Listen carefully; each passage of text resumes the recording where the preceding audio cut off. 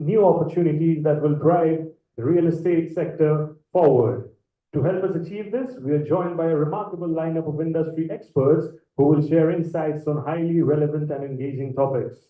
To extend the reach of this knowledge, of course, the event is being live streamed on the Realty Plus website at www.rprealtyplus.com, as well as the Realty Plus LinkedIn and Facebook pages as well, which is at the rate RP Realty Plus.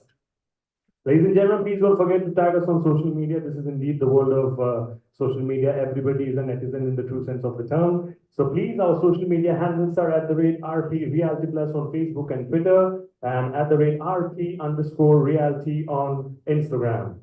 So, ladies and gentlemen, without further ado, can I please request the console to give us all a brief introduction of what Realty Plus is all about? Can I please have the AV for all of us?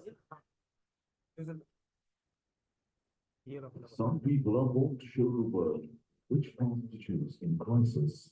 Some brands are born to do the same. And during the times of challenge, the stalwarts of the Indian real estate industry have chosen to do just that, by showing others the way to finding opportunities even amidst a crisis, by showing the world how to go about delivering on promises even amidst adversity. Success doesn't just happen. It happens by design. By pushing the boundaries, by raising the bar. It takes things to develop a vision and months to make it a reality. Knowing that pictures are worth 1,000 words and that every word makes a difference. It's doing the research, trusting your instinct, and finishing what you started. For the past 19 years, Realty Plus has been turning obstacles into opportunities, keeping the industry informed on the latest developments.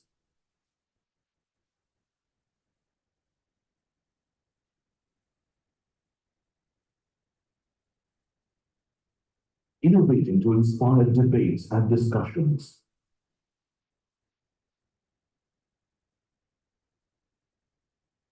Bringing forth the perspectives of the industry leaders.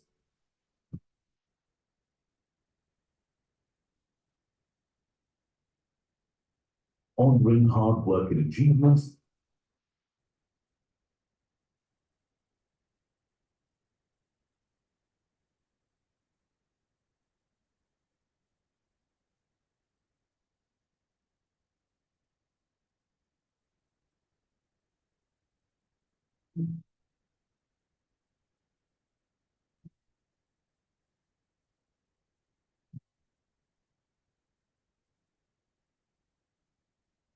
Keeping the industry connected.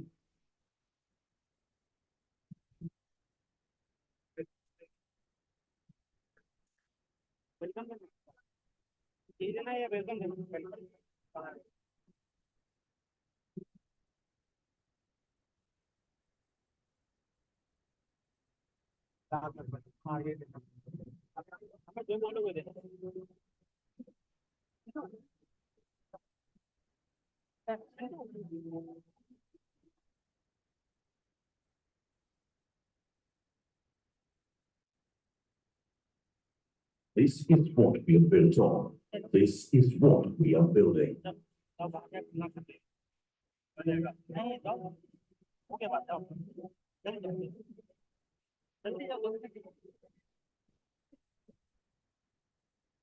We are Realty Plus, and we lead the way.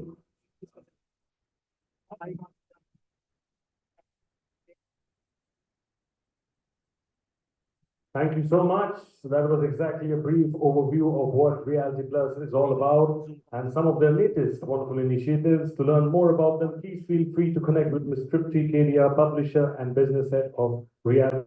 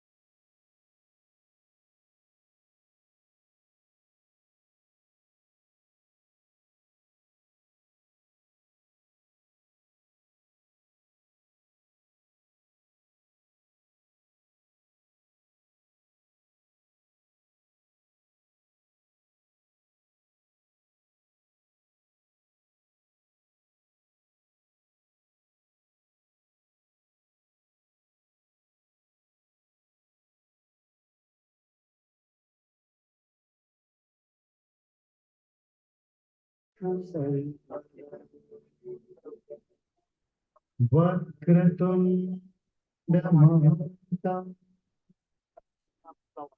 सूर्यकोटि समग्रः निर्विघ्नं कुरु मे सर्वकार्येषु सर्वदा वक्रतुण्डमहान्तं सूर्यकोटि समग्रः निर्विघ्नं कुरु मे सर्वकार्येषु सर्वदा वक्रतुण्डमहान्तं सूर्यकोटि समग्रः निर्विघ्नं कुरु मे सर्वकार्येषु सर्वदा वक्रतुण्ड Thank you so much. Thank you so much to all of our respected seniors and industry leaders and professionals. Thank you for joining us on stage and doing the honors for all of us. Thank you so much. I request everybody to please take their seats. Thank you. Ladies and gentlemen, we would also like to take this moment to extend our heartfelt thanks to our partners, without whose support this event would definitely not have been possible. Powered by Alpha Corp Development Private Limited, co-partner Global Network for Zero Signature Global India Limited, Champion Infratech, luxury partner Trevor, luxury farmhouse community partner Ram Ratan Group, event associate Victoria Lifts Global C, digital partner Realty, technology partner Propacity, industry partner Naritco, business media partner BW Business World, online media partner Exchange for Media, and of course, organized by the wonderful team of Realty Plus. Can I please request all of you to clap loudly for this wonderful initiative by the team of Prithvi Kedia, Sapna Srivastava, and the entire team of Realty Plus for putting this together for all of us over here today in Delhi. Thank you. All right, ladies and gentlemen, it's now time for the opening welcome visionary address from somebody truly special and inspiring. He's known as India's OG media mogul and is a first generation serial entrepreneur, a journalist, and an internal optimist rolled into one. After acquiring the iconic magazine brand Business World, he has expanded BW Business World Media World Group into digital events and BW communities, of course. Ladies and gentlemen, there's absolutely no doubt that I'm talking about the one and only Dr. Anurag Batra sir. Please give him a big round of applause as he joins us over here on stage for the welcome address. Give it up loudly for Batra sir, please, ladies and gentlemen. Thank you.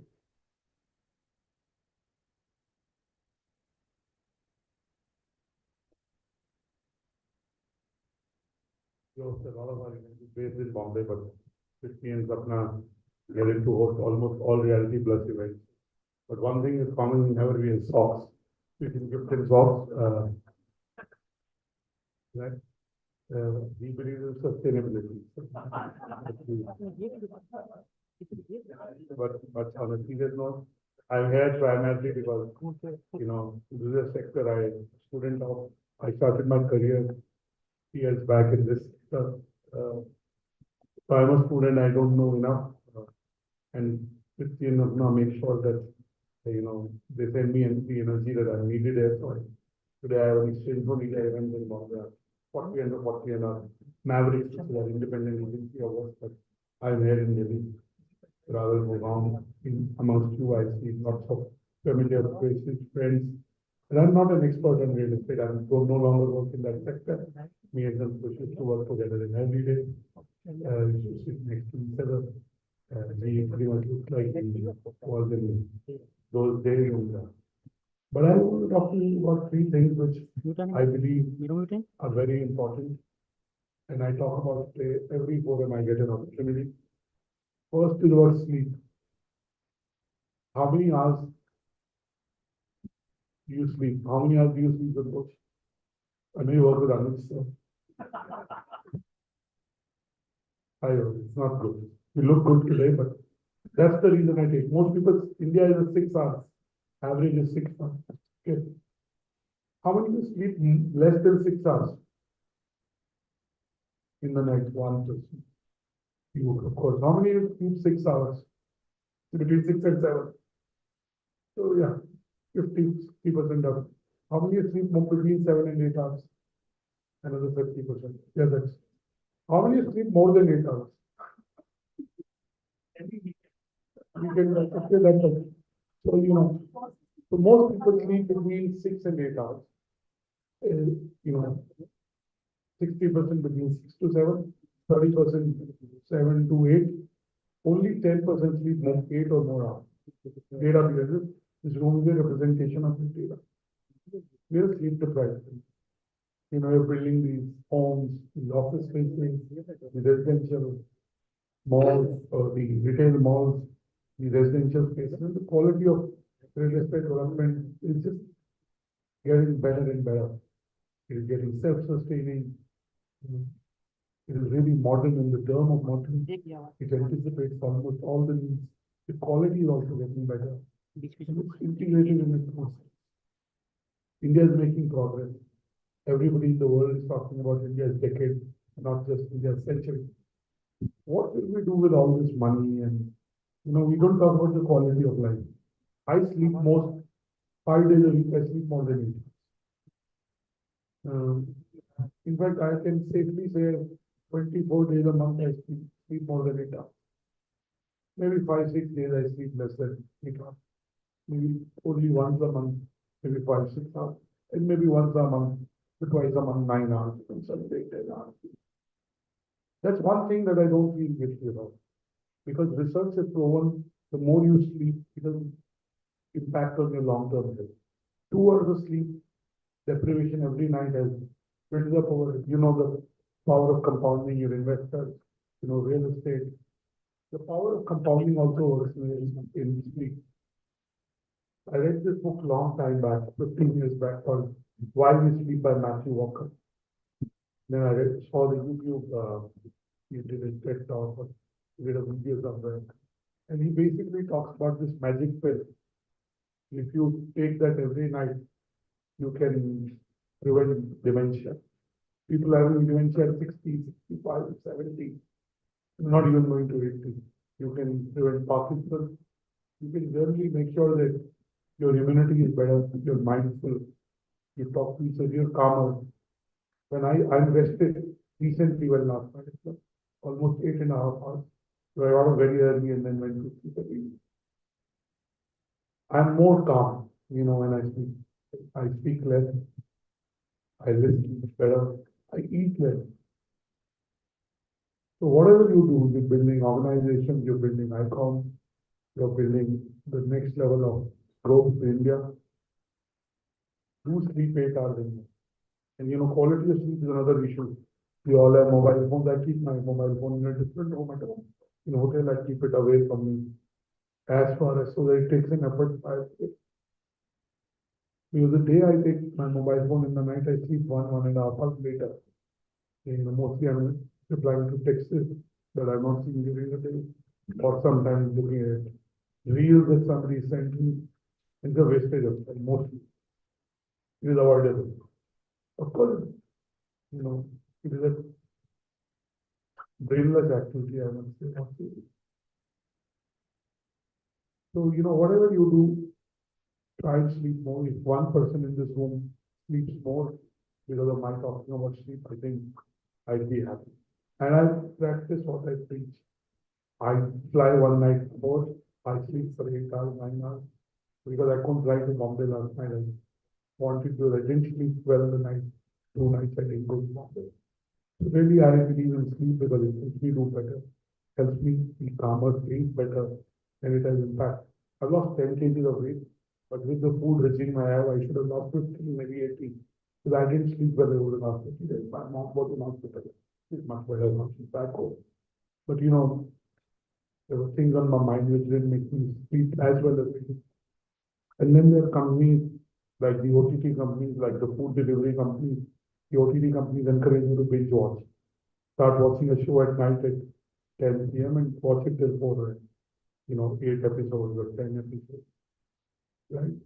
I have nothing against consuming content, but night is not the time. Second is food delivery companies. You can order food at 12 o'clock, whatever you want. Chola bhatura at 12 o'clock. You don't have to go to the Bengali market. Right? You come to your home, right? So really, sleep is the most important. And if you eat less before you sleep, the quality of sleep is better. I can tell you personally, the day I sleep later and I eat in the night, my quality of sleep is very different. And I do monitor my quality of sleep. So really, I want to talk about sleep, because you all are CEOs, founders of businesses, are very senior executives in the real estate sector and business. Second, I want to talk to you about sustainability. Today, sustainability has been embraced by large organizations. For the last 2+ decades, India is building green buildings, where in September and October is about to come. The crop cutting season in Punjab. The quality of air in Delhi and around Delhi and Gurgaon. It is practically. We still not found a permanent solution to stubble burning. However, there are scientists, founders, organizations that are working on using the waste or the stubble to be able to generate electricity, to be able to build products, and to be able to make sure that the burning doesn't happen.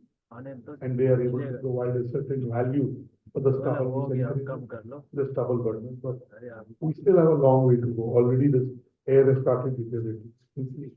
You know, me and Santosh met Mr. Kamal Mittal maybe 26 years back, 27 years back. And he talked to us about particulate matter in Powerful Business Center. You know, we knew it was important, but really the quality of air is the most important. If our health and the quality of, there are certain developments in Gurgaon which are very exclusive and expensive, if I may say, artificially expensive. I'm not taking them. I think that we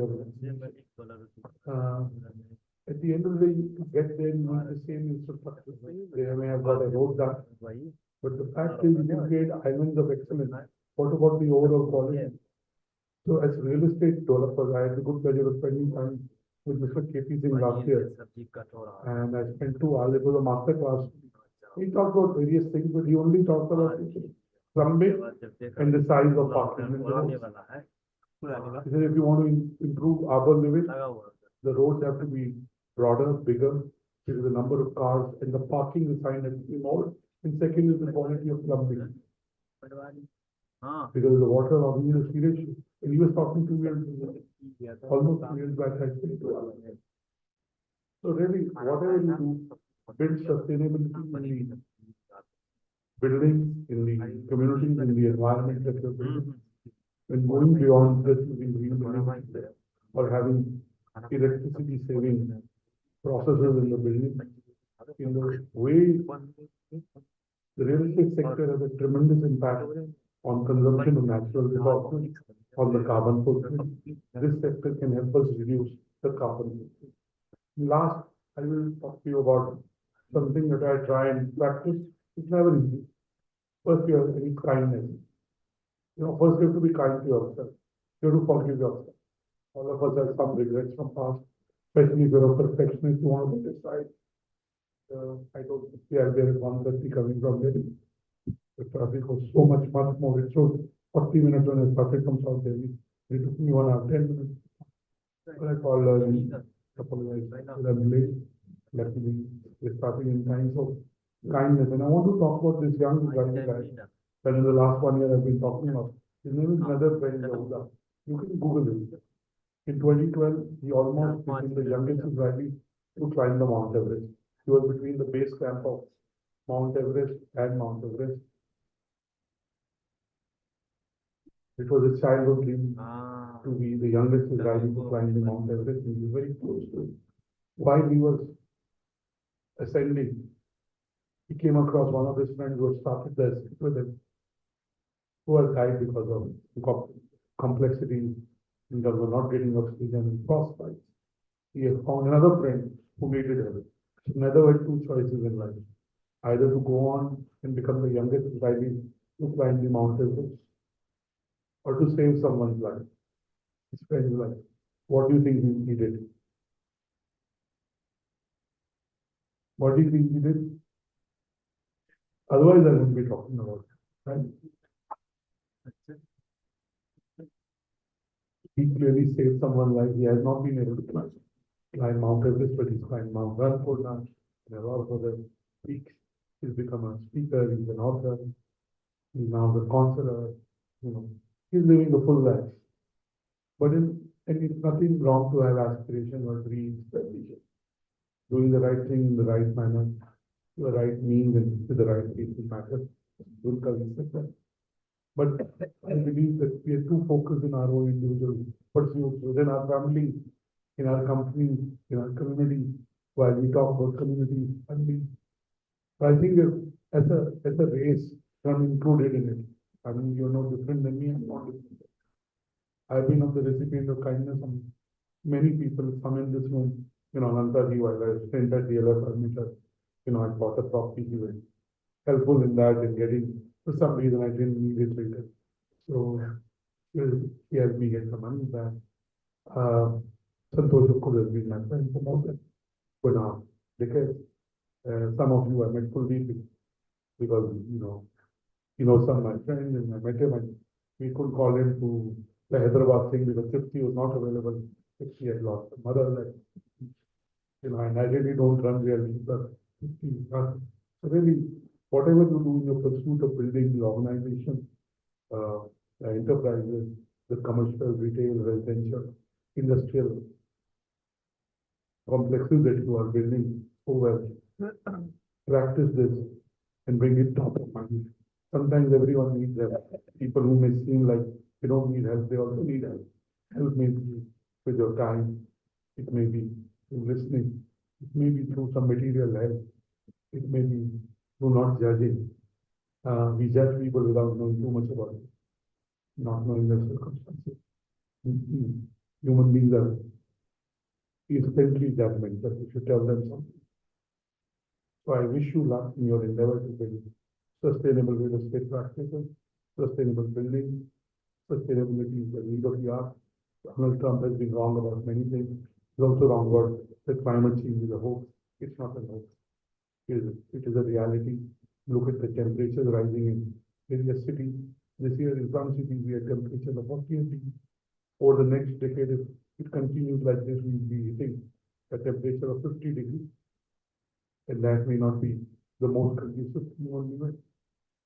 So I just want to urge that while you build what you build and real estate sector is growing at a speed, there is a certain buoyancy in real estate, which may be minor, let's say plateaus, if I may use, but overall there is tremendous growth in real estate. Post-COVID, there has been growth. There's one sector whose epitaph was written pre-COVID, and it has proved the pundits wrong. That's the real estate sector. Malls continue to provide for mall therapy, and in spite of the growth of e-commerce platforms and e-commerce, malls continue to play a very important role in retail experiences. The residential uptake in the last 3 years is particularly encouraging. If you take any city in the country, the property prices have almost grown by 60% in good quality residential and at an average of 30% in any residential asset. Some may argue that the property prices are artificially high, but the market determines what the price is. Academics can comment on it, but it reflects the growing demand for quality residential space and people upgrading their residences. There are cities like Goa, which were for a long period considered second home cities, but have truly become second home cities in the last 5-6 years. And post the COVID, cities like Goa are growing. Almost every major city, whether it's the capital city of the state or the top 4 or 6 cities of the state, depending on the size of the state, are seeing new real estate development. It tells you that Bharat is growing in real estate too, and it's not just the South Delhi, South Bombay, or Goa. If you take office space during COVID, people had written me epitaph of office spaces. Look at how office spaces are in demand. The growth in the GCCs, India continues to become a very large center for GCCs, and the demand from GCCs is only growing, which is giving space to quality commercial space. This year we also had the IPO of office.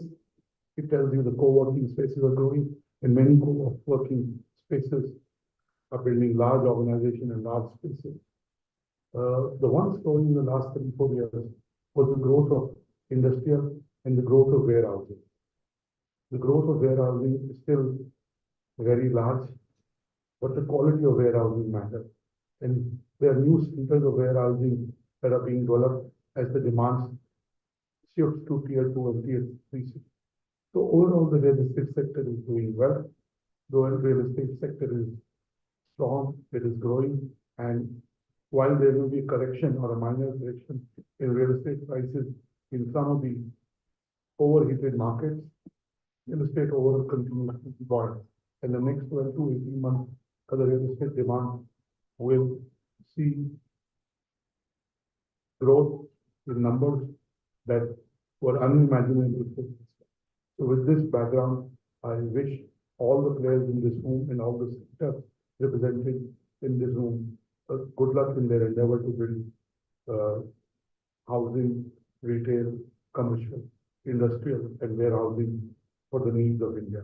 We at Realty Plus are in our 21st year, thanks to the stable team at Realty Plus that continues to add new initiatives.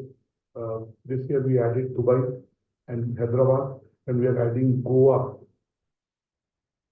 And which was the other city this week? Bhubaneswar. We are adding Goa and Bhubaneswar to our, because we believe the uptake of real estate happens in the local market, and we need to be in the local market. By next year, we want to be at least doing our initiatives in 15 cities. We've been 11 cities this year. So we'll add 4 more cities, and we'll continue our Dubai initiative and grow it. Dubai has become a very important place for a lot of Indians and lots of entrepreneurs who also operate out of as they build global companies and globalize.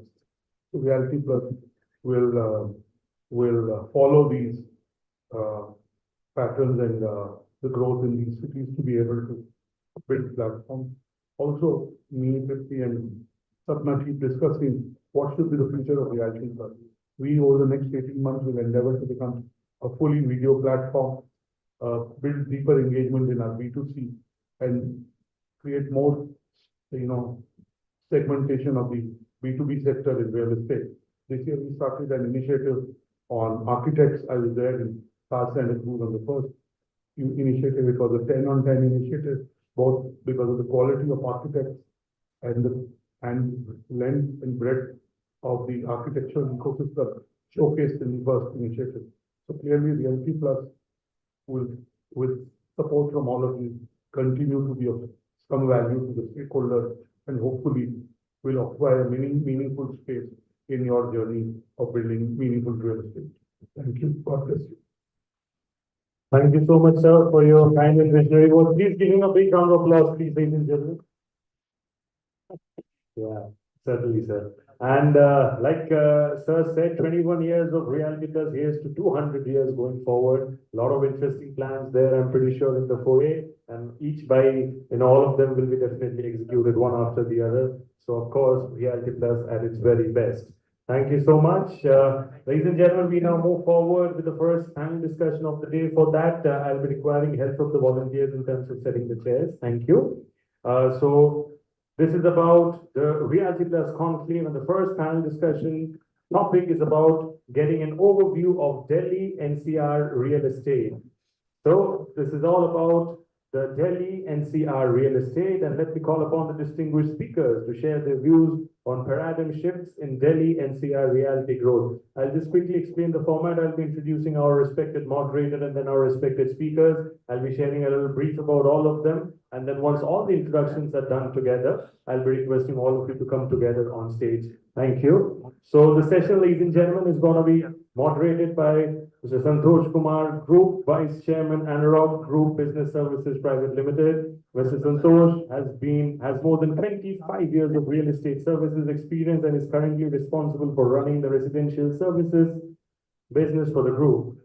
Apart from managing and running the operation of 12 offices in India and one in Dubai for the GCC operations, he's also involved actively in business strategy, setting up the best practices and standards, executing operational efficiency and business development. Now I'll be introducing our speakers. We have Mr. Abhishek Trehan, Executive Director from Trehan Iris. He's a third generation entrepreneur in the sphere of real estate. He has been spearheading the Trehan Iris for the last 20 years. Trehan Iris has witnessed monumental growth under his leadership. He looks after planning and construction, architecture, business development, land acquisition, and finance alongside various other key aspects. We also have with us Mr. Kalyan Chakravarti, CEO, MR India. Mr. Kalyan Chakravarti has been driving business growth and identifying new opportunities to put MR India among the top real estate companies in the country. With 30 years of extensive experience in real estate and financial services across India, the UK, the US, and Europe, Mr. Chakravarti has worn many hats across organizations and has spent 2 decades in the financial services space across functional domains, cutting across real estate credit, special situations, and private equity, of course. We also have with us Mr. Mohit Arora, CEO, ATS Homecraft. Mr. Mohit Arora has been instrumental in the growth and organization transformation of some reputed real estate brands since the year 2007. Mr. Mohit joined ATS Homecraft as a CEO in 2020 and is leading the company through a phase of rapid growth to achieve its vision of being the best aspirational homes brand in the country. We also have with us Mr. Mudassir Zaidi, Executive Director, North Knight Frank India Private Limited. In a career spanning more than 20 years, Mudassir has held multiple roles within Knight Frank. He is responsible for managing the North India region and its growth. And prior to this, he managed the Pan-India residential agency portfolio, including sales of new homes, prime resale, prime leasing, and international project marketing.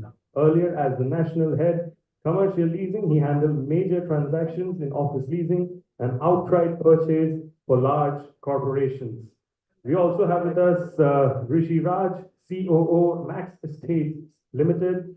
Rishi Raj drives business strategy, growth and execution, commercial and residential business verticals, strategic partnerships, cross-functional and digital initiatives, and overall P&L of Max Estates Limited.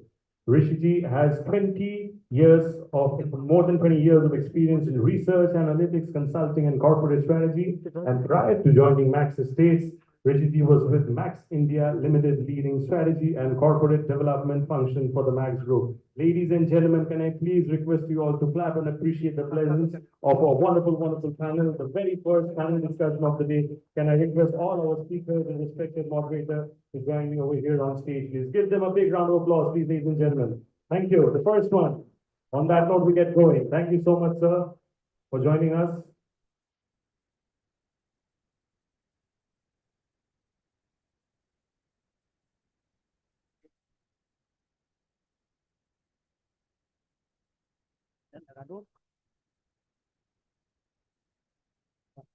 Thank you so much to all of you for taking out time from your busy schedules and joining us over here.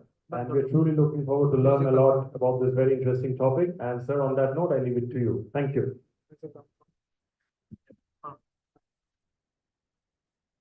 Good afternoon, everyone. It's been a real pleasure to be here once again, in presence of Anurag Batra, a very close friend,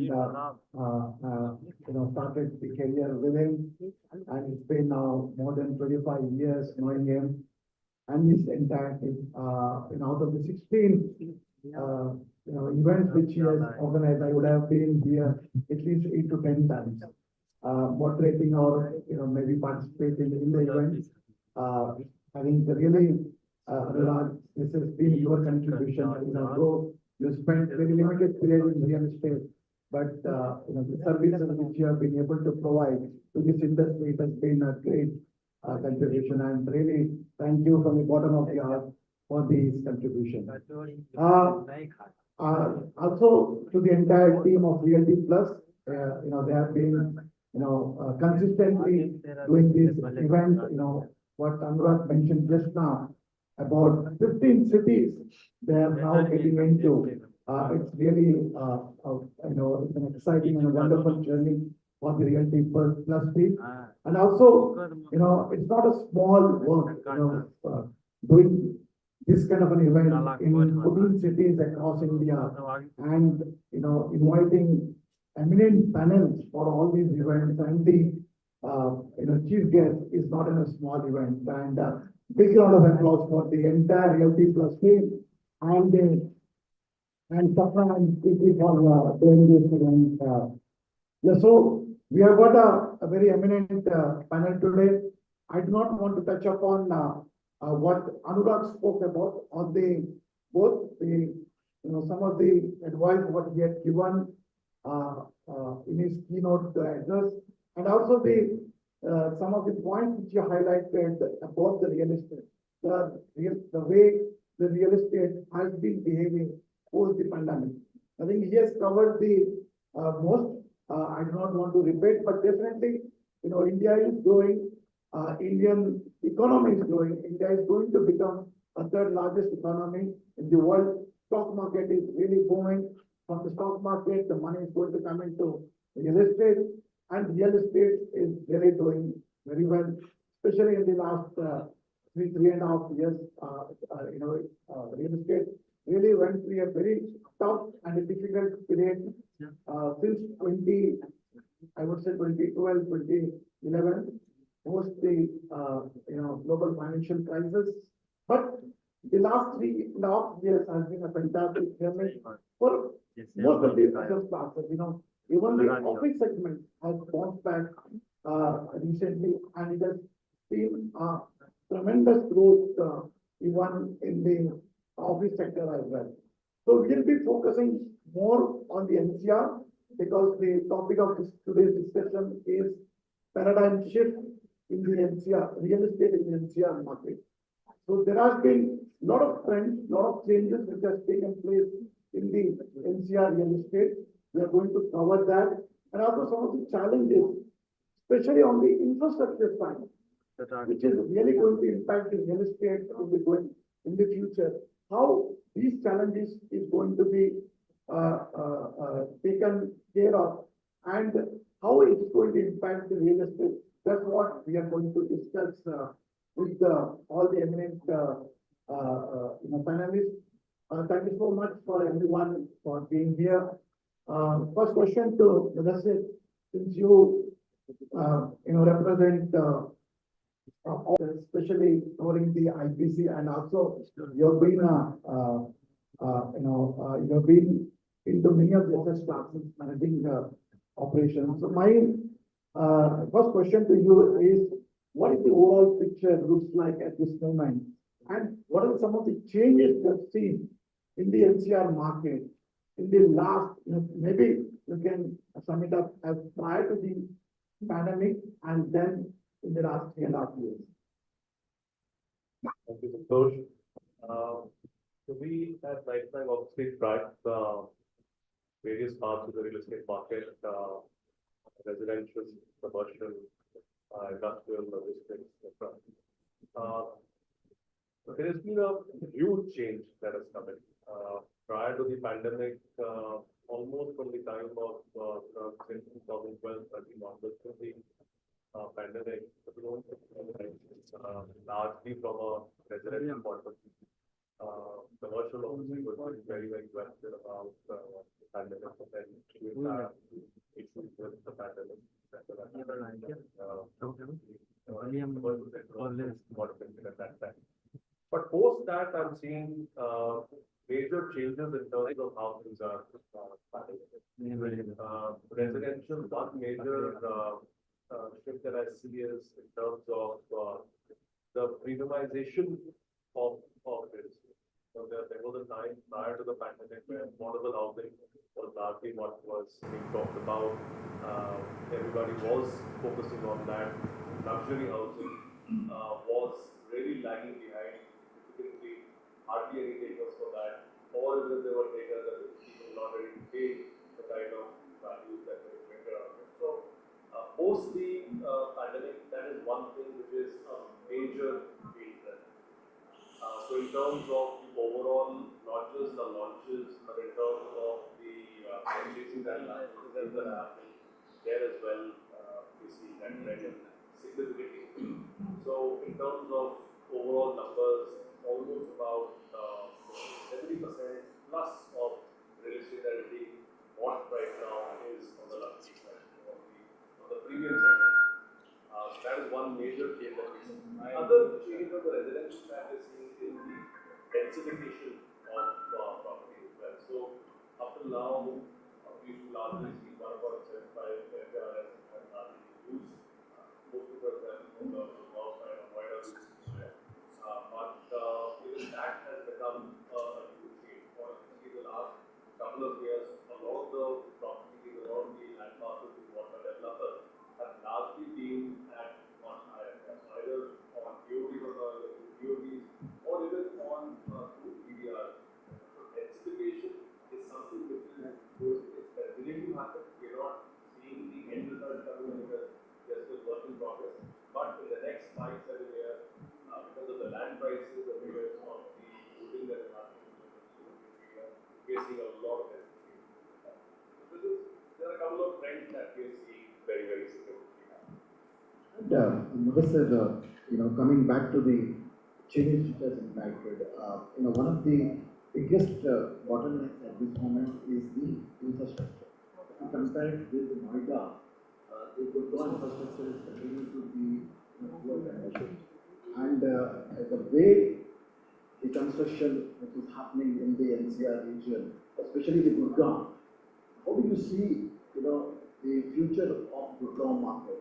And do you see any new geography or micro market which is emerging within the Gurgaon because of the infrastructure bottlenecks? Gurgaon has been a laggard on the infrastructure side, no doubt about that. We've kind of, or the administration has largely reacted to how the growth rather than being proactive and building infrastructure. As you rightly said, Noida has been far ahead of that curve. And we are already seeing that affecting real estate. The first effect that we are seeing is on the commercial office real estate side. We are seeing that for a long period of time, Gurgaon used to be about 2/3 of the overall space take up in terms of that proportion. That proportion is significantly changing now, where Noida is taking up a significant portion as well, where it was about 30% earlier, this is now about 45-50% in some of the quarters that we see. So this is a lead, I would say, a lead story that can, if infrastructure does not keep up with what the way that things are now, we will start seeing that happening on the residential side as well. Because finally, for any market to really grow, the centers of economic activity are really what matters.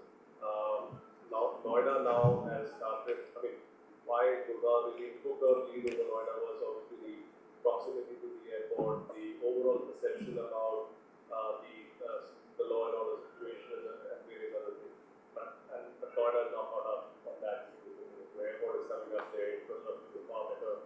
Offices are now looking to take up space out there. Premium projects are now coming up there. So unless infrastructure is really seriously taken up here in Gurgaon, Gurgaon will start losing its importance the way it is. So infrastructure certainly is one aspect that we talked about in terms of the other things about micro markets, etc. Obviously, new micro markets start coming up as and when either when new infra gets announced or when whatever is announced is actually nearing completion. So we're seeing a lot of investment, a lot of interest coming in on new infras that are getting built that are basically exit or entry points to NCR as a location. So a lot of the major highways that are leading to NCR, we are seeing a lot of activity. So those micro markets are very aggressively looking at. So Rishi, we spoke about infrastructure. Is that the reason why you started off your development from Noida? Not really. I think for Max Estates, if I have to be candid, we didn't have a choice. We were stuck in a project called Delhi One, which brought us to real estate, so we had to start from Noida. Yeah, but you started with Delhi only, with, refurbishing your existing building. That was your first commercial venture. That's right. Then you progressed in Noida. Correct. You built two buildings now, I think, or Yes. three buildings. And then now decided to move into Gurgaon. Gurgaon. So your journey has been, how was the journey? And if you can elaborate on, since you started initially with the office development and then now starting to getting into the residential development. That's right. So as Max Estates, we started real estate journey in 2016 as an experiment. And around 2017-18, we really formalized our strategy, Santosh, to say we will do one region, multiple asset class.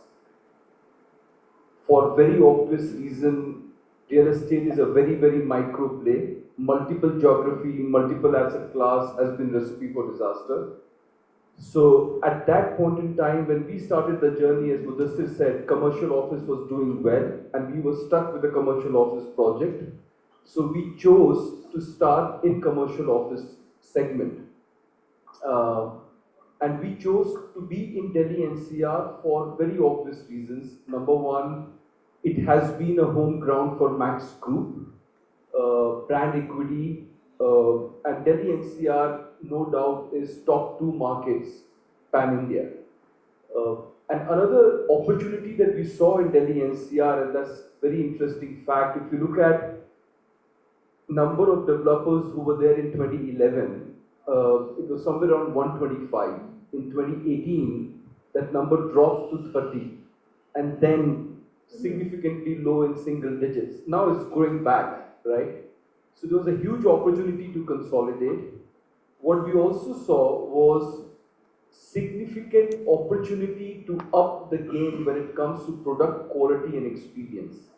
So if you look at commercial office vector in Delhi NCR, and Mudassir would know better than me, and if you look at office stock of 700, 800 million square foot, 60-70% are strata sold, fragmented ownership. No way you can create the experience that today's consumer demand. And that's the reason why Max Estates today command 25-30% premium. And finally, there was a huge trust deficit, and coming at the back of insurance and healthcare, and also the passion for real estate, we thought Delhi NCR is a great opportunity.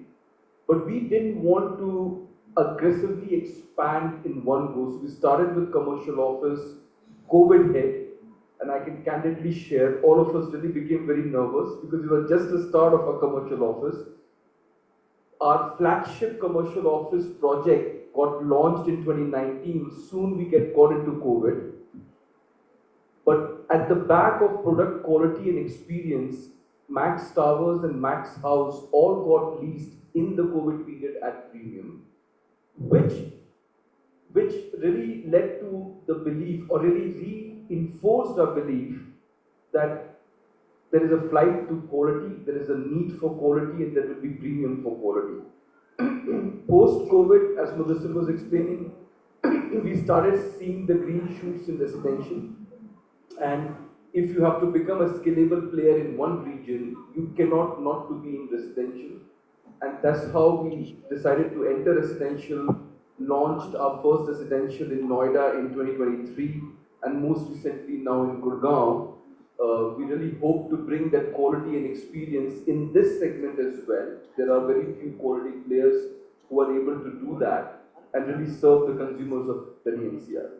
But Rishi, you have been a pioneer in senior living, well-being, and developed the brand as Max Estate on the real estate, especially on the residential side. People were aware of your brand and the brand equity. But when you were getting into Gurgaon, for the first time, and that too on the residential side of it.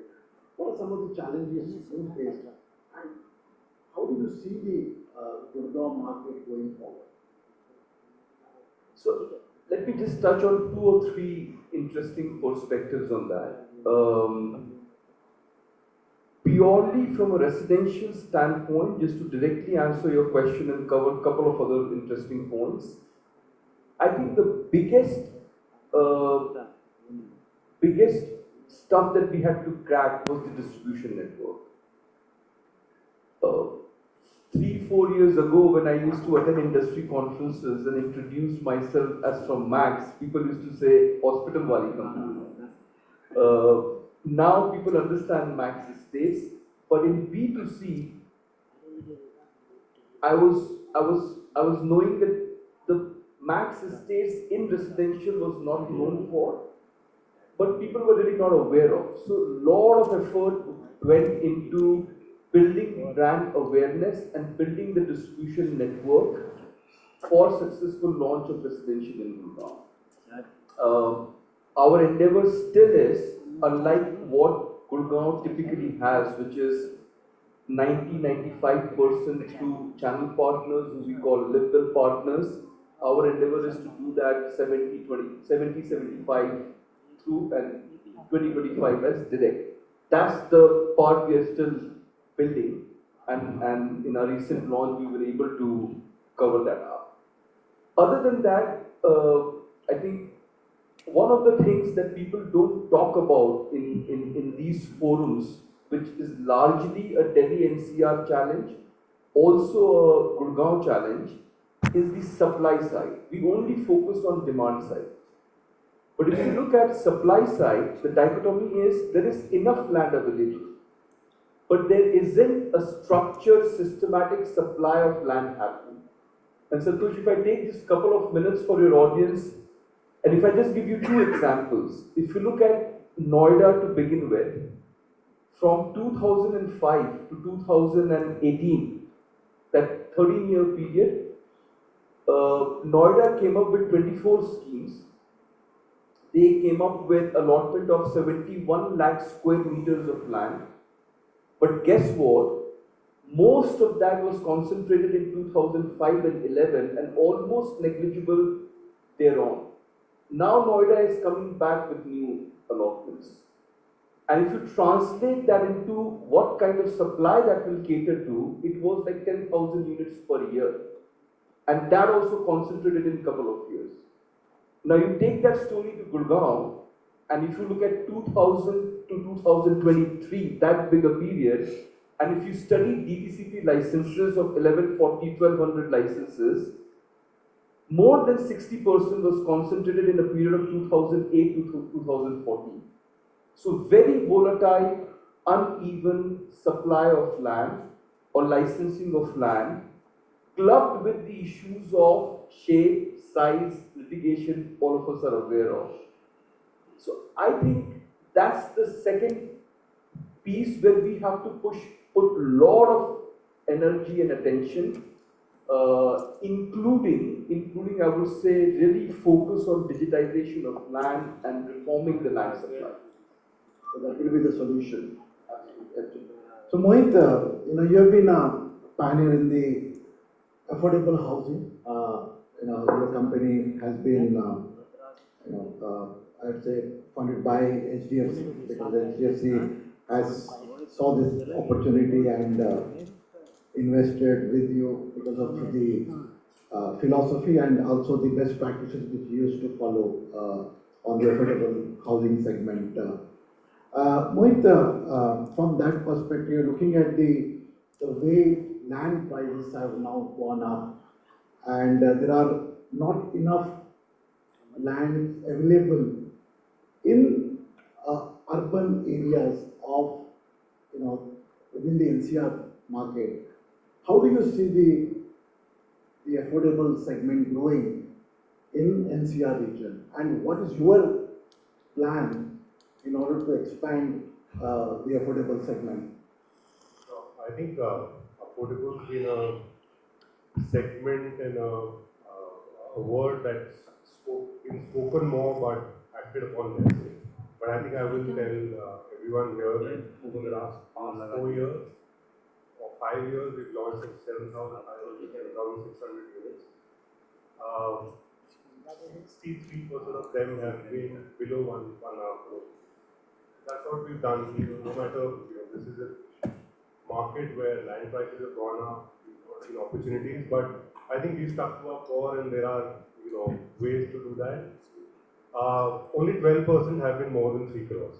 So, below 3 crores is 88% of my product will be launched. And, most of the products get price list launched and, then there's this resale appreciation which are not counting. So there are ways to kind of do it. I think largely what you have, it basically starts with number one, wanting to do it. And that's what we focus on. And it's how you pick your land, where do you go buy it, how do you partner,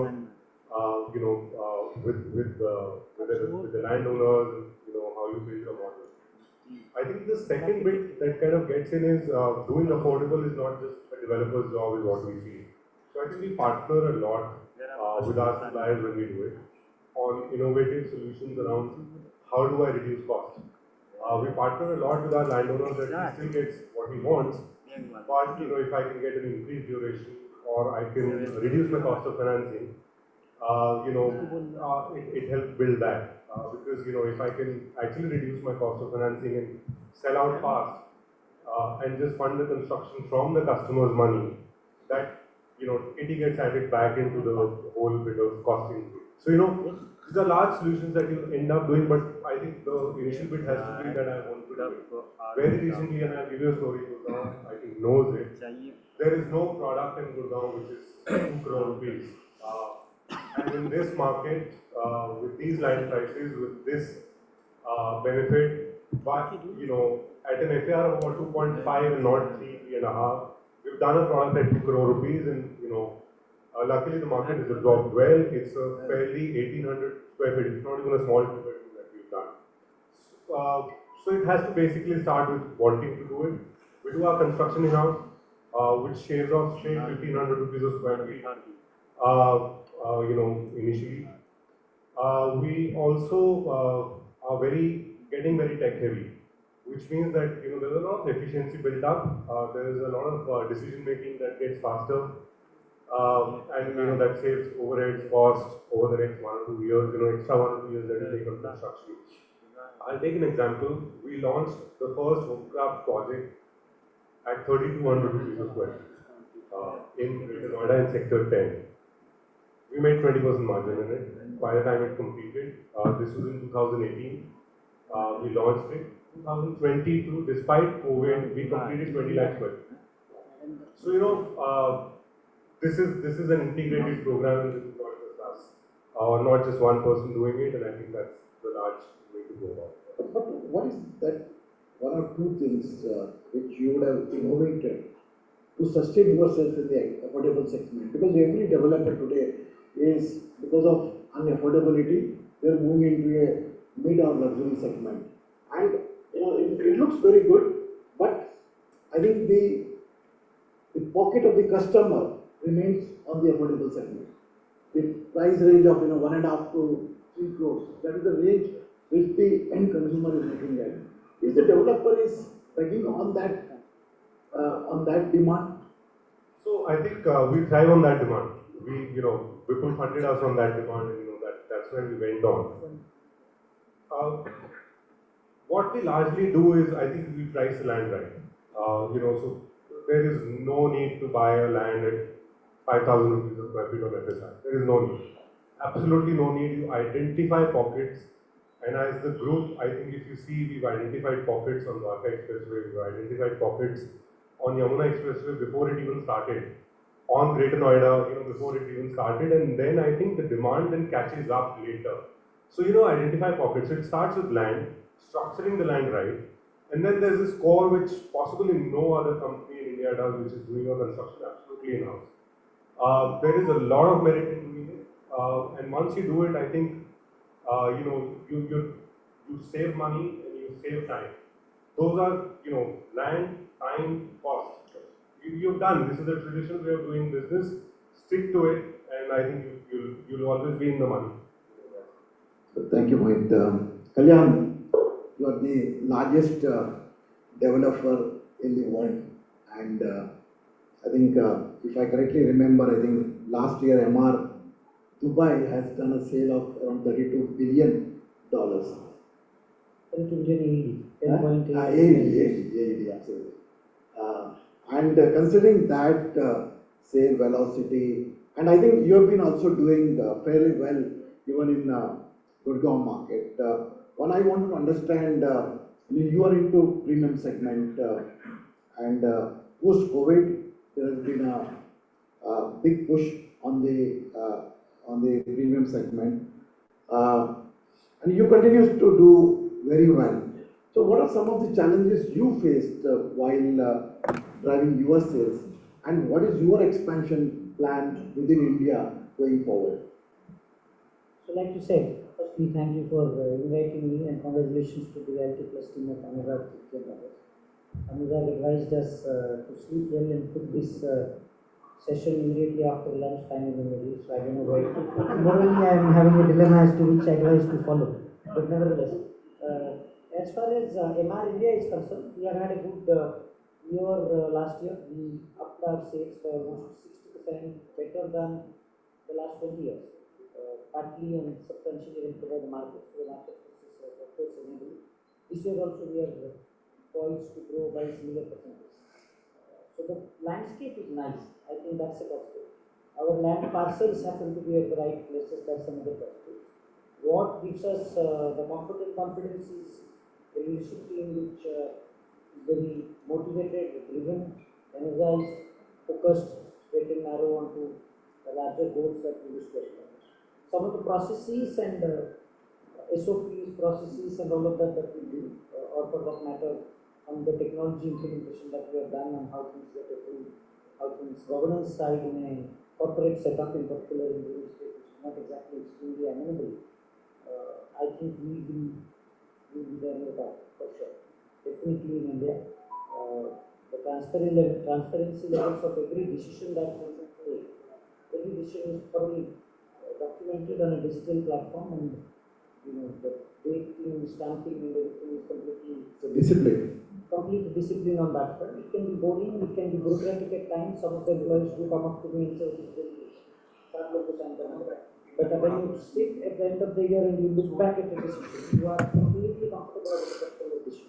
We also happen to have a particular legacy, heritage, which requires us to behave in a particular way. So we do have this cultural need to be responsible towards the stakeholders, to make sure that decisions are fairly transparent, the governance framework is completely honored, and the board and the other stakeholders get to know what we are doing and why we are doing what we are doing. So those have been some, and I think one of the points which Rishida has pointed out with respect to distribution, like we had a different challenge of Max being a hospital company getting into real estate. We had a different challenge of a particular legacy with the demerger in between, and hence we went a little slow for almost 5-6 years.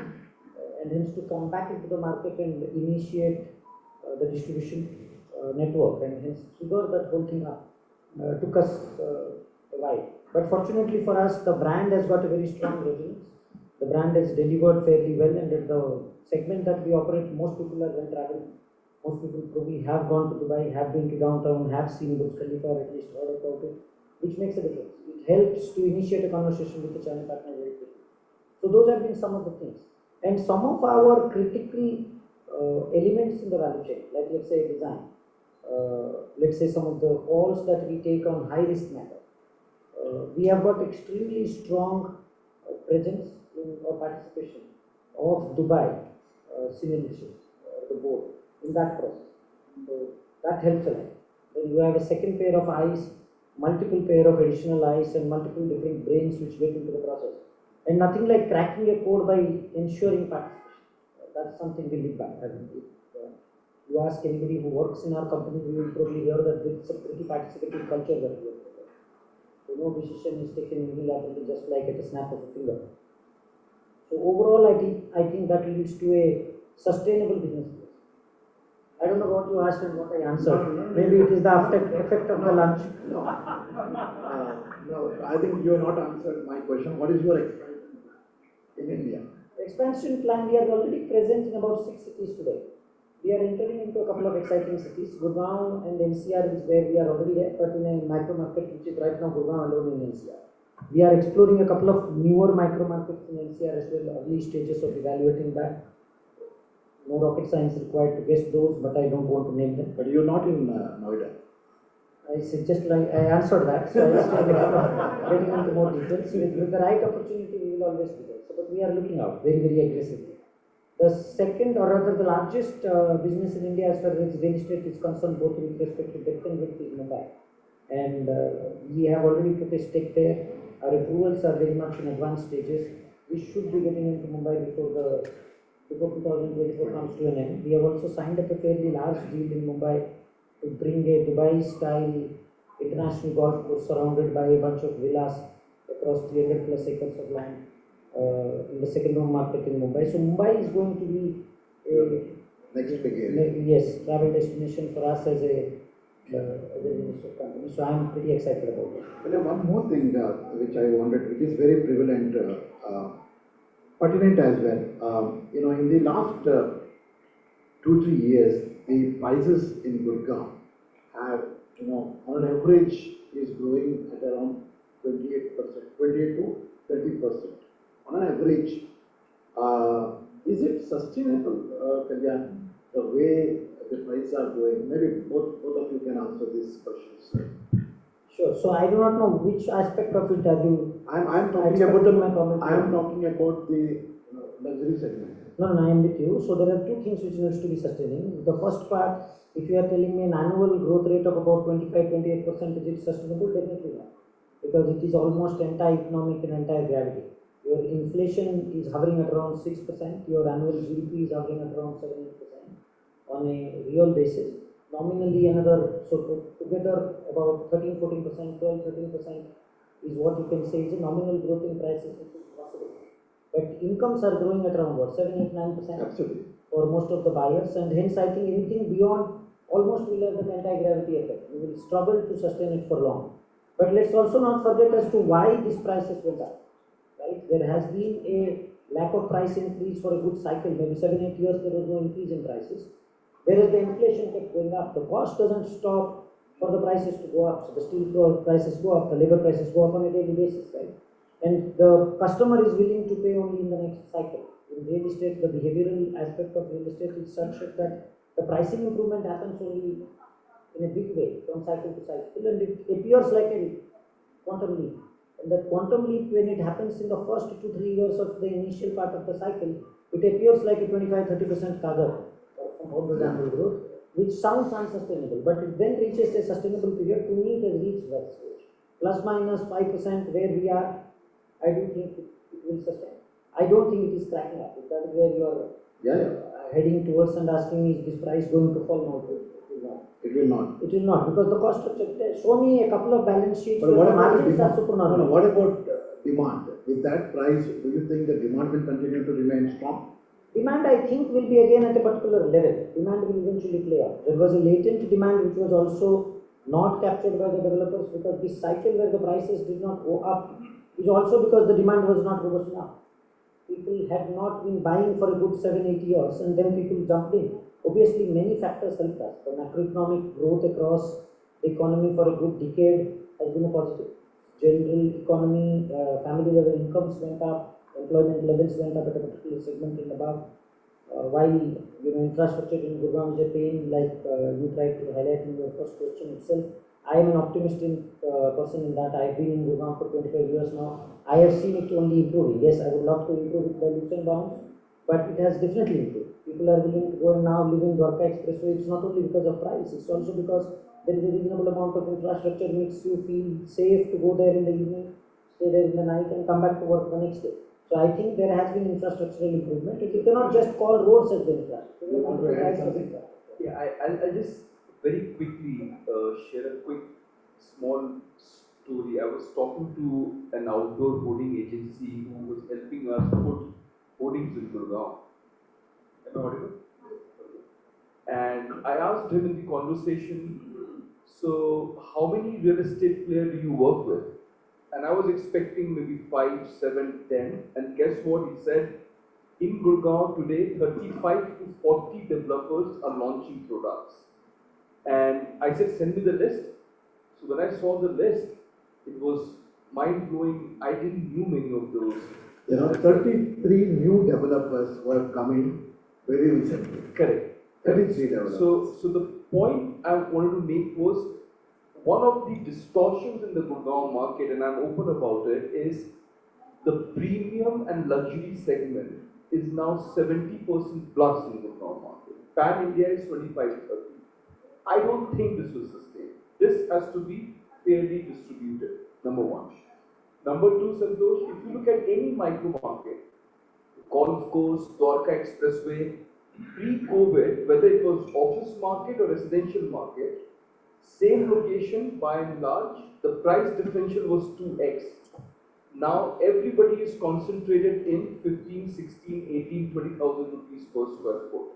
So by and large, I agree with Kalyan that why prices have gone up, but prices will not crack down for everybody, but price dispersion will come down, number one. Number two, this entire story of 100% sale at launch, velocities are going to slow down. I was coming to that point, that one day sale. So people have to embrace the old launch and sustenance and build the muscles for that for long-term success. Please don't forget, and we are very cognizant of it, residential is a cyclical business. Yeah. If you don't underwrite taking a through cycle view, that's a recipe for disaster. Absolutely. I just wanted to add that while there are 30-40 new developers which have come, fact remains is real estate now is more a financial services business than real estate, in my opinion. You get your cash flows right, you get your balance sheet right on a daily basis, that otherwise you are in trouble. So it is one thing to go create a brand and sell, or design and get the approvals and sell. That is one expertise that you need to have as a developer. To execute on the ground, to make sure that you collect from the customer, deliver on what you have promised is a review. The promise to keep ratio of 1 or above, as the case may be, is something which I would believe a few developers, maybe the top 20%, 25% will easily achieve. Because the brand is so strong, the commitment is so strong, and they can withstand, let's say, a little bit of shakeup. If economy goes through some headwinds, collections go through some trouble, are you willing to stand by and with your commitment? That's where I think the differentiation will happen. It will be an 80-20, every cycle has shown us that. It is not new to Gurgaon that new developers crop up, right? I have been in Gurgaon for now 3 cycles roughly. Every cycle I see, when the cycle starts coming up, you have a bunch of new developers who come off because they want to ride the high, which is good. But not everybody necessarily sustains. So whoever sustains stays for the long term. Abhishek, you can. But before that, I wanted to introduce this gentleman. Young people may not be familiar. I know him over the past 3-4 years. He was the one, his family was the one who built Supreme Court of India, and they have built many of the, marquee buildings. The old Britishers building which was being built by Rian's family. A big round of applause for them now. This is the third generation of that family who is into now real estate, and they started their first development from Gurgaon, doing a retail development. Then they moved into Noida, and now they are diversifying into residential as well. Am I right, Abhishek? Yes. So, my question to you, Abhishek, one, you can add on to what they said. Secondly, because you have been a pioneer on the retail side of it, and you already constructed 2, major development, one in Gurgaon and second one in Noida, which is a very big development. You should go and see that development because I am told that there are around 20 million square feet of retail development which is going to come up in the next 5 years. in NCR region itself. From that perspective, looking at the global trend in the retail sector, especially if you look at India, it's changing really in a dynamic way. If you look at it, globally, many of the hypermarkets used to be very, very large. Today, if you look at, all these supermarket, hypermarket, the sizes have gone down drastically and significant, I would say. And the every retailer is now not taking more than 15,000-20,000. Considering that aspect, do you see going forward the retail dynamics is going to change both from the customer experience as well as the developers planning as well? First of all, thank you for the amazing introduction. It's something that we take a lot of pride in because we are a third generation and we are, so to say, a boutique developer. If there is something like that, because you don't want to do too much and too little time. You want to dwell, design, execute, analyze, plan, finance, make sure it's perfect in execution and deliver, because we have a history of delivering, 70 years of history of giving projects and also making them flourish in running, in occupation. And none of our buildings are ghost buildings, so that it's an immense thing about pride for the company and for me personally. I think first to say that there are a lot of new developers who come, and we've been watching that. For example, when we entered Gurgaon in 2004, we were on the Sona Road and we were the first ones apart from space, and we were making office buildings, of course. Slowly and slowly you saw many other developers, many other buildings, many new things. But if you talk about this journey of 20 years, how many of those developers came and went is also something that's in front of you. Very few developers are able to stay and endure and cross the challenge of time. And to be very prudent, like what Sir said, we are way behind the journey of actually organizing a corporate like his or ADS and Max.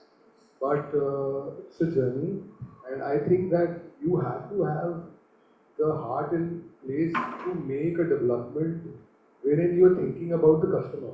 And you are thinking only about the customer, what he wants, what is the price point he wants to spend for the product, and what is exactly his need, rather than thinking that market acha hai, project launch karo, paise kamao aur niklo. Then what happens is when these people get too excited, then the particular land comes and suddenly they down payment, and then they think about another project and the third project before realizing that the market could go wrong anytime. And when there is not this frenzy of buying, people are going to come and look at your plans, talk to you, understand. मेरी mother को पसंद है, मेरी बहन को पसंद है, मेरे बच्चों को पसंद है. There is going to be the real demand.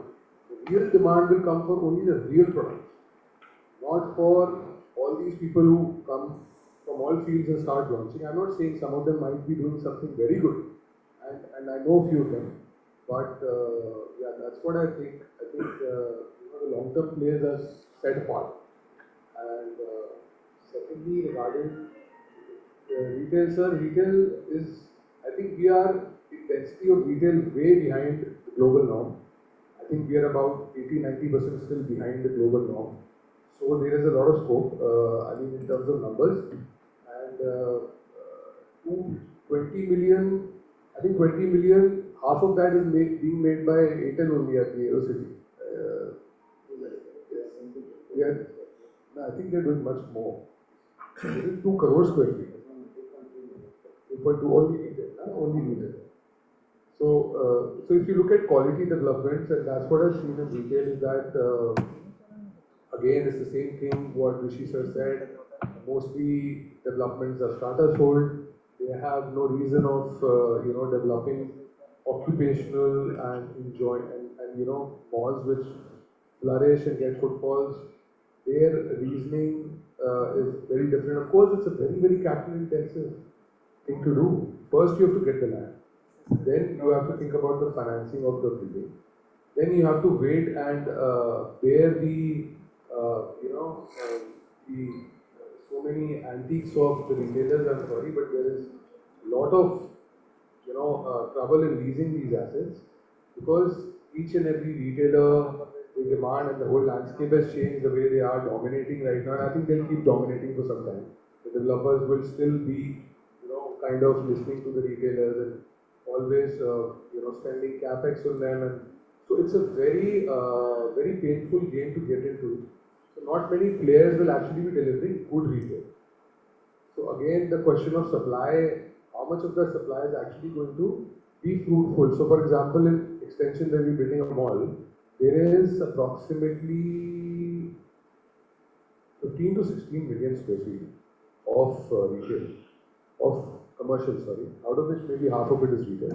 So 8 million in a span of 2 kilometers and one single road. So imagine the density. But all the retailers, the people there, and we realize we know the internal everything, that there will be probably maximum 2 million, which is going to be functional and which is going to flourish and be like the right product where you won't have problems regarding the product mix and how which brand is coming where, the parking, the traffic movements, the vertical circulation, the overall way to lease the product. There will be, of course, a lot of empty products. So being starter sold is an absolute disaster unless it is done very intelligently. And there are few players who are doing it, and we are also doing it partly. But it has to be a very smart way to do it. And I think there will be a lot of scope for excellent retail. You travel the world, so everybody has. You see the kind of development that Singapore, Hong Kong, Dubai, the West, Europe, the kind of development that it built. We have not seen here. I mean, apart from very few. So I'm very optimistic about that. But I think in the retail sector, I think biggest challenge is at this moment is the supply. There are no good quality supply which is available in the market. There are plenty of retail developments are there, but many of them are starter sold, because of which nobody knows who occupies the other shop, who owns the other shop. So there won't be any kind of a tenant mix, the circulation, the product mix. Nobody does that. So because of which majority of the retail development has failed. Only those who have been retained by the owners have been successful because they manage it properly. That's the reason they have seen the success in the retail industry, and also they have seen the rental appreciation, and they have been able to monetize very well with the institutional investors coming in and buying those retail development. You also seen recently there has been REITs. There are 9 retail malls which is being REITed by Blackstone, and it is running successfully. All these REITs, those who are the stakeholders, and also the malls which has been taken over by the Blackstone. They have seen a great success on the rentals as well. So I don't know, Sapna, how much time we have? Okay. Anybody has got any questions? Yeah, to the panelist. All right, I think I'm not so, one thing for Kalyan and Vish, big comment. What lessons are there for a small or mid-sized developer who is NCR? And some of them are landowners. So we all know that they will be leveraged. Right? With the capital constraint and ignoring the discipline that is needed on capital, which we're all aware of, what lessons are there for them to learn, given that, Kalan, you made the point, the margins may shrink. That's why I take it. Margins may shrink, they will not go up, right? So what lessons are there for them to kind of pick up either from your journey or from others? That's question one. Question two is,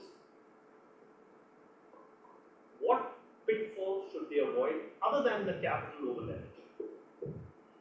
If you're talking about a small landlord or you're talking about a small developer? Small developer, landlord turned developer, because out of those 35, more than half are like that.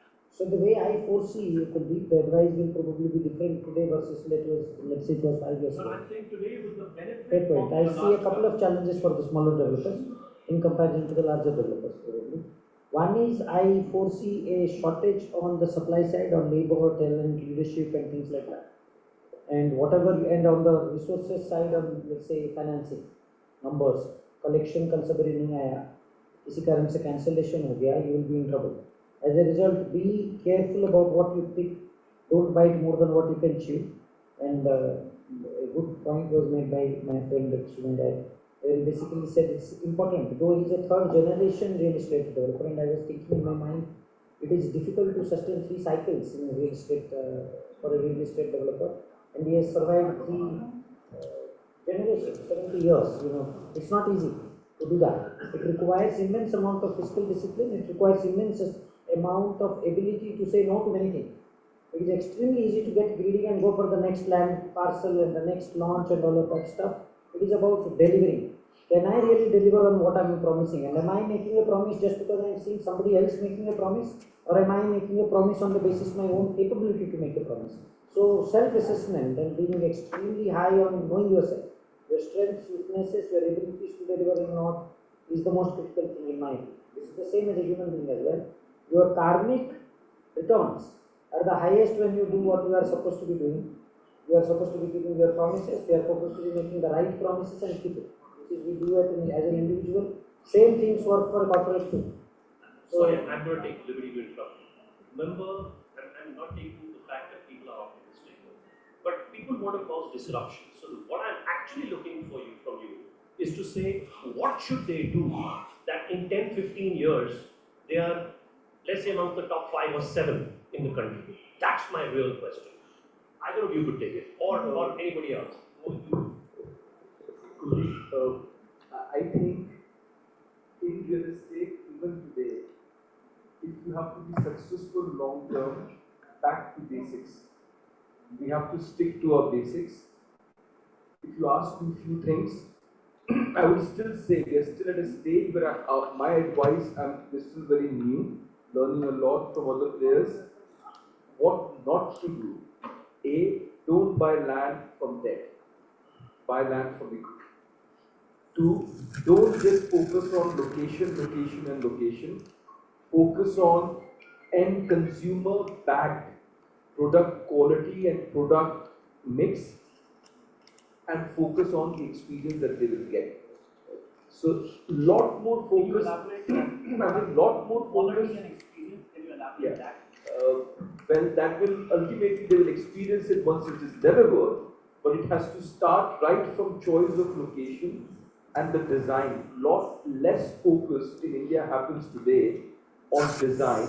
Design has to be customer centered, and it takes a lot of effort. When I see people launching product within couple of months of buying the land, I'm very surprised.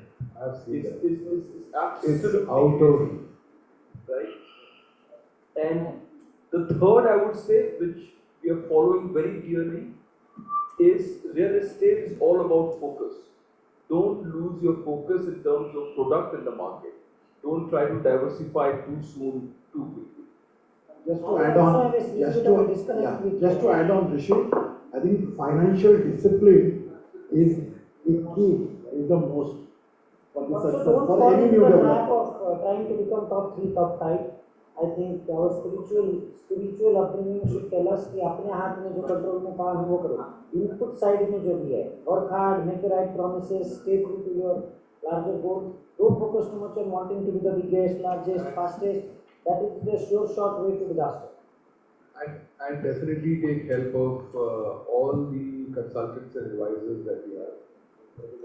Hey, Zada nahi hai. This is, I'm telling you, like when we started, we were all about that we don't need this, we don't need this, ye fees zyada hai, ye fees zyada hai.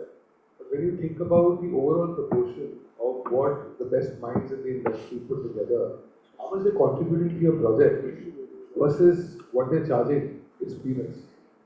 still peanuts. You have to take the best health out there.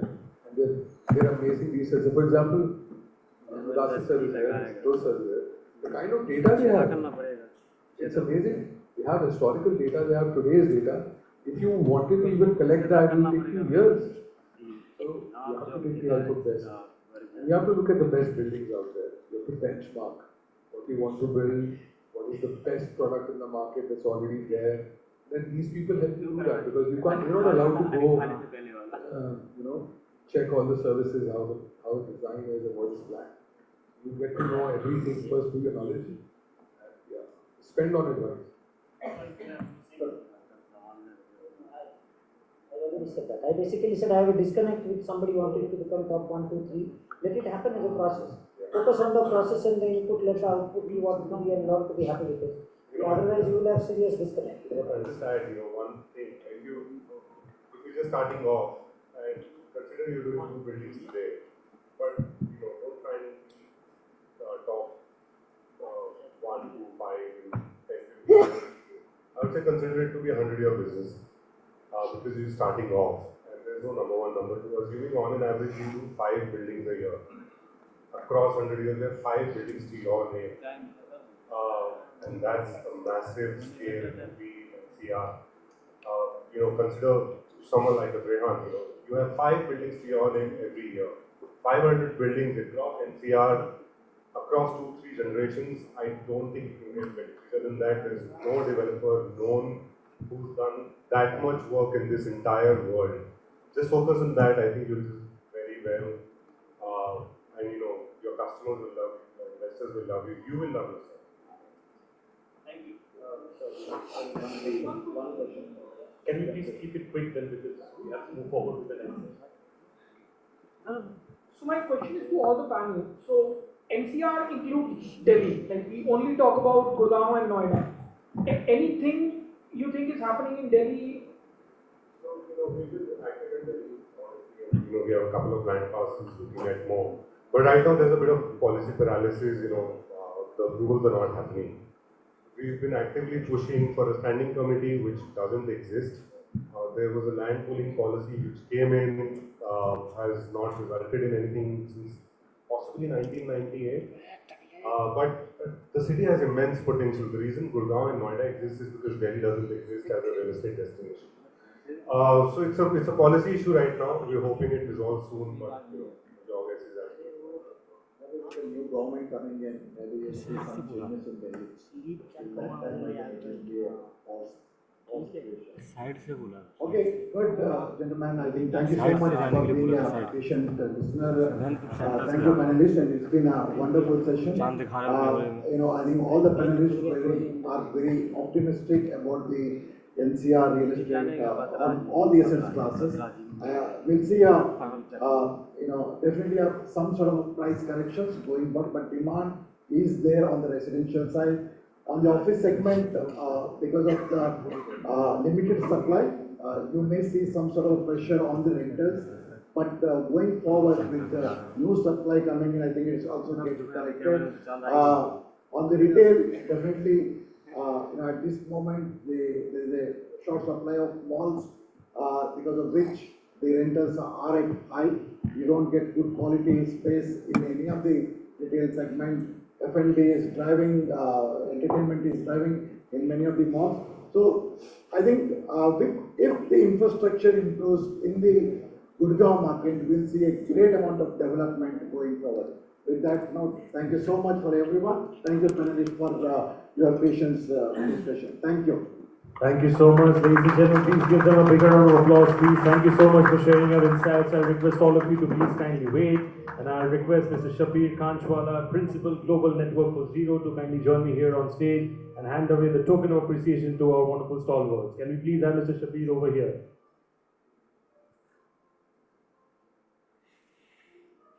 Thank you, sir. Give him a big round of applause, please, ladies and gentlemen. Thank you so much.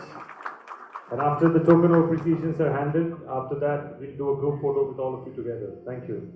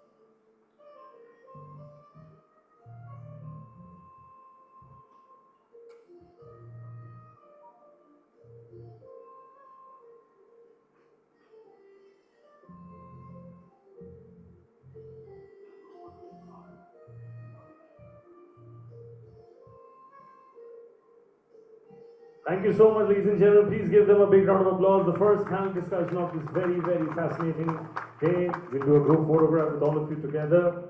You don't get such wonderful people together under one roof every day, so it's of course making the most of it. Thank you so much. And of course, we are a little tight in terms of time, so any further questions, any further queries, our stalwarts are right out there. You will please connect offline. And on that note, we'll take the day forward with the next panel discussion. Thank you so much. Thank you so much to the hotel staff for getting the chairs and everything sorted. So the format remains similar, ladies and gentlemen. I'll be introducing the topic first, and then I'll be introducing our honorable moderator and speakers. And after that, I'll request all of them to kindly come together on stage and get things going. So, ladies and gentlemen, continuing the theme of trends and optimism, as said by the previous panel, we are now all set to talk about Delhi NCR's evolving sales and marketing trends. This talk will be led by Mr. Shashank Jain, Director, EY Parthenon. He carries 12 plus years of experience and has been working as a trusted advisor to real estate developers across varied business scales and locations in areas of sales and marketing transformation, building capabilities through business and digital transformation, enabling a data-led organization establishing the center of excellence for germination of new ideas. His focus has been on revenue maximization and realization. Thank you. Can I please request people over here in this room to settle down? We are moving ahead with the next panel. So in the best interest of our next panel speakers, to give them the due respect that they deserve, can I please request everybody to kindly settle down? We have a panel discussion starting right now. I'll request everybody in the room to please settle down and take your seats.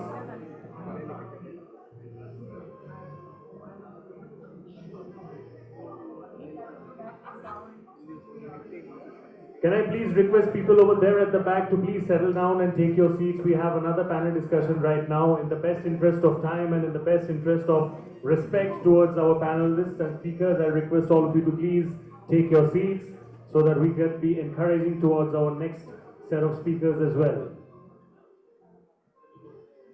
So I'll be now talking about our speakers in alphabetical order. I welcome Mr. Ashish Jairat, who is the President, Sales and Marketing, Smart World Developers. Mr. Ashish has over 20 years of experience and excels in transforming sales strategies and innovative product launches. Since 2021, at Smart World Developers, he has significantly enhanced the brand's market presence through strategic team building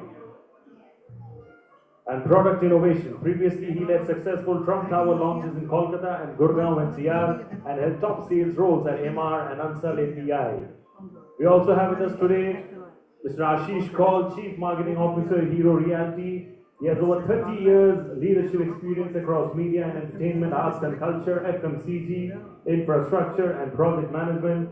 Mr. Ashish has served as Group President of SL Group and Z Network, CEO Prakash Jha Films, Business Head of Hinduja Group's Content Business, Business Head and Country Manager of Bajaj Herbals, among others.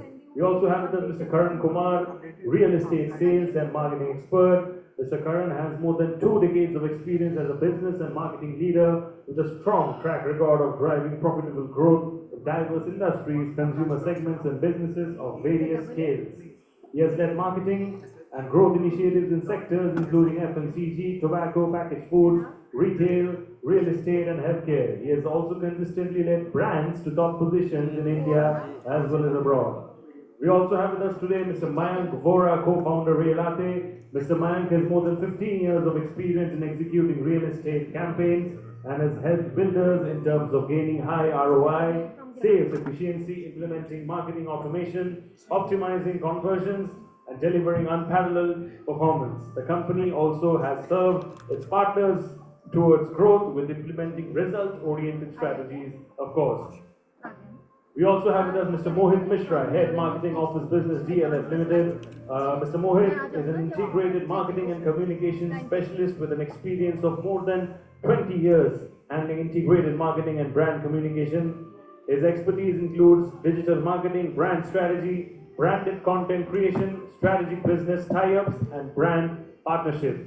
And we also have with us Suneet Singh, Vice President Marketing, the Anant Raj Corporation, TARC, Suneet Singh has a combined 23 years of marketing and sales leadership experience, and at TARC, she leads all marketing functions to support the company's strategic growth plan. She has a proven track record in driving business strategy, sales, marketing, and process improvements. Can I please request all of you to clap loudly for all these wonderful speakers and panelists over here. Thank you so much for taking out time and being with us over here. And on that note, I request you all to take it forward from here. Thank you.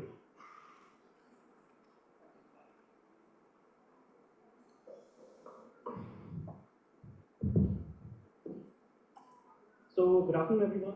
Many thanks and big congratulations to Realty Plus for organizing this event and putting together an illustrious panel. Truly humbled and honored to be here. Well, the theme for our discussion today is NCR market, evolving sales and marketing trends. Well, if we reflect on the last 24 to 48 months, clearly we've seen a bull run happening. And I'm not talking about the capital markets. This bull run, if you see, has affected the sales velocity, new project launches, price escalations, and also moderated on the inventory overhang. It's interesting I was talking to one of the developers. It's interesting to note the measure of success for any new project launch has changed over the period of time. Earlier, new project launches were judged based on the number of quarters it took to sell. Then it reduced to months, then it reduced to weeks, and now it's days. So we live in interesting times. So the way we segmented this discussion today is three parts. One, we'll reflect on what are the key factors propelling this growth. Second, NCR has been plagued as a trust deficit market. So how have brands been able to deliver on the brand promise and experience? And the last part is your thoughts on the way ahead. What are the key trends to look out for? So, Ashish, I'll start with you. Having been associated with one of the youngest and fastest growing developers in the NCR market, what are your views on the factors driving this growth in the last 2 to 3 years? Last 2 years, you see some tremendous growth. As you said, both price and volumes have gone through the roof. Parameters have changed. We've experienced that firsthand. I mean, we were lucky to be born in that last 3 years. What can I say? It won't be better. Something specific you'd like me to focus on? Yeah, if you could shed some light on what product segments have fared better in terms of plotted developments, low rise, high rise, any particular micro markets which have done better than the other?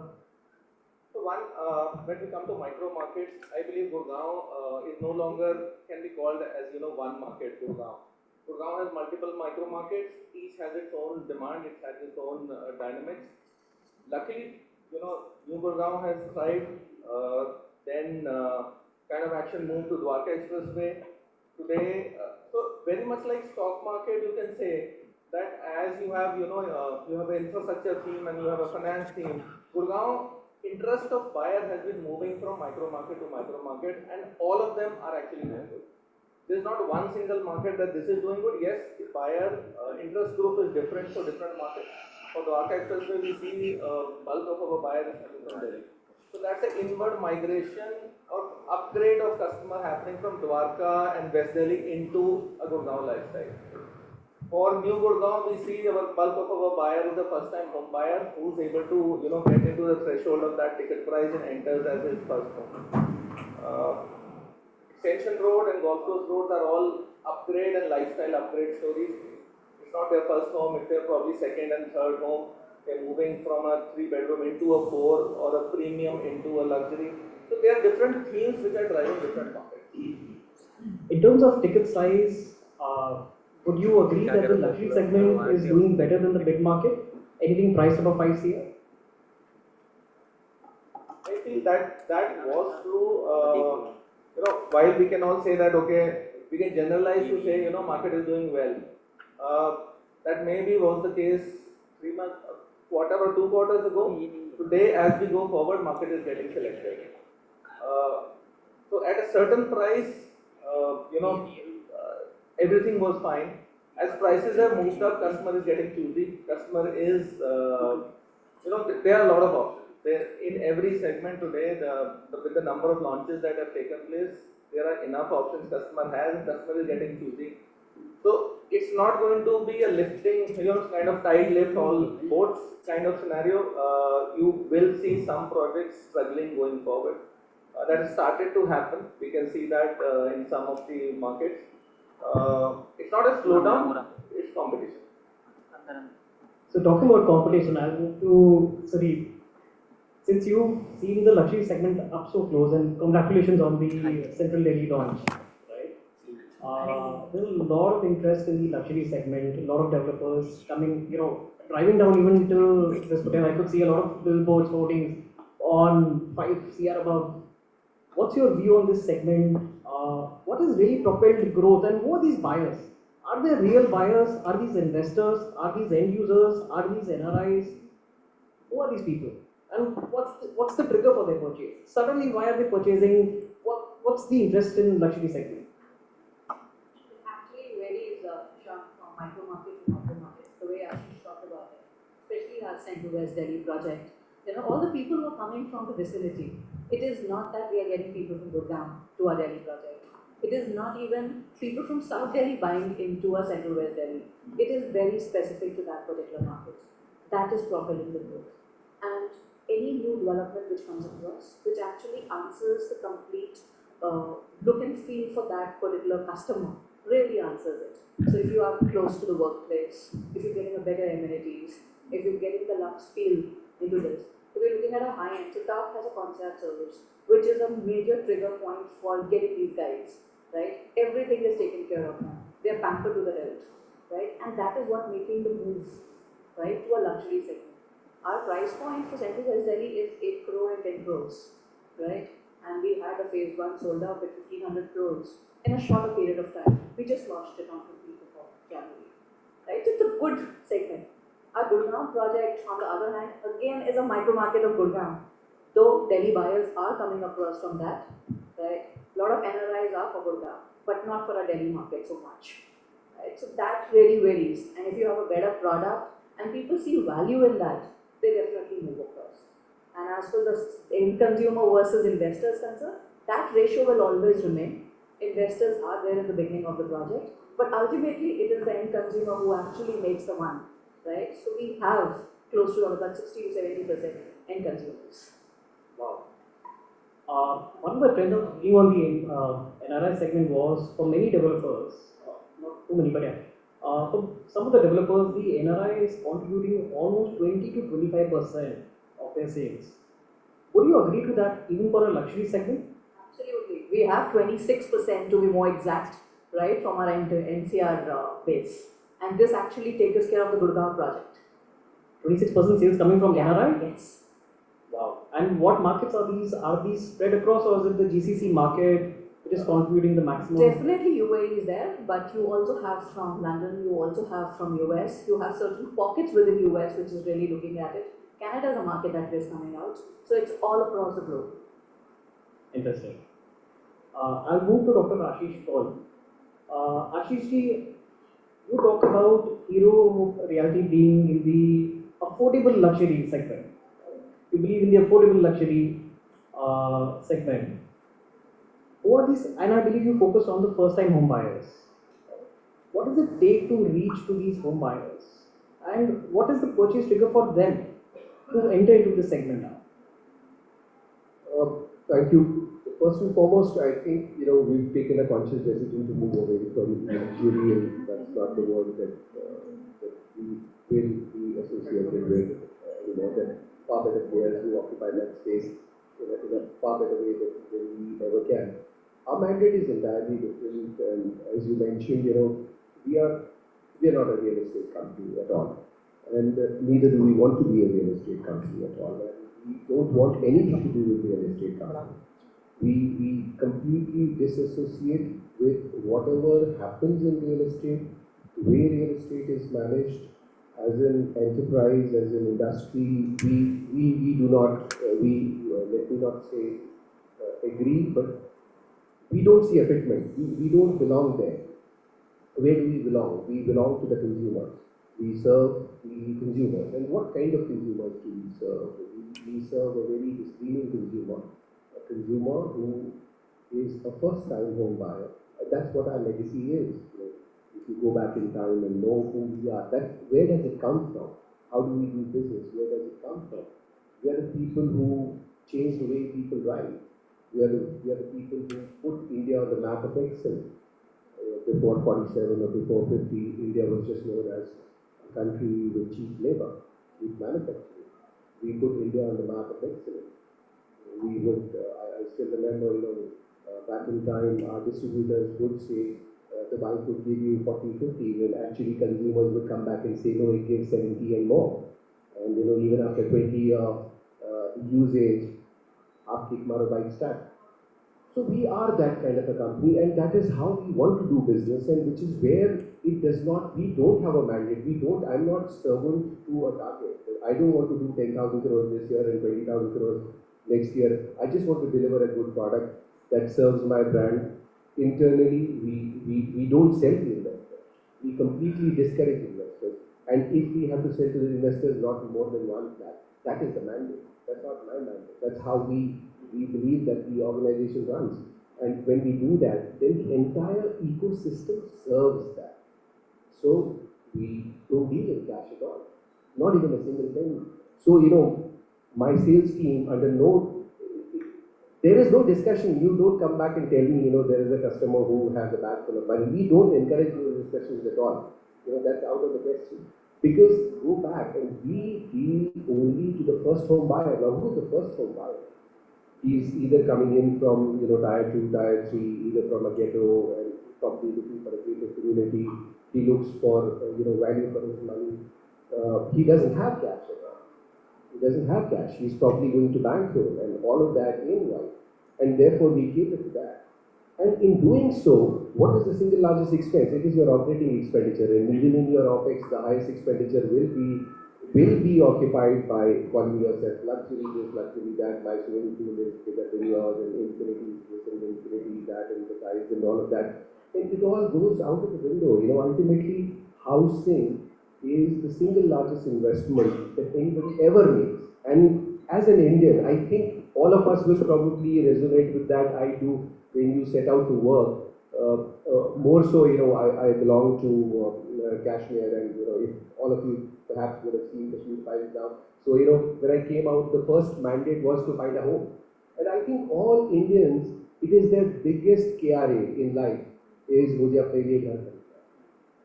So we are that kind of a company, and therefore we identify projects which will have an end user. It's no longer ki rumal dala and at the end of it, I do a one-day sale. We have done those. And I personally, there has to be a professional stand and there has to be a personal stand. I don't agree with that. And that is what is, I think, the plateaus that you will see that everybody in the morning, I was part of the other session, I was sharing that. The plateaus come only because of that. Because there is no end consumer. There is that Lal Rumal, Haryana, Roadways wala, ye meri seat.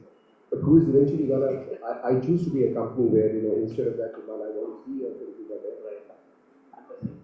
Karan, so we were discussing backstage, right? We were discussing on the micro market trends, and one of the interesting things that I read about is that Noida seems to be picking up more traction compared to the Gurgaon market in terms of the launches, in terms of the ticket size. Your thoughts? Thanks. Thank you for having me here. Disclaimer, I am transitioning out of BBTP as we speak right now. So the views that I express here are not necessarily subscribed to by BBTP. They're more my individual views as part of my understanding of the industry. Now that out of the way, I've been associated with BBTP as well as DLF in the past, and DLF for about 3 years. So there is a little bit of market understanding that I do get, at least of the NCR market. And I think to your question specifically, I will go back to where Ashish left, which is that when you compare Gurgaon and Noida, Gurgaon itself has multiple micro markets, as does Noida have multiple micro markets. Right? So it's unfair to look at as both these markets as being homogeneous or being monolithic. Right? Now there are parts of Gurgaon which obviously have slowed down in terms of consumption, and there are parts of Gurgaon which are now starting to see some kind of an inventory overhang. Yet there are other parts of Gurgaon where the consumption is still at parity with demand, or perhaps little short from demand. So that is one scenario. The other scenario is in Noida. Now Noida, again, there is the expressway, there is the Greater Noida area. In the past, Noida traditionally has, I would go on to say, suffered for a lot of developers not being able to complete and hand over projects. So there's been a fundamental trust deficit in that market for the last 5 to 7, 10 years. Few developers have done well and have continued to kind of put their head to the ground and deliver, which is very encouraging. Overall, if you were to look at from a very macro real estate market sentiment point of view, Noida outstrips Gurgaon when it comes to infrastructure. Gurgaon's infrastructure has continued to be a laggard, and it unfortunately continues to play a catch-up game. The administration and the authorities in Gurgaon continue to react to the requirements of the market rather than proactively plan. Noida has not done that. Noida, over a period of time, has actually solved and resolved the infrastructure piece very, very beautifully. But Gurgaon traditionally has had the advantage of the airport, and Gurgaon traditionally approximated to the airport. And Gurgaon traditionally has had the advantage of a whole lot of Fortune 500 companies and the large corporate establishments being based out of Gurgaon, largely in the DLF areas, but even otherwise. Noida, the airport did not have that. Now with the Noida airport coming in Jewar, when that comes in, and a lot of, when I say commercial activity moving to Noida, and that's, if you look at the last 2 to 3 quarters, you will realize that a lot of commercial office spaces have started getting taken up in Noida as a market. If commercial offices start taking place in a particular micro market, it is a lead indicator for what will happen to residential as you go along. Right? So if you can see the movement of commercial happening there for reasons of infrastructure development, etc., if Gurgaon does not get its act together, there will always be a possibility of Gurgaon falling a victim of falling behind that base to Noida. So it's an interesting comparison, but I will just say this, that there is no one Noida market and there is no one Gurgaon market. There are parts of Noida which are micro markets which respond differently to parts of Gurgaon which are micro markets and respond differently. Thanks for sharing your perspective. Before we move to Mohit for the commercial segment, I have a question for you. You sit at the other side of the table, right? From a marketing perspective, how do you see things having evolved? Traditionally, real estate में क्या होता था? We would roll out newspaper ads, radio jingles, etc. Do you see the role of digital marketing evolving in this segment, especially in the NCR market? So, frankly, NCR as a market has been serving direct consumers the least, to be honest, on the marketing front. The value proposition is investment for us. But if you look at the west and south, they have significantly direct customer communication, acquisition, direct channels. What is happening in the north is eventually investors are also consumers. Gone are the days that you can attract an investor directly to channel partner or directly to holdings. What they realize is that they start adopting digital for brand building, which is a very positive shift. So when there is holdings and newspaper plan, they also have the equivalent holdings called roadblocks on all the media platforms. So the combination of that is what I'm working. They also kind of realize that the channel partners themselves are using digital quite aggressive. Hence, the focus on creating digital assets are also huge. Which we observe their profit channels. To answer your question, what is happening is the digital shift is for sure happening. More so on the branding side of things for NCR. But look at the volumes. The number of people directly searching for homes in NCR is also moving 30% year on year. Means the direct consumers are also on digital. And hence, the direct market is going to gradually improve over a period of years. We're also going to go through digital. So while the current property ratio remains 20-80, right? 20-25% offline, 70-75% online. In the online space, the branding proportion is much higher right now, which will eventually shift to a more performance-led mechanism. from the developer's perspective, from channel partners perspective. And from a marketing budget perspective, right? And this is what we were discussing backstage. You and I have done extensive work in West. We have that reference. How do you see the budget allocated to marketing in the NCR versus the Western markets? Western markets have probably moved 90% of their budgets to digital, right? They've adopted not only digital as a marketing tool, but also as a customer delight journey. So things like personalized communication through videos, AI being applied there, marketing automation, all of that has moved leaps and bounds in the West. We talk about people using Salesforce automation a lot. They didn't really feel 4 years before that people are going to use marketing automation in real estate, but they have adopted those things. Versus in NCR, like I mentioned, since it's more branding led right now, the spends are probably 50-60% on digital versus West is very, very high. In fact, in West, even the smallest of the developer having just one project with 80 odd units would plan his digital calendar well in advance, will have 50% of his budgets planned towards digital. So the whole rollout is digital first. Thanks. So, Mohit, coming to you, how has the trend been for the commercial business segment? We've been reading a lot about business picking up, especially participation of GCCs, Flexi. Would you like to throw some light on this? In terms of the business segment, what has really contributed to the success? And who are these customers who are going in for the product? Thanks, Ishant. Thank you, Realty Plus, for having me here. Really good to hear the perspectives from my fellow panelists. I learned a lot while actually interacting with them. So, what is happening currently in the commercial real estate is not something which was envisioned in a shorter past, or it just happened this year. It's been building up for quite 4 or 5 years. There have been a lot of good initiatives by the government which enabled investments. India became lucrative for most of these offshore companies to establish their packet offices as well as their GCCs in India. So that was all building up for quite a few years, and then came pandemic where plans were not cancelled but they were put on hold for some time. There were also a lot of other micro factors that were happening at the same time.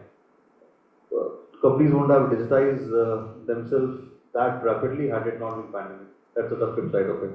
So people build the entire digital ecosystem, and therefore now when you look at that being a macro environment, what has happened in the commercial real estate, you see GCCs coming to India and leaving.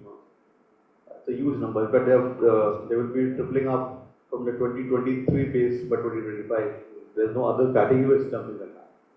Data centers are being opened. Every other developer is looking at land bank, power supply, and the stable land bank to develop data centers. We'll also got into that, and so are all other developers. Where housing suddenly became a big thing when there was pandemic, and continue to do so. But that's how the shopping trends have moved.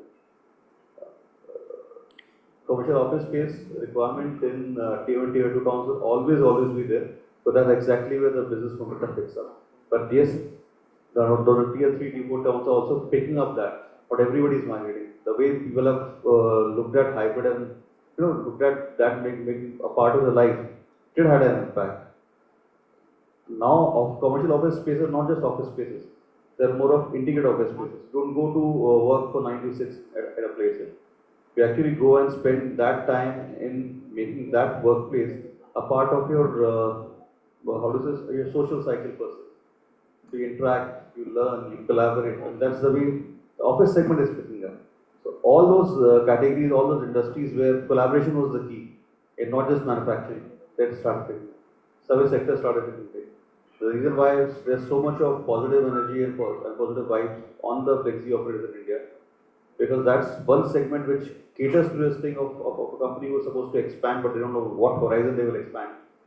They will get the same grade A office space, maybe not through developers directly, but will go through the flexi operators. And this is what is happening here. So, the confidence of people coming back to office, working in a safe and secure environment, and then come back, not just work tired, but also refreshed and they've learned something new. Is something again that's something commercial office spaces have really contributed big time. And I see a really good positive outlook even in the days to come. And would you also throw some light on what's the category mix, what's the tenant mix within this demand that is coming through? Demand is fueled by GCC. The flexi orbit is also having a good I would say good financial time, good overall stability in this entire business. Also, data centers is something which is as a category started on its own last 4 years, and that's been picking up. But I will say, if you look at the overall demand, about 80-85% is fueled by GCCs, and we still not out as a category ready to welcome all of them in one go. If actually everybody looks at that plan and start their operations from India, we'll have a supply shortage. So that's what developers are also looking at that. They're looking at upgrading their assets to grade office spaces. They're looking at building buildings which are compliant from green norms, buildings that can offer integrated working and all of that. So yes, GCC is the fuel, but there are other factors also that are aiding to the overall bottom line. Interesting. I'll move to the next segment on delivering the brand promise and experience. So Sunit, I'll start with you. I often say this in a trust deficit market, especially in NCR. How do you build a brand, and especially a brand in the luxury segment? What goes behind that? Right now, we have not really delivered any particular project, though our next project, Kundra, is getting delivered in March, though the RERA deadline says 2026. Now, that is a big promise in itself. If you actually deliver a project, that to a very high-end luxury project, a year in advance, then a RERA deadline. So that gives a very, very important credence to the trust value. And again, the second thing is the customer relationship management. The more you engage with them, especially your existing customers who have already bought. So this project is actually 80-90% sold out, right? How you interact with them and your focus is completely on engagement. You meet them often, you host them often, you let them experience your product much before it's delivered through a clubhouse or various amenities. That goes a long way. And I think just communication, just be in touch constantly, consistently, not in a big lags. That's what really matters. Often from my experience, what I've seen is till the time the booking happens, the experience is right up there. Booking के बाद जैसे ही आगे गाड़ी बढ़ती है, it becomes a very transactional relationship. Sir, man, पैसा चाहिए. And anytime the customer needs something from the developer, suddenly the developer is not reachable. Ashish ji, your thoughts on this? I know we spoke on this, and there are some interesting initiatives Smart World has taken to engage with these customers. Yes, I'll quickly mention two. As Sunil said, we are a believer in, yes, we interact digitally, all that is hygiene, construction updates and all of that will go. That's just to keep him, that everything is fine and things are good. But we like to meet the customer, we like to engage him, and it's a practice with all of our projects that we call over the customer. So we will organize large events, preferably at the sites, where we call the customer to the event where it's a fun event, it's a family day. More than that, it is to tell customer we are here, we are calling you, and we call all of our customers together. So there's no hiding away from the customer, there's no challenge in which the customers are interacting with each other. We like to, you to know your neighbor beforehand. And that goes a long way in building the trust, because we are calling them to the sites and having them saying, "Hum to aapko bhejte hain, please have a look." Another initiative that SmartPool took, for example, our customer service, we have a customer service department, and we also have a 15,000 square feet customer service lounge. This is equivalent or better than any airport lounge or a Emirates or a equivalent lounge. We run F&B 12 hours a day. any customer, like, you know, you go to a friend, what does it happen? Yeah, pehle baith kuch khayenge. Yeah, you know, have a meal with me. We insist anybody visiting us should spend some time, sit with us, you know, not only have a cup of coffee, but please have your meal here with us. These centers also work like a co-working at times for visiting guests. He's coming to Gurgaon, please use our office. We have meeting rooms, call over your meeting and have it here. Apna ghar hai. You know, so that openness to say come over, okay, like, and we call it, you know, we like to be seen as a young and a friendly brand, and we put that into practice saying come over. You know, so it's 180 degrees of saying, you know, increase digital focus. But we've seen, you know, ultimately we are in a brick and mortar business, and when he's putting that trust into you, meeting once in a while goes a long way. So old-fashioned technique, but it works brilliantly. I love it how he said how digital hum karte hain, sir. In my view, in NCR, digitizing the customer journey from booking to possession is still not a hygiene. It is not, and you know, as our friend said, I think we are 5 years behind West. Western part of our country has taken you know, lead on that, and I believe because NCR, the whole game, you know, was trust deficit, and as long as you were building, it was enough. You know, it's only now that you have 5 developers who are building, so you are now competing on, or you know, you try and get better and better on different parameters. Look at the business 5 years ago. All that customer was asking was bana dena. You know, and brands who could, you know, claim that I bana dunga was, you know, they are the leading brands. So yeah, now that you have, you know, the shake-up has happened and you have 10 brands and, you know, customer believes 8 to banai denge, that those 8 have to now compete on different parameters. I think it's a very important parameter. You'll see it catching up to West in, I think, in next 2 years. Wonderful. Look forward to see that. So, Dr. Ashish Paul, question for you. By owning the customer journey, do you believe brands would be able to monetize this in terms of referral and loyalty business? Because, Absolutely. So because when I compare the Western market with NCR, I see a lot of developers driving 20 to 30% of their sales by just servicing their existing customers. Vis-a-vis, if I see the North market, the construct is very different, largely they're very channel partner oriented. Your thoughts on this? Absolutely. I think the biggest chunk that the biggest piece that we are missing in this business, and unfortunately that happens to set the course for this business, which is we base this business on a channel partner, which no longer is, we never talk about the consumer. And therefore, consumer journey, consumer insights is merely a buzzword. It's not really, because you built your business on investors, whether it is from the GCC or from anywhere else, and therefore you know that there will be a cycle of plateau that will be sooner than later. And you're already, while you're starting your first project, you're already prepared that there will be a plateau 4 to 5 years ahead.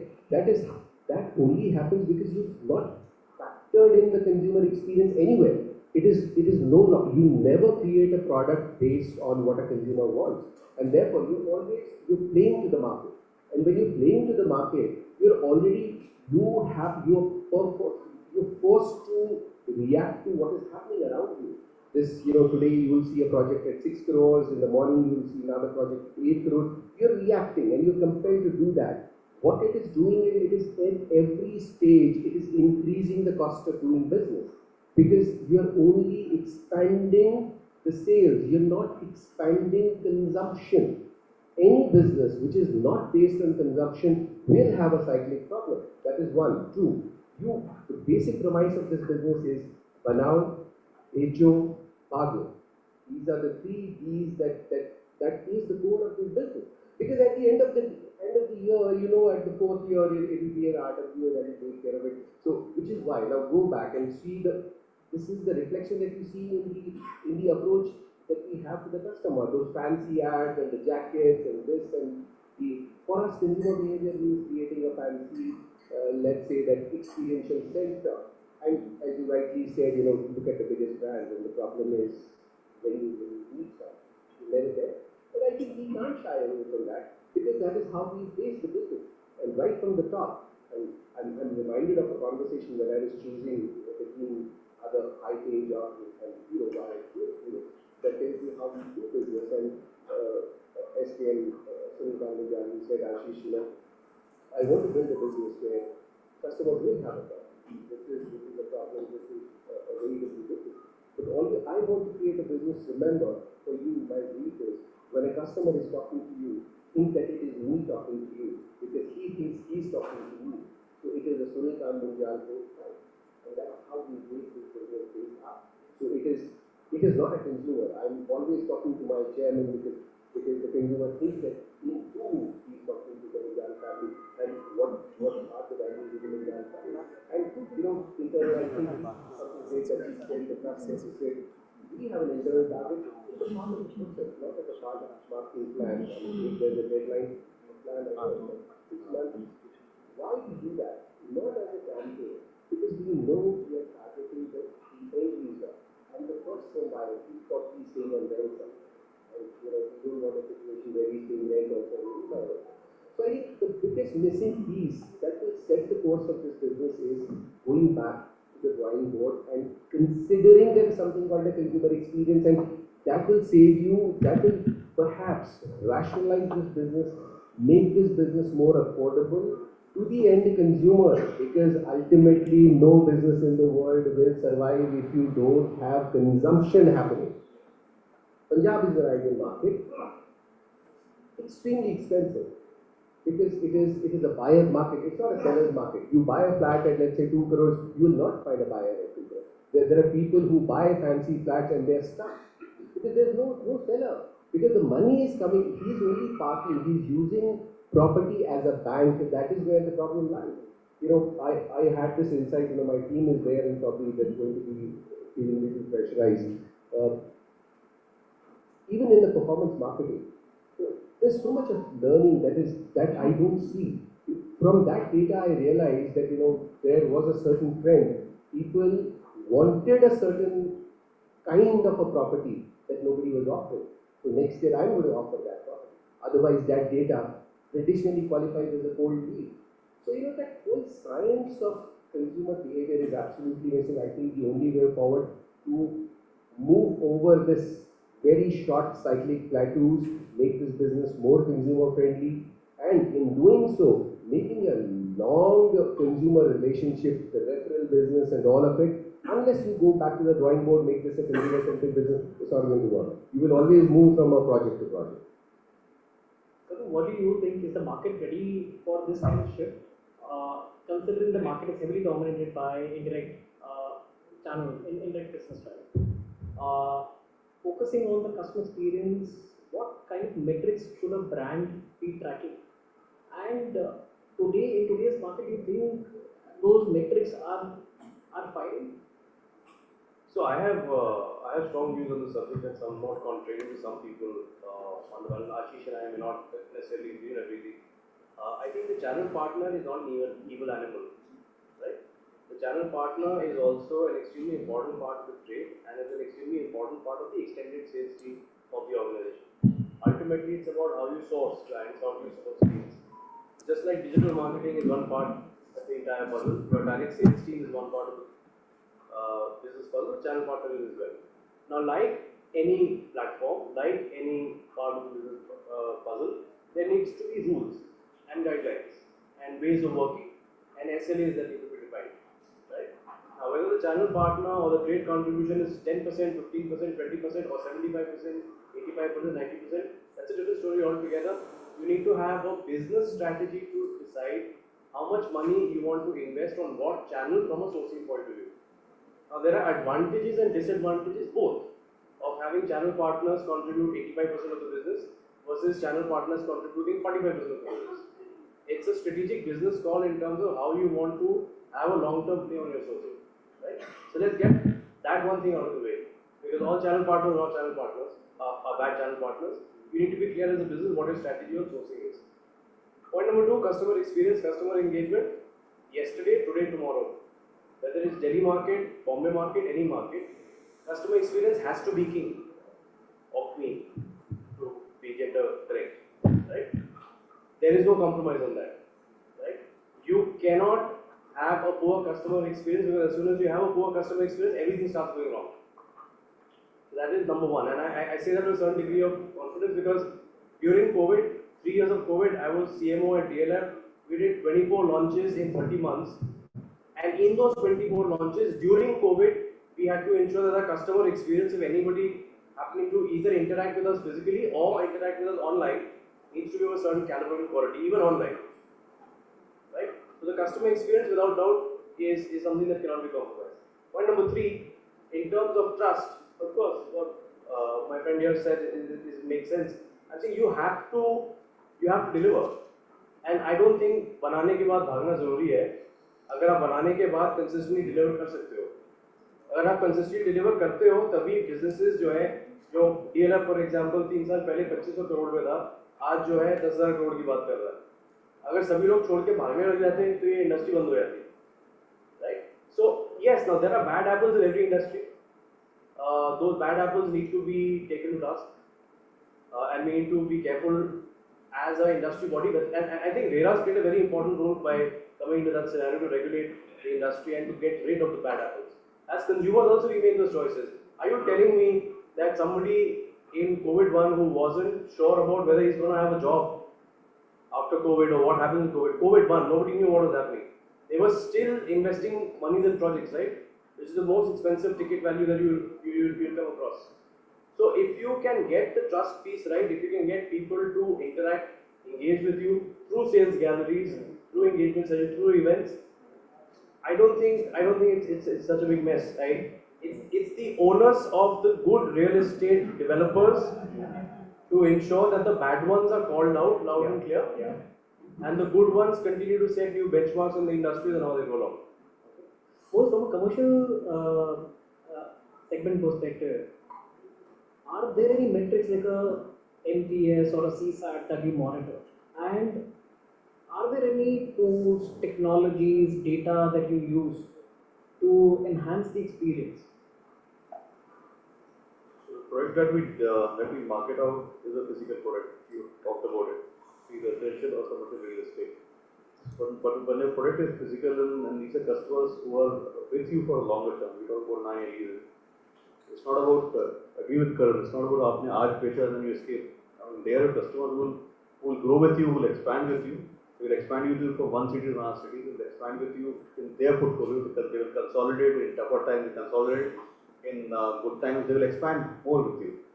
To start with, at least in the commercial real estate, knowing your customer is the biggest task, and if that is done right, 40-50% of marketing is done.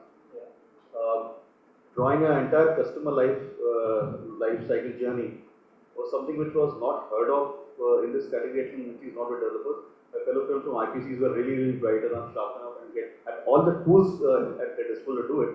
But as marketers, we have started doing the last 3 or 4 years. We're not digitizing our customer lifestyle journey. We're getting tools to understand them better. Right now, not just when they are signing the deal, but from the time they express their interest to look for an office space, to the entire decision period of them evaluating multiple assets with their IPC partners, to the time they pre-zone one, and then capturing from that time when they sign with us to the entire next few years of entire lease service. Now we're trying to digitize all of that and understand and leverage those learnings to improve our processes, as well as also look at the teams who are also service oriented from that respect.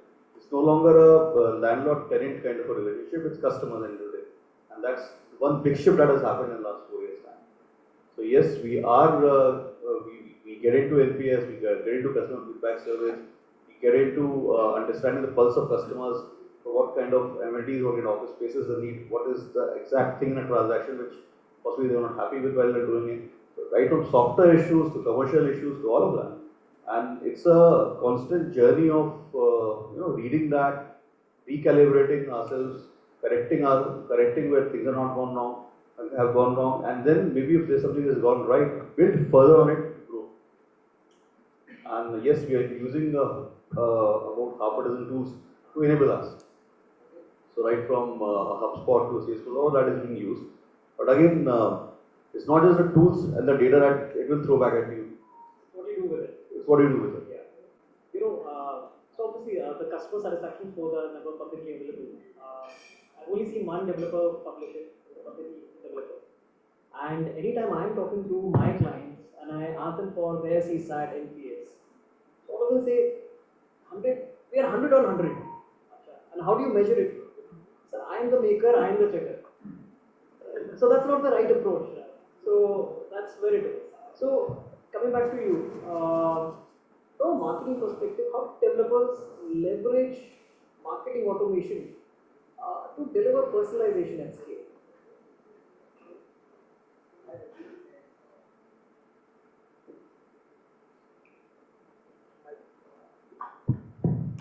So as everyone said, CRM is a process plus communication plus feedback loop, right? You do it offline, you do it online. That's just a medium of communication. But eventually, it has to be what you want to communicate. And marketing automation today has given us a more proactive way of reaching to people, make data segments, and communicate effectively, which generally you can miss if you're doing it offline. So that way it has become quite effective and has become very, very personalized. So talking of Brigade in South, we recently did a project with them where they handed over the project and the MD made a video and that was then circulated to 3,000 customers of them personalized with name. So, hi Mayank, glad that you booked a 3 BHK with us and we're happy to hand over the possession. Now, it's a very simple thing, but it's so much personalized, right? You would never imagine the MD of a developer coming to you, sending a personalized WhatsApp with a video. That uplifts the engagement with the customer to the next level. So these small things can be very effective if you use the personalization and marketing automation in the right sense. I mean, to talk about an offline process, I recently booked a commercial office space in West, in Mumbai, and I was an investor there. And at the time of possession, they made me fill a form where they said that we have a dedicated 2-member team now who would help you rent this out. And they made me fill what is the expected rent, are you willing to furnish it, not furnish it, what's the time frame you're looking at, are you willing for a 3-year rental horizon. I mean, that gives me a sense that he remembers that I'm an investor and he's willing to kind of ensure that I get the return, right? So now this can be done digitally, this can be done offline, but the intent is what will drive this here. Great perspective, and perhaps in the interest of time. So I'll move to the last segment, which is around what are your thoughts on the next 24 to 48 months? What are your key priorities? How do you see the market evolving in terms of ticket size, buyer interest, NRI segment, all of that we spoke about? Ashish, we will start with you. So I think one word, we have huge amount of optimism about what is ahead of us for next 24 months. And when we talk about NRI market, I like you to focus on why suddenly all parts of world NRI firing. Why are they buying? Because we at times are focusing always on, we are looking for, oh, it's been a bull run last 3 years, is it going to stop? I think NRI is looking at data. NRI is looking at GDP growth, it's looking at when this kind of growth happens over a sustained period of time, what happens to that country? I think we need to go back and look at that to answer what will happen to us in next 5 to 10 years. I think if we are growing at 8% a year next 10 years, anybody holding a physical asset, the asset prices are going to be going through the roof. It's not a rocket science, it's true, and anybody. So that realization, I think NRIs have got it first. We are still stuck in Gurgaon mein that sadak bahut kharab hai. वो 2 साल में ठीक हो जाएगी, you won't come back and buy it at this price again. So I think we approach the market with a huge amount of optimism. I think we have some really good times ahead of us. But yes, it does not mean reckless driving. Just as having a good highway does not mean you exceed the speed limit. So what happens is, yes, this sector is always prone to exuberance. So if something is doing well, we push it to the limit and take it, to a point where it kind of. So yes, I think a year or two, when as the luxury segment was doing well, everybody stretched the sizes to the next level, and again. You have to listen to the consumer. Consumer is asking for something in 4 crores. You are hell-bent on manufacturing 7 crore homes. So you calling. Yeah. trouble. I think as long as you have your ears down to the ground and yes, it's good to be aspirational, but build what market is asking for. I don't see an issue in demand for next 5 years. Dr. Ashish Paul, do you share the same optimism? Yes, in a way, yes, but I think one important thing I think we are all, if we do not change the way this business should be done, which is going back to the drawing board and creating, and I will just take 30 more seconds, the DLF, I think whenever I think of the Delhi NCR hardcore Delhi market, I think the last innovation that happened was because of DLF, which was Kingscourt and Queenscourt. I remember a long time back when they came in an area which was heavily dominated by the bungalow culture, and they said, are you out of your mind, and this is the price point, nobody's going to buy it. It changed the entire market scenario today. Now, how many of us go back to the drawing board and create a product based on a consumer insight? We don't do that. If we don't realize that we are already presiding over the last side, it's just that we don't know as yet. Customer journeys, of course, will help us improve, and people like mine, they do fantastic work with mine, incredible work that people like Mike are doing, and more of that because there is technology now available, of course, at nascent stage, which does, but still, it is post-sale scenario that drives most of it, which is why you will see post-purchase decimals is also exceptionally high, exceptionally high. You won't see that anywhere, especially the price point that you said. So create products based on consumer insights that will keep you in the business for a very, very long time. Drive referral businesses. I mean, the units are very small in comparison to a traditional FMCG company just selling a few hundred units. How difficult could it be? So we don't, because there is always that time. You're already planning. 4 साल में price आएगा, नीचे आएगा, and we've already presiding over the last time to see those etc. In your views, what do you expect the next 3 to 4 years to be? Will the sizes of the apartments shrink? Will it continue? Will this price hike continue? See, price rise will play out in a demand and supply kind of manner. Yeah, there's already a report that Magic Bricks released a couple of weeks ago on the affordability index of real estate. For those of you who haven't read that, you should read that. It's an interesting report. I'm not the spokesperson, but I got that report in my hands, and it's a good one to show how the price increases are moving. But I think the important part is there is a fairly bright future, at least in the next 5 to 7 years down the line. There are new urban markets that are getting created. There are new markets getting inhabited by the government itself. The entire focus is on decongesting existing towns. So new towns are coming up, and with new towns and higher degree of urbanization, you will have a greater opportunity for you to invest in real estate as an asset class. Right? Now, when you look at all asset classes within real estate, I'm talking about residential real estate here, not commercial. Your plots have been delivering some of the best returns that you've been seeing in the last 5 to 7 years. Offers you the best opportunity for customization and building from scratch. Low-rise houses or low-rise housing started doing very well because the efficiency of construction super built up to carpet area is much higher there. So you have more value for the money that you're spending, as it were. Also, it leads to a great degree of privacy. You look at group housing and high rises, the sheer convenience, safety, security, shared amenities that you get there, those opportunities are fabulous, and all families, especially young families, when I'm saying family, young families, I'm saying families with young kids, families with elderly parents, want that kind of an environment for the kids to play around with adequate amount of security, for the elderly to walk around, sit down in the common areas without, with certain peace of mind. So all these asset classes are here to stay and continue to grow. I think there's a great degree of positivity, and we should all believe in that positivity. Yes, I will say what everybody else has also said. There is, in any business, whether you're selling a pack of chips or biscuits or real estate, you cannot under-deliver. You need to exceed expectations. And while exceeding expectations, you have to be a trustworthy brand. If you cannot earn trust, then you have no reason to be in business at all, real estate or any other industry. Suneet, from a luxury segment, often people are saying कि price बढ़ रहा है, buyer कहाँ है? Next 2-3 years, do you anticipate this trend to continue, especially in the luxury segment? In fact, I'll say it's not only next 2-3 years, it's going to continue for 5 to 7 years, as the other panelists also said, the market is quite robust, right? How much an offtake? Luxury has moved up the needle as compared to an affordable segment. People are looking at that, and actually it largely will depend on after sales.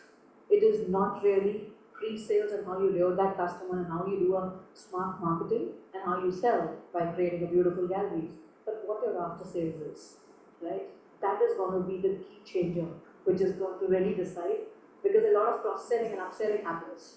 So luckily for the brand dark, I can talk about, a lot of people have bought Vipundra, they have bought Kailasa, and they have now bought Ishwa, right? So a lot of people in that segment, that percentage is increasing day by day.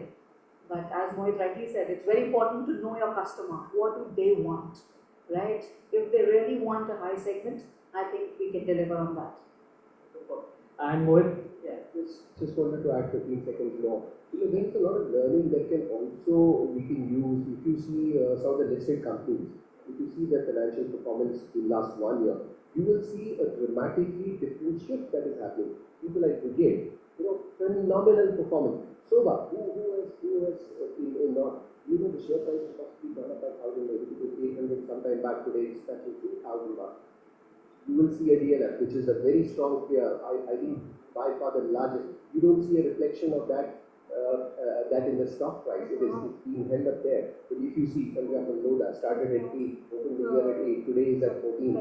Shobha was at 8, today is at 1,000. Others phenomenally moving up. So there is a lot of learning also, because when you compare share market and see the reality of it, that will also give a lot of learning.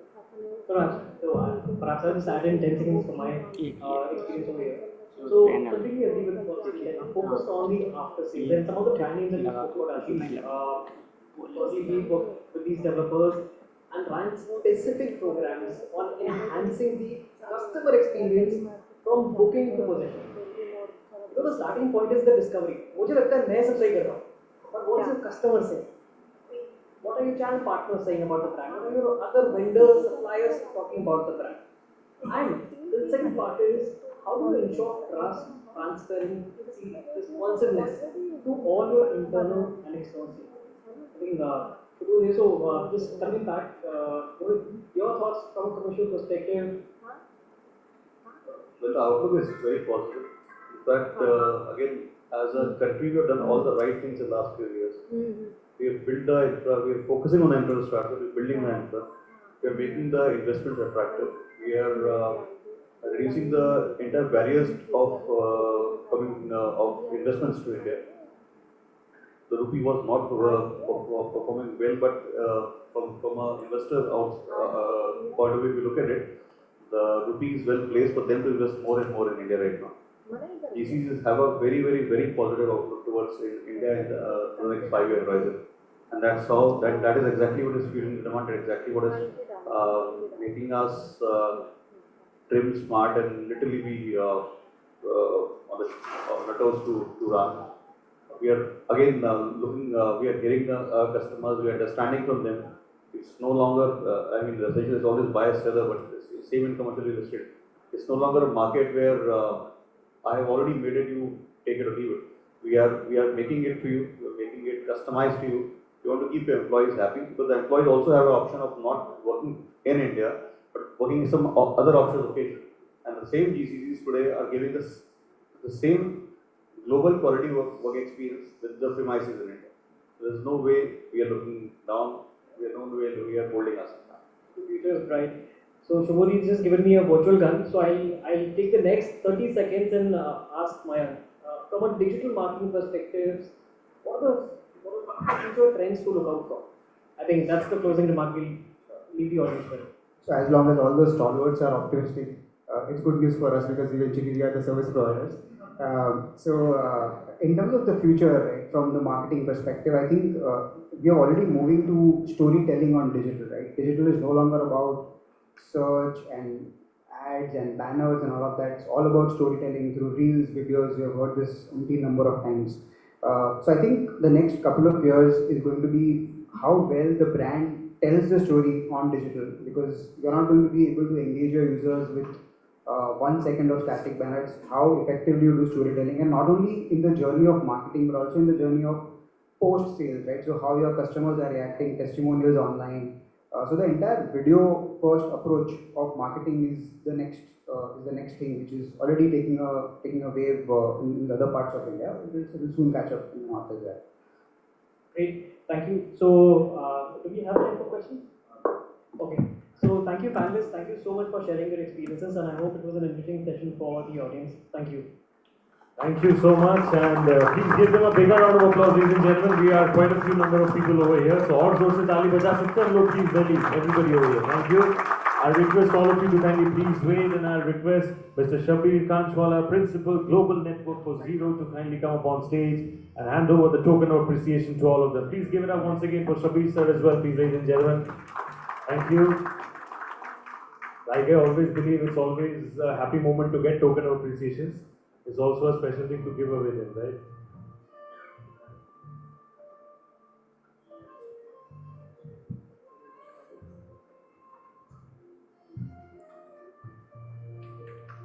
Thank you. Let the appreciation keep coming, please. Thank you.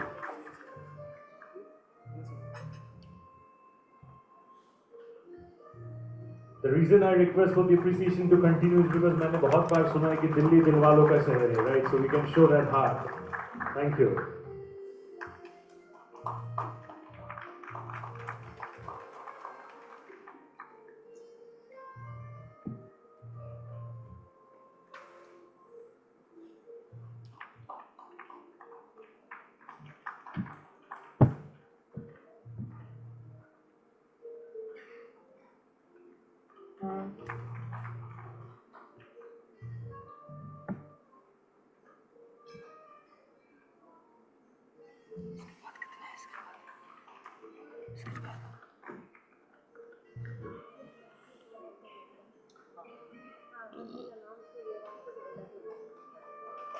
Thank you so much. Thank you so much. And while we have occupied Shabir sir's time today from his busy schedule, we have ensured that his cardio is done. So, on that note, thank you so much. We'll request all of you to kindly please come forward for a group photograph. Thank you.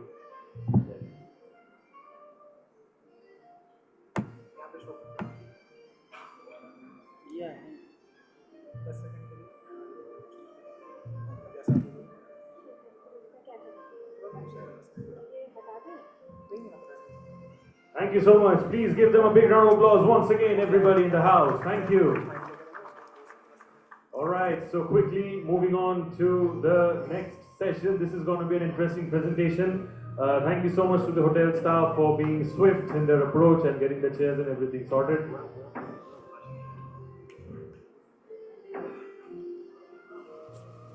So, after this energetic talk on customer engagement and technology tools, this is going to be an interesting talk about green real estate. And we have somebody really, really special who's a stalwart in his own right to share his knowledge and insights on the same. Ladies and gentlemen, I'm talking about somebody who knows it all in the true sense of the term in terms of experience.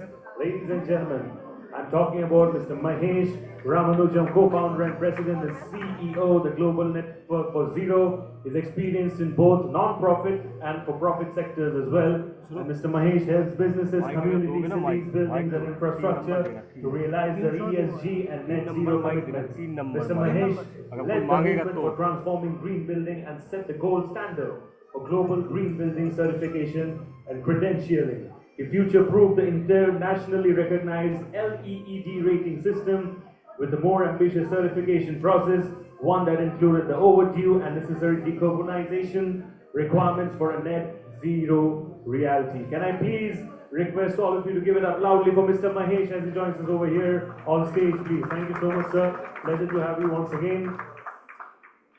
And the stage is all yours. You would want to communicate your timer. Can we please get the timer updated and ready for sir? Thank you. Good evening, everybody. So I have to thank always the Realty Plus team. They work very hard. Thanks to Tripti, Sapna, and me too. And of course, the extended Realty team for always convening a great event. So a weekend ago, I had the honor of attending the 4th Global Renewable Energy Investors Conference in Ahmedabad, and where our leader, Prime Minister Modi ji, shared actions that this government has taken in the first 100 days in support of Viksit Bharat 2047. So that's a date that I closely track because we are all trying to get to 2050, net zero by 2050. So 2047, I hope India gets it, so we can actually be ahead of the curve for the rest of the world. So one thing he said there caught my attention. He said the PM Surya Ghar free electricity scheme will make every homeowner not only a power consumer, but also a power producer. That's a very powerful vision, a powerful outcome that we know that this country needs. This is why. If you think about what that means what it means actually for the future of India is that it is about autonomy and upward mobility for every person in this country. Not just for someone, but every person. And then everyone here also knows that it's critical to decarbonization. Without clean energy, there is no decarbonization, and we cannot have a Viksit Bharat without decarbonization.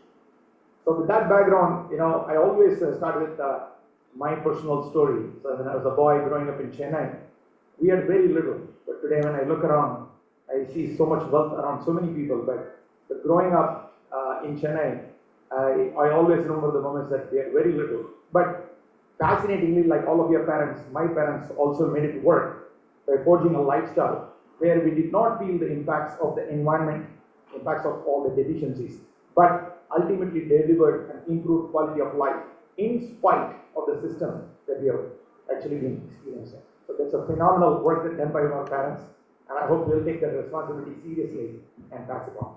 Now, the idea that a kid growing up in India in the near future will be able to thrive because of a transformation in how we protect and regenerate our resources, and in the pace at which we are able to eliminate emissions, the GHG emissions, is extraordinary. The children of India's future will have agency.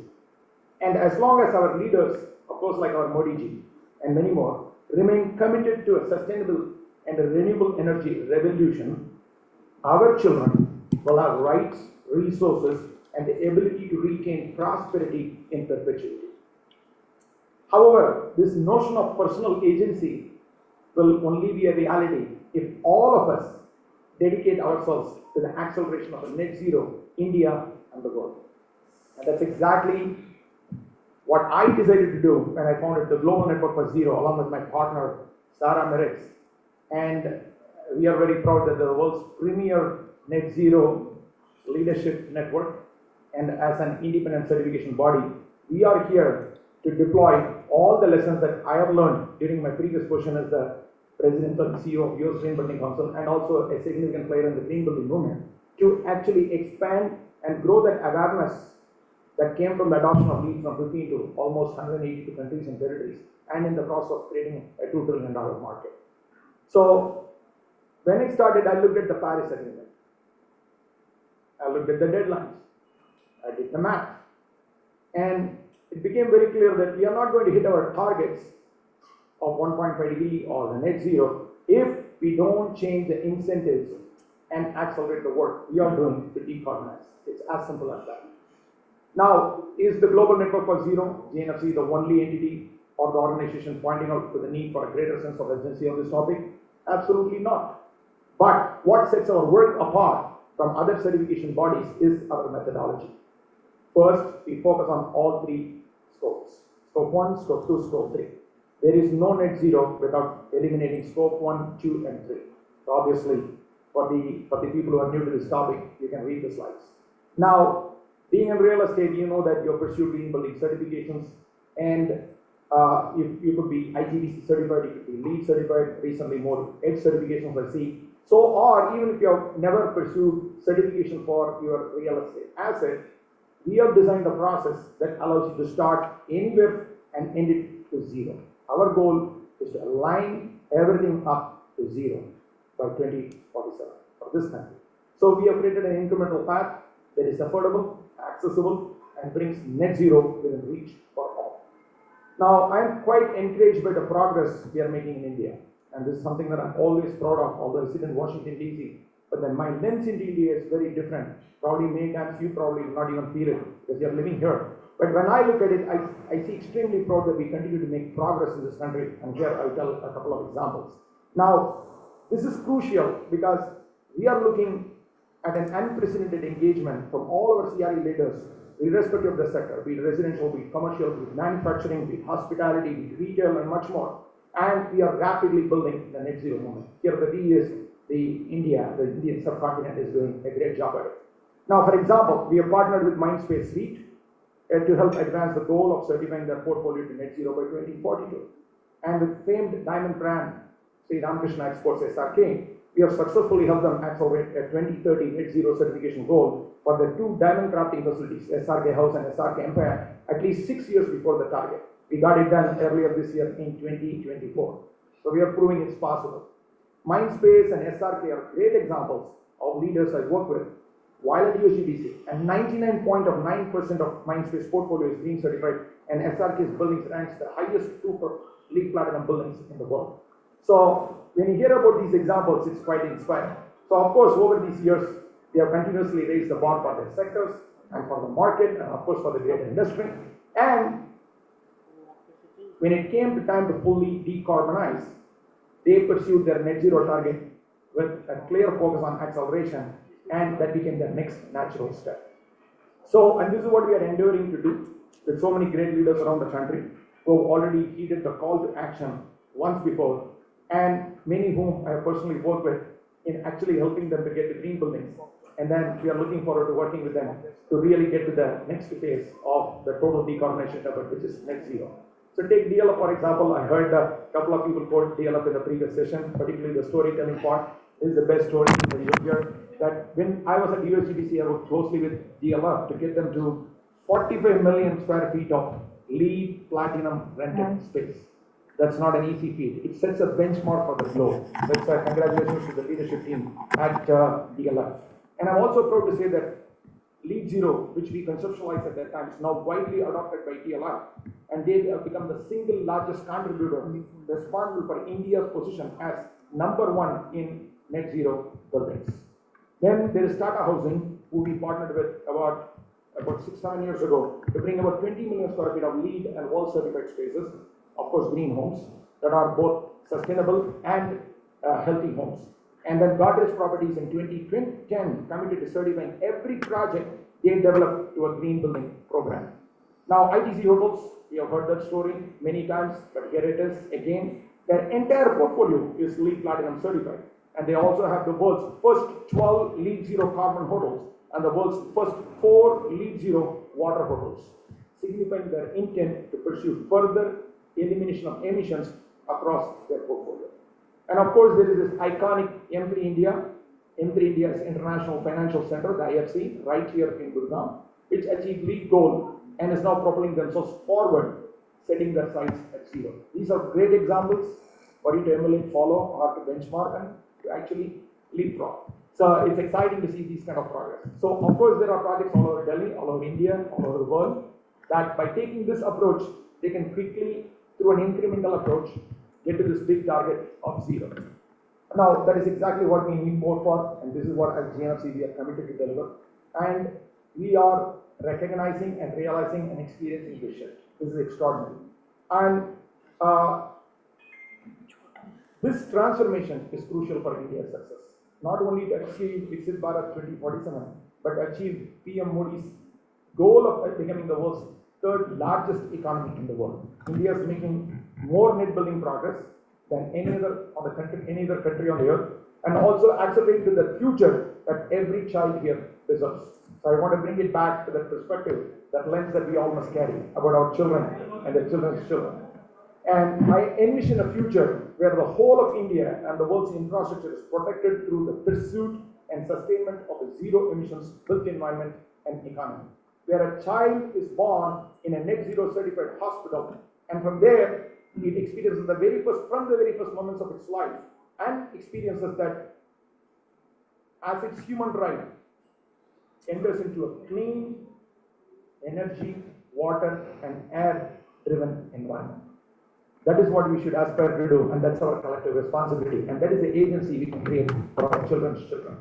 Now, it's also important that we don't have to make the current parents do or our parents did. That means their parents can raise their children with the support of a robust and resilient system and not in spite of existing systems, preventable crises, particularly climate change. So, but again, the future is only possible when we accelerate our commitment to one another, and we scale our efforts to net zero, not just with one building, not just with one block of buildings, not with one group of company, but the collective built environment of the Indian subcontinent and the rest of the world. I know it sounds like a lofty goal, but the truth is, it is. So, it's not a moonshot either. So, we must do everything we can to reach everyone here, everyone outside, to move that needle from where we are to net zero. Because that's a responsibility we collectively have. Thank you for listening. Join us, do the good work with us.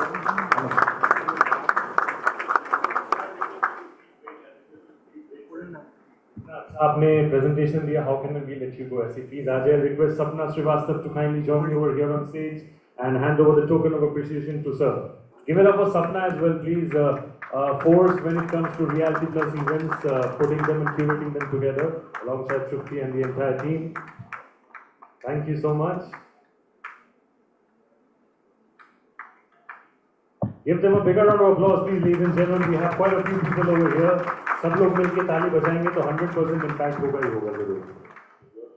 Thank you. All right, so we'll quickly move on to the next fireside chat. And I believe our speakers are ready over here. Sapna, we have all speakers ready? Okay, thank you for that. Go ahead.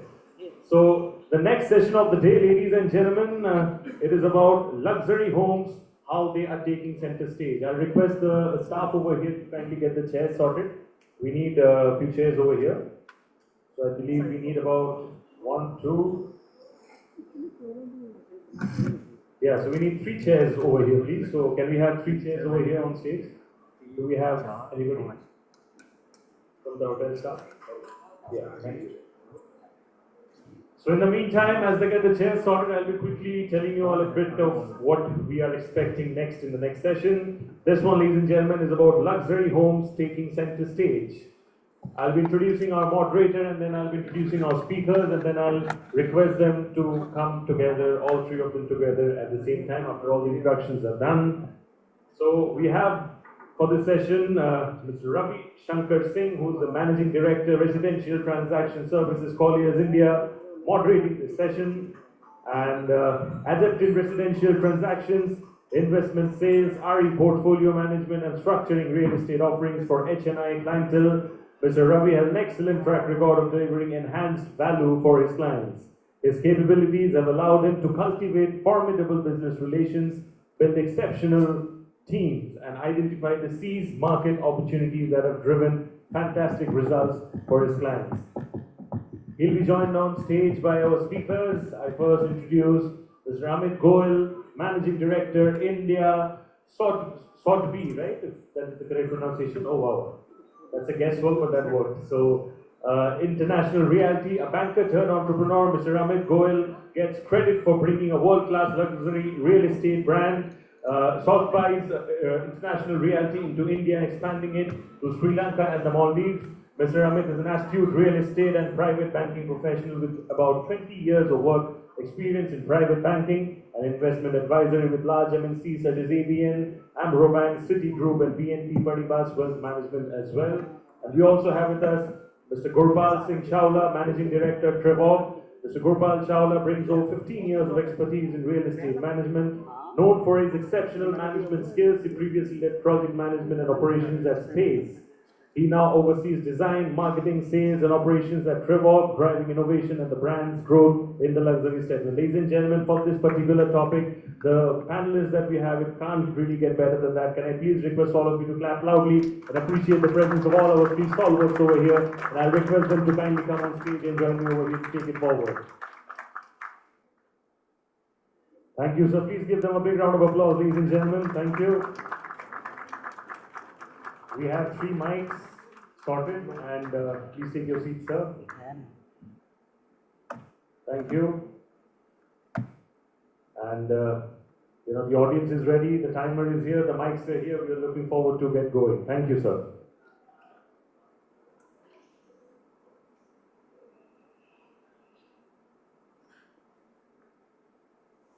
Hello. think you should start by luxury, not hello. Good afternoon, everyone. The introductions are done, so I'll get straight to the point. We've witnessed a humongous rise in real estate sales as well as property prices last 2 years. And this has been across the country. So the idea today is to just rediscover the main reasons behind it.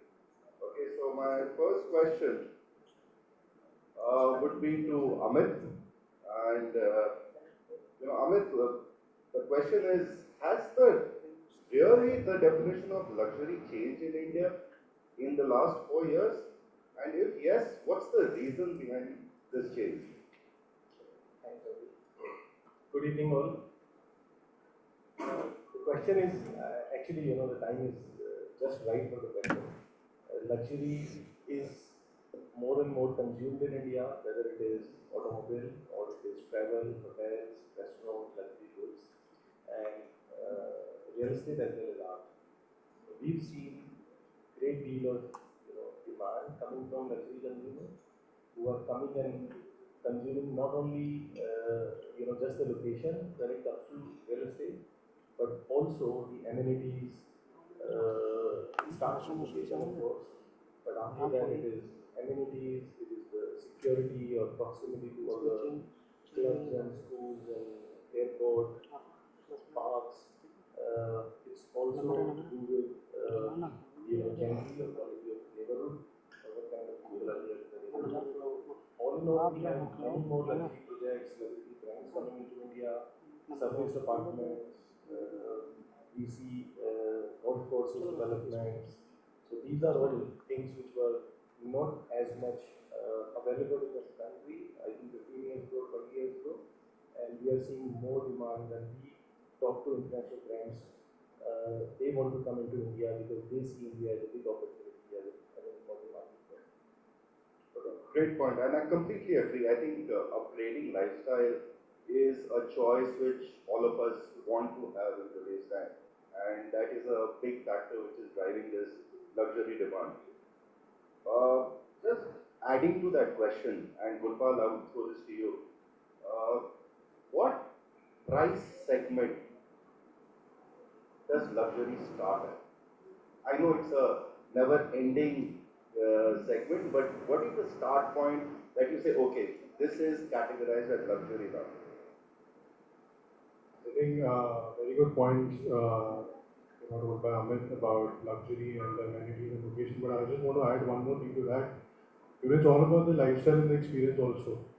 Today, whoever is investing in the developing projects and upcoming projects, so they need that the projects have the lifestyle that they cater to and the amount of money they're putting in. Now, coming to your question, the price, I think that's a very wide question. Why not give luxury dwelling units or apartments to someone who wants to invest 2 crores? Why just about 20 crores, 30 crores, 50 crores upwards? So everyone's putting their hard-earned money. So I think for me, luxury starts from 2 crores itself, because we as developers have to be responsible enough and give them what they deserve and where they put their hard-earned money. Great point, thank you. Next question, Gurpal. Apart from infrastructure development and strong GDP growth, what are the other factors driving real estate demand? I think the young population of India, the population plays a very important role. Today, if you see Gurgaon, like the major population is under 35 years, and Gurgaon is growing so much. The companies, like such big companies and all the MNCs want their offices in Gurgaon and everywhere. So these people, their salary pay packages are going, their earnings are going up. People are investing everywhere. So hence the demand of houses and the demand of luxury apartments. So I think that's one of the major forces behind increasing demand. Okay, thank you. Now, Amit, I'll come back to you. You've been consulting, super HNIs on their investment portfolios and you guide them on how to make good investments also. Which micro markets in all are you most bullish on and why? Delhi NCR clearly is the winner because this is where most of the large multinational corporations are housed. This is where you have best of the best schools and colleges, educational institutions. The government is here. In particular, we've seen Golf Course Road on Gurgaon really do well. We've seen Central Delhi, South Delhi, few pockets do extremely well. Colonies like Golf Links, Jorbagh, Nagar, Malcha March, Chanakya-Puri, we've seen great deal. And also, we've seen interest in the farmhouses over the last few years, especially because of lifestyle upgrade aspiration that most of our clientele has.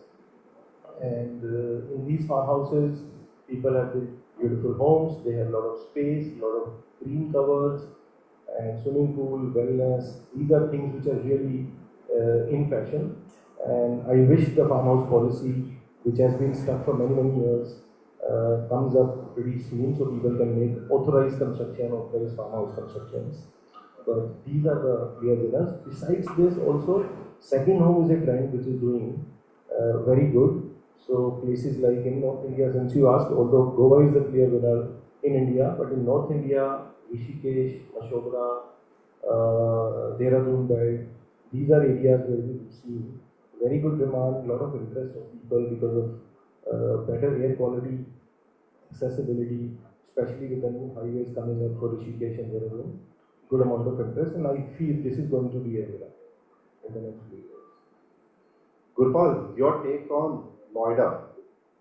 We have seen a lot of traction, especially in the new launches that's coming in that area. It's being lapped up within a week of the launch. And we are seeing pricing in Noida very, very comparable to Gurgaon. Okay, so what's your take on that micro market? I think when we talk about Noida, I think the first thing comes in my mind is the infrastructure, the road connectivity. I think the government there has done a fab job, even though we are in Gurgaon, but the infrastructure in Noida is absolutely excellent. So that is one of the best parts. And yes, the international airport, Gurgaon has the benefit of international airport, but now coming up with a new airport there. So that I think is the major driver for demand there, and overall people are earning a lot of money, so they need new houses. So they don't mind traveling 15-20 minutes down, half an hour down there, workspaces, but they get the best for the money investment that they have done. I agree. I think Noida for a very long period was constrained to the size of the apartments. There was very little supply in that micro market. It was ending at about 2,000 square feet. And I think now with the 3,000, 4,000 square feet apartments, there is a clear demand for that category of luxury homes. True. Yeah. Also, just to add, Jewar Airport, the new airport which is coming up, is going to add a lot of value to the whole ecosystem of Noida. Absolutely, and I think it's the business community, especially who work out of Okhla and Noida, who have shown great interest in that micro market. Gurpal, question for you. 20,000 per square feet has become a norm in all the new launches, irrespective of the micro market. I think it's the new normal. Exactly. So, where do you see this pricing going in, say, a 2 to 3 year horizon? And do you think, what is the growth expected? And do you foresee any product augmentation in time to come? So I think as far as the real estate investments are concerned, one should always, think of long term. So if somebody invests in real estate thinking for a 3-year, 5-year, 7-year horizon, I think this is the best asset class where people are going to make money. So going ahead, from last 2 years, we've seen exponential growth in the prices. That's because they were stagnant or they were low for the last 4-5 years.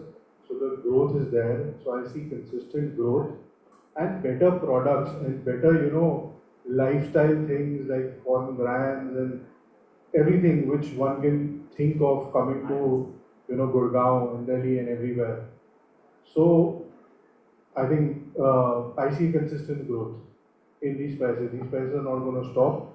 And yes, on product augmentation and everything, see, you can't just be blindly be dependent that now this is a new normal, so just make whatever is coming your way. I think you have to make good products because people are putting in hard-earned money. And once the good products are conceptualized and delivered and the trust is there, so nobody even asks the price. I don't think on Golf Course Road today anyone asks the price of DLF apartments. They built the trust over so many years. So if it is a DLF product at Golf Course, done. Amit, your views on the pricing? I think we are still long way to go when it comes to international pricing standards. So most of the luxury projects, Ravi, if you look at any of the developed nations or gateway cities, we would look at least $2,000 a foot, pricing, which goes up till $6,000, $7,000 a foot. A few months ago in Dubai, Dubai Sotheby's International Realty office sold one penthouse at about $5,000 a foot. Right, so in India, if we are talking $20,000 a foot, we are still talking $250, $300 a foot. So I think looking at the cost of land, cost of approvals, cost of construction, all put together, the prices are meant to go up as the economy is growing. We all know that the inflation is high in our country. When we are growing at 7%, inflation at 7%, pricing is something which will go up, and there is enough and plenty of demand and growth where affordability is also being created. But at the same time, India still has a very low per capita income. Totally agree with you, and I wish this was as well. Okay, Amit, to you. I have some data points which I would like to share here. US and UK on an average sell about 4.5 million homes every year. China, being an outlier in everything that they do, sell about 9.6 million homes every year. India, in the top 7 cities, we are still a couple of lakhs a year. I think 4.5, 5 lakh homes is what we are selling in the top 5 cities. How do you see this going forward? Do you see we catching up to these developed nations in the pace of sales? Or do you think the Indian market is going to be kind of stagnant around a couple of lakhs a year, at least in the top cities? That's a great question, Ravi.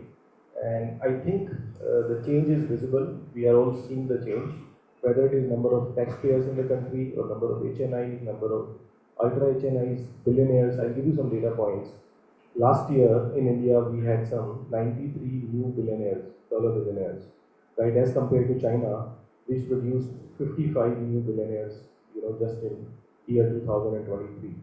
So the number of billionaires and millionaires is increasing, and the wealth is also getting distributed into the lower end of the pyramid. But there is a long journey, as you said, 9.6 million and 4.5 million. Also, the data needs to be collected all across the country, not just top 7 cities, because this is where the population is, staggered or based.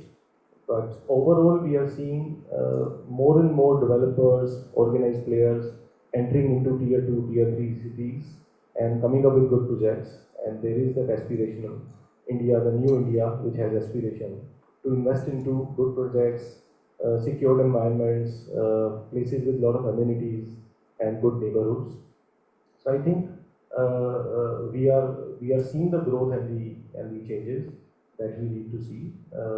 Still, we are lagging behind by miles. Good thing is there is good change. Gopal, your take on the pace of sale? I think the data that you told right now, I think that also answers all the last questions, right? That the price points are set to rise because as compared to other matured markets, the inflow of units is so less. And the young population in India, so population is playing a very good role. People want to, skill up. People want to get better education, make more money, invest more money, and then till now, single family homes or nuclear family homes was not the norm here. So which we are now seeing everyone. The people working in tier 2, tier 3 cities, they're shifting to the metros. So they need houses. So I'm sure we'll catch up. I can't say at what rate, but I'm sure in the next 5 to 10 years, it'll be a fast growth, catching up to this unit size.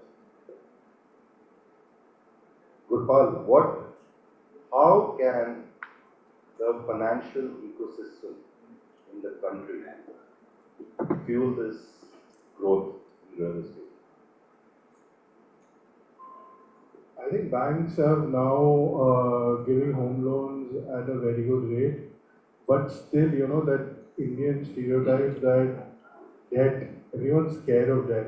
But for properties, you see UK, you were talking about UK and you see China, there's 80% finance properties, 90% finance properties. People have hardly any equity of their own, and we were right behind in the room. We were talking about just interest payments and not EMI. So that stigma of taking debt on your own house is still there. But once we modernize and we are okay with this, thing of taking debts and growing, so I think it's going to grow leaps and bounds. Okay, last question. What is the NRI contribution to real estate sales? This is the much, everyone wants to know how much are NRIs contributing to purchases in India and what are the interest levels? And what are the driving factors which is bringing them to India when it comes to real estate investments? Absolutely, it's for you. I think that's an interesting one, and we work with a lot of NRIs.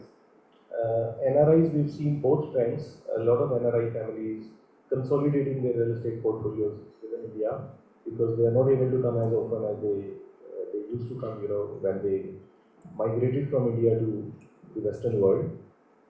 And many properties which are owned by families, multiple siblings, multiple family members. So there is, that interest, people consolidate those, distribute the sale proceeds among the family members, and then they buy more modern projects, modern amenities which are easy to maintain rather than having those homes in the city. Like we see people selling in Basant Vihar in Panchi Park, NRI population, and go and buy into high-rise condominium buildings where they don't have to worry about service, maintenance, they just lock it and go. At the same time, interest of NRIs buying in India is again quite a lot because of their parents staying in India or wanting to continue to stay in India. A lot of NRIs we also see wanting to retire and come back to India and settle down because of their family roots, their love for the country, and also it's much more affordable as compared to those hotels. On an average, we see about 15% sales into new projects being bought by NRI. Do you think that, what little that I have studied the market, I see a lot of NRIs today, going on short-term assignments abroad, especially to the developed nations, and typically 5-7 year time horizon. So is the bulk of the demand coming from these people or the people who are already have a US or a UK passport, buying into India? It's very difficult to, differentiate that because most of the people when they come and buy, you don't know. But majority in our experience, we've seen people who are based in the overseas countries for the last 10, 15, 20 plus years.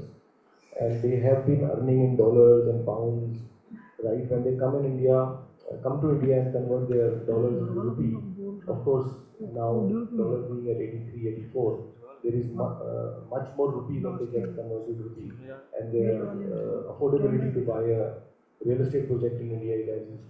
So we see more of those, less of short-term assignments. Gurpal, I also see a lot of NRIs actually investing in India from an end use perspective, especially the senior citizens. And because of the harsh winters they normally face in, especially the West, they like to spend 3 to 4 months of the year towards, I would say, the December to February period in India. Now, what are we doing differently when we are trying to sell real estate to these clients? I think the quality of developing that are coming up, now 5, 10 years down before this, nobody believed that such beautiful buildings and apartment complexes would come up providing such good amenities. So today, these senior people, senior citizens coming back to India and everything for their homes and staying here, because the kind of apartments or complexes they live in US and UK, now they're getting the same quality and I would say even better. And what best than coming back to your own country, having people who you've lived by so many years and all your, as they call, family members, and then still enjoying the amenities and the benefits and the luxuries of foreign country. So it's not just the senior citizens, like established NRIs, they also want to buy houses here, and as Amit said that with combined with their earnings there and selling their ancestral homes, they want to invest in group housing, in apartments, luxury group housing, and now they have the confidence that developers can give them what they get back home, and everything is just at a click of a button. Like it's just living in a hotel, like everything is serviced, no tension, no plumbing, no mechanical, nothing. Everything is serviced. You get food at one call. You can entertain your guests. So and it is to grow. Great. I think we have pretty much covered the future of luxury in India. Thank you so much for your time, and I think we're done. Any questions from the audience?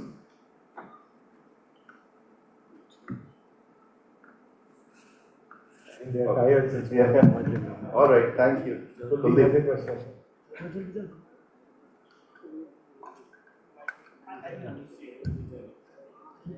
How do you see customer experience changing in luxury? I think luxury has gone beyond materials, 9 feet doors, quality. It's gone well beyond that. Certainly in other markets. I think India is already changing. I've seen that in Bangalore, to a lesser extent, with the limitations in Mumbai.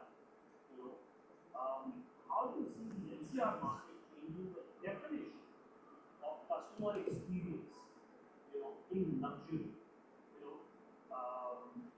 That's one. I think the way, if I may take that before Gurpal, Yeah, please. I think that was pointed at you as well. I think the way today. To you when you start selling, higher value apartments. We're learning. Good question, Kuldeep. Great question. I think the way today the whole ecosystem is created when it comes to the central apartment, the experience center, clubhouse. So today, before the apartment buildings are ready, the clubhouses are ready and open. Right? That's the change in the positioning of how luxury is positioned to customers. When they come and see the site, they not only see the location, they also see the aspects, the views, and the amenities which are already created. Some of it is already open and operational, and the kind of AR VR tools today we have, branded residences or tie-ups people are doing. So these are things which are really different as compared to the 10 years ago or times 15, 20 years. If I may just add to that, Kuldeep, I think the most important thing, apart from what Amit just said, amenities and the way you market and position is important. But the super luxury segment, one thing that they look forward for is the community they're getting into. And if that is positioned correctly and they think that they will have like-minded people from a community they would like to mingle with, that's a big driving force for them to make that decision. Well, thank you, Ravi. Thank you, Gopal. Thank you, everyone. Thank you so much. Thank you so much, sir. I'll request all of you to kindly please wait. Delhi, apna jalwa please dikhao aur zor se taali please, everybody in the house. Thank you. I'll quickly request Mr. Rahul Bansal, co-founder from Propacity, to kindly join me over here on stage. My dear friend, to hand over the token of appreciations to all of them over here. Give it up for Rahul as well, please. He does a great job at Propacity with everything that they do. Thank you.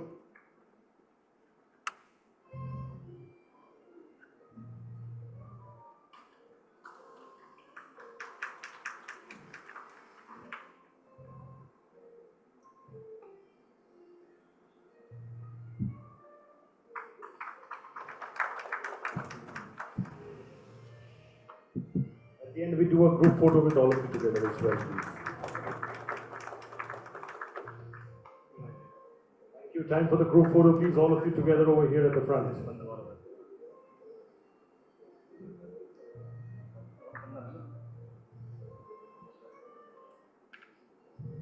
Wow, nice. Thank you. Thank you so much, all of you. Thank you so much. Before I quickly move forward, time jo hai, dekh raha hu main.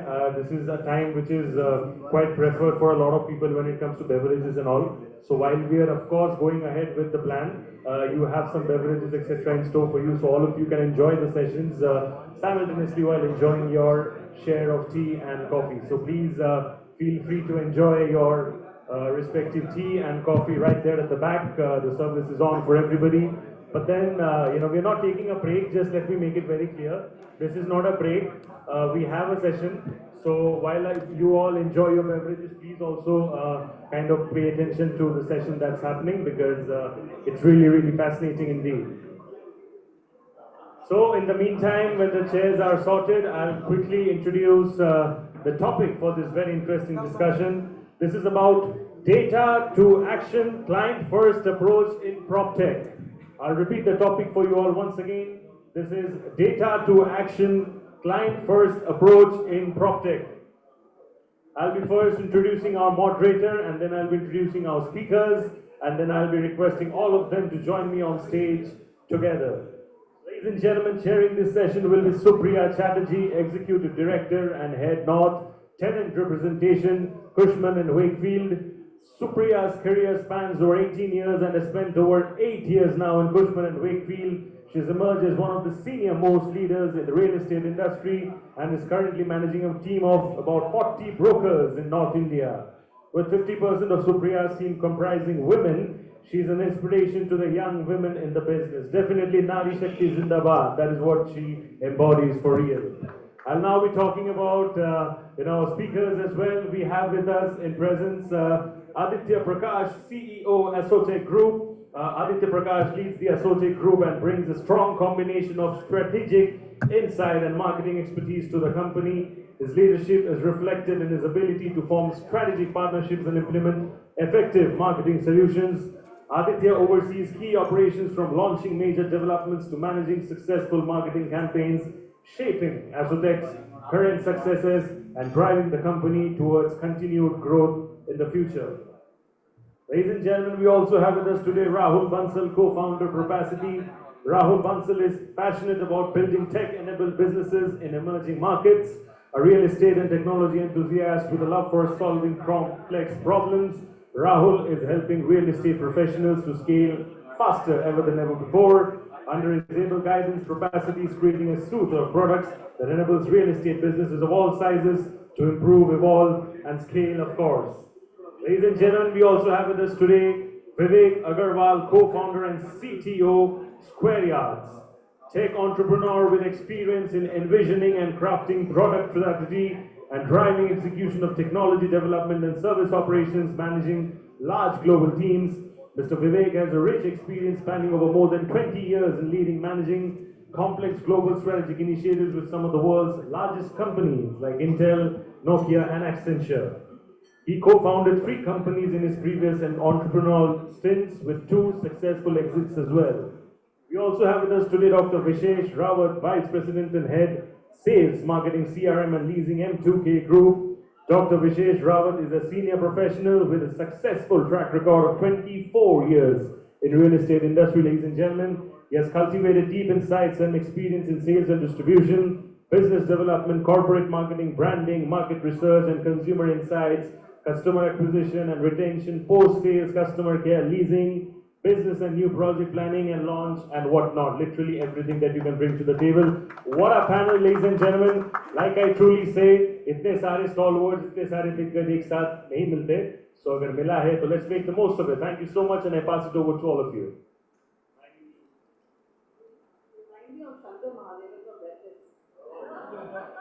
That makes me breathless right now. On that note, I'll leave that compliment to myself and I'll take it forward. I'll leave it to you to take it forward. Thank you.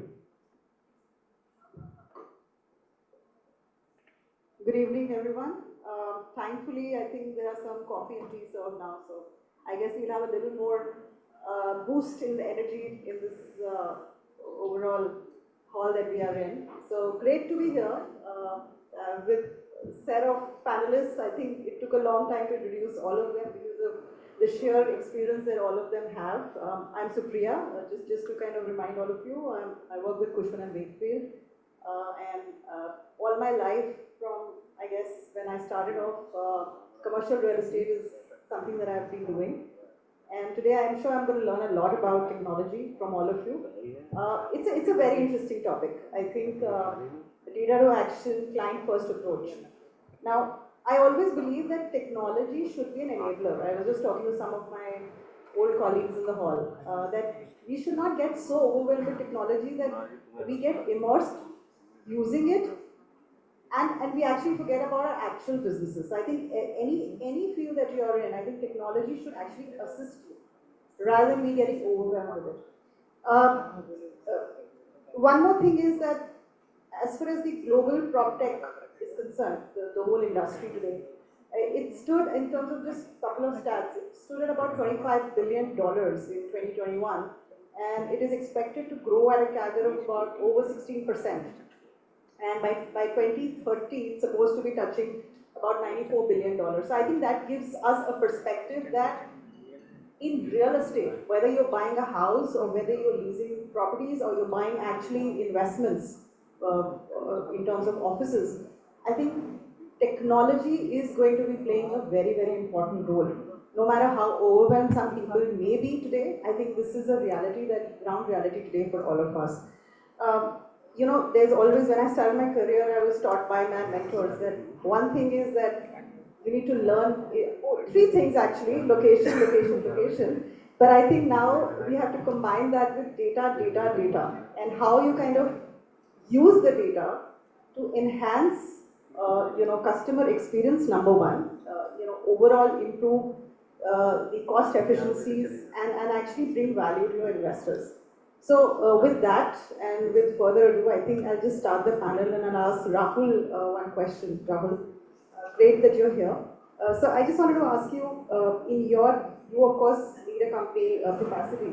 How are you using technology to put the client first? In other words, can you give us an example of how you're using technology to deliver tech-enabled, personalized services to clients? So that's a beautiful question and a very relevant one. First, I think it's important that I introduce myself. Hi, I am Rahul. I am the co-founder and CEO of Capacity. And why the introduction is important, because the set of clients that I essentially work with are not present in the markets that we are sitting in right now. So I work with clients across 18 plus tier 2, tier 3 cities in India. Haridwar, Vrindavan, Jammu, Ongole, Coimbatore, a lot of cities that you might have not heard about.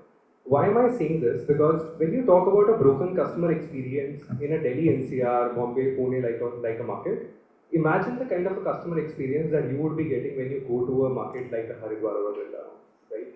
So the existence of Capacity was primarily around three things: that hey, we have understood that money is moving from tier 1 to tier 2 cities.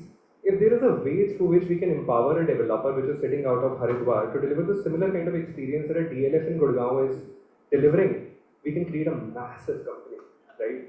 And over the last 2.5 years, the maximum amount of acceptance we have received not from the corporate offices of this entire world or the corporate real estate developers, but primarily from these lalajis sitting on a land parcel, really wanted to make it large and accepting that boss, you want to take it and own the world. So I work with developers across Haridwar and these lalajis sitting with a 100-acre land parcel coming to me and saying, "Beta, kya karoge?" And we create magic, right? So we bring a beautiful combination of a story, beautiful combination of more than 10,000 real estate channel partners which use my platform called Propacity Plus. You should all download it, you will love it. It's absolutely free. And also this beautiful combination of technology and blend it together and accelerate price and velocity. During this entire process, we are also able to create a lot of ready demand, which becomes the source of data for multiple creators of land or other developers in that micro market and participate in nation building. So ideally, when a company like ours take up the onus that, hey, we want to be partnering with the creators of tomorrow, which are developers, two of very beautiful developers are sitting across me, magic happens. So Propacity is trying to create magic in the cities that need the most. Thanks, Rahul. I think there was a nice plug in there. You should be in marketing as well, so great. Now the question is to Aditya and Vivek. I think the question will be quite relevant to both of you. I'll ask Aditya first. How has digitalization improved process efficiencies and transparency in documentation and transactions among home buyers? What's your view on that? First of all, I would like to thank everyone here for this wonderful opportunity. And again, I would like, just like Rahul, I would like to introduce myself. I'm Aditya Prakash, CEO of Esotech Group. We're primarily into residential developments and we are working in 7 different states of India. So coming to your question, I think there has to be a first has to be a fundamental explanation of what digitalization truly means. I think a lot of key stakeholders of our industry have this certain misconception between digitization and digitalization. I'm sure Rahul is also from the tech background, he'll agree. Digitization, what it means, it means suppose you're doing your bookkeeping entries on a notebook, and now you're doing it on an ERP software or a tally. That's digitization. That's not digitalization. What digitalization means is, if my accountant is doing bank recon every day or every end of the month, that's a manual process. Can that be digitalized? Can my auditing be digitalized? So this is just back-end operation that I'm talking about. But coming to the central customer-centric approach, in terms of digitalization, what I see in my company as well that I'm trying to solve in a lot of other companies as well, because we're in 7 different states, so we're in touch with a lot of competitors in tier 1 cities, tier 2 cities. Most of them have faced the same problem, which is there's a lot of duplication of work. And what I mean by that is, suppose I'll make you go through a customer life cycle very quickly. When a customer originally comes to a site, let's say, and maybe they'll meet a channel partner, maybe they'll meet a direct sales team member, and first they'll make them fill a huge form. Okay, what do you want, and blah blah blah blah blah. Then once the customer is ready to invest or ready to buy that particular property, then they will make them fill an application form with the same information they have filled in before. And then after that, maybe a couple of days later, when they are again at the site and they're filling in the sale agreement, they're filling in the same information again. So real estate, what I've seen specifically in this process, there's a lot of duplication of work, which is not necessary. And I believe this can be solved through digitalization and by integration of different softwares. So suppose if I've onboarded, let's say, aggregate channel partner like Propacity, and they must have their own application where they'll be asking customers to fill in the data. I have my own ERP running. So instead of making my customer fill in 2 different forms, I'll just ask Propacity to integrate with my software. So that is one thing that I believe a lot of people miss. And we are actually focusing on that. Another thing that I've personally experienced, so I'll give you a personal anecdote. So I've recently invested in office space in Noida, I'm not naming the developer, just to see what kind of experience are they giving. They are a very top-tier developer, very well-known, big marketing people, lot of budget. The experience that I got was, so I think I invested last year. It was a newly launched project, and I paid my first 10%. The same, I think, process. I had to fill in 3 different forms, same information. I got my let's say confirmation of booking or receipt 60 to 90 days later after paying. And I believe that's a norm for a lot of customers. And I'm sure everyone here is active on LinkedIn. Every day you go on LinkedIn, you'll see an article. A professional will be complaining on LinkedIn saying that I've invested this, there's no communication from your CRM team side, your sales team side. There's a lot of malpractices going on. And they've been naming a lot of big developers. So I believe a lot of these issues can be solved through digitalization. And I'm not saying these are predatory practices, all of that is okay. Most of the time it's, so there's a term called Occam's razor. Occam's razor basically means that instead of clearly saying, okay, you are at fault or you are the person who's misleading, the real estate mein, a lot of people have this misconception. He's here to loot me. Or Occam's razor basically means that the simplest answer is somebody made a mistake. So I believe this is the approach that we have taken as SFA, that a lot of these issues come up because of mistakes. And digitalization can solve these mistakes. The more manual a process will be, the more mistakes it will have. And nowadays, through the technology advancements, through AI, what we have, I think we can create a very robust system where we can put the customer first, where we can create a very transparent system, and a lot of issues can be solved through that. Thanks for that, Vivek. Yes, so when we look at digitization or digitalization, so we look at the value chain. So value chain from our perspective is that a customer is first doing a search and discovery, which has become digital. Almost like 90% of the real estate searches originate online. So our website also has a fair share of traffic on that. But once an inquiry is made on a website, then the journey of a customer is that some agent is going to call the customer, they're going to understand the requirement, they're going to meet them, they will take them to site visits, they will do comparative market evaluation, and then finally they will do the booking. So this entire process from a lead generation to the booking, this process is not completely digital because it moves from online to offline, right? And then again from offline to online. So what we have done internally is, and we have invested like a lot of resources in making this entire process seamless, where the journey in the offline world is also reflected in the online world. So whatever is happening, so let's say a salesperson is calling the customer, right? Customer wants to know like, what is my next action, right? So that is there on the app.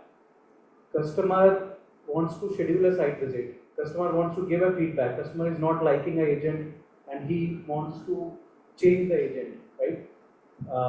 In between we send a lot of personalized recommendation based on the customer history, what he was browsing on the website, what kind of interaction he has on the sales with the salespeople. We even do AI sales calls analysis where we actually derive like what this customer actually wants, and we do it on scale, right? We have 7,000 people doing probably 200 calls a day to customers. So we analyze all these calls and we segment customers into different buckets, and based on that we send personalized recommendations. So this entire process, and we record all calls, we do analysis on those calls, we improve the quality of those calls. So all this process where the salesperson is interacting with the customer is being aided with the help of digital to make it more efficient, more productive, and have a better customer experience. Now once the customer decides that he has shortlisted a few properties, so again we acquired a company called PropPR in 2021. So we are digitizing that experience also, so that most of the people will visit the site at least once, but right now what's happening is they will again call their family, their relatives, right? Because it's a hard decision for them. So through AR and VR, we are trying to reduce those repeat site visits, right? So if you have seen the project once, at least you get a personalized link where you can analyze the property in AR VR, and then once the booking is done, again, what Aditya was saying, the process actually moves to the developer side. Rahul was saying about developer experience in tier 1 cities. I'm sorry to say, but that is not up to mark, right? That is not what it should be. As Aditya was saying, that it takes around 60 to 90 days to confirm a booking, right? Even for things like if I have done a payment to the customer, right, it takes 15 days, right? To get a mortgage, right? If you, like most of you have bought cars, right? If you walk into a car showroom to buy a car, right? You walk out of car, you get loans done instantly on the spot, right? What you're buying a 10 lakh rupees cars versus you're buying a 1 crore rupees property. Just imagine the experience that you are having at the developer side, right? You have to sit in the queue, you have to fill multiple forms, you don't know whether your loan will go through or not. So all these processes, we have been like working with developers, and companies like Propacity and other companies are also working with developers to make those processes smooth. But I think there is still long time to go to completely digitize those processes to make the customer experience better. So I think most of our efforts from the PropTech community should go into making that post-sales purchase and even the post-buying experience handover till possession. How do we make that better? I think that is a good opportunity to solve for a lot of PropTech. Thanks, Vivek. I think a lot of our audience will actually agree to this, that probably it's the beginning of how technology is being used to enhance customer experience. I think the number one point that I am taking away is that till your customer is not getting the experience, no matter how much technology you use, it's actually not going to be useful. So technology has to be user friendly. And Dr. Vijesh, just to add a question to what we are actually discussing, how do you see PropTech, being part of M2K and leading it? What do you think, how the future is going to be for PropTech? How do you see technology enabling the fact that people are actually going to reduce, I'm not saying completely get that out of the way, but reduce the physical, I would say, burden that they have, either to buy a home, office, any kind of real estate that they're looking at. So what's your view on that? I will start from, previous, like 5 to 6 years back, things were very much like Aditya said. Even giving confirmation that the booking is accepted were taking 60 to 90 days. But because of this PropTech, now things are very much fast. As far as my team state is concerned, once application and check is received, it need to be entered in the bargaining system, and booking need to be done. Within next 3 days, once the confirmation of check clearance is coming, in next 3 days, the receipt and everything needs to be dispatched to the customer, and same is updated on the Farvision as well. And Farvision is, integrated with website also, where the customer can go and log in into his account and he can see his own receipt that his booking is accepted, and now he is having a property there. So things have been changed really due to PropTech. And at macro level, if I say, PropTech things have, really enabled real estate right from the first stage. First stage in real estate is buying land. So when you go out to buy land, now it is more, aligned because of drone shoots and all property details, markings are available online. पहले सिजरा उसको बोलते थे, सिजरा and other things, it was very difficult to, for a common man to understand the nitty-gritties of the land. Now it is far easier, it is completely demarcated. If you see Haryana land records, so it is mapped by road, and clear line demarcations are there. So there is very little chance that, there will be any difficulty from legal perspective with the right owner and all. After that, purchasing land will go for approval. So approvals also, these are not handy nowadays. Still, lot of work needs to be done because bureaucracy is there and they are undertaking still. But if I compare from 10 years back and today, I think it has improved by leaps and bounds. After that, we come for planning phase. Study. What type of product I want to come on with, residential, commercial.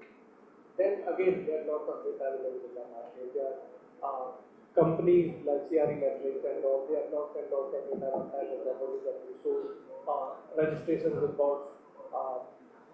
In fact, they are all commercial these reports also available on the website. If you obtain their subscription, they will give you a tag detail. In last 1 year, how many sale transactions have been done, how many lease transactions have been done, on what rate.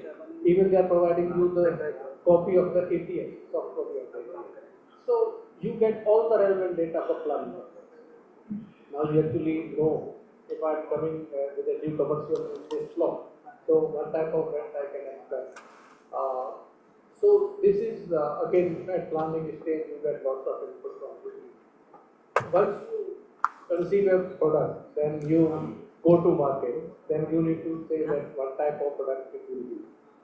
Then again lots of information available in the market. Again on Magic Bricks 99 acres, you can see what is the price in different micro markets, what type of customers are there, and what we can expect in the next 3 to 6 months when we are actually going to the market.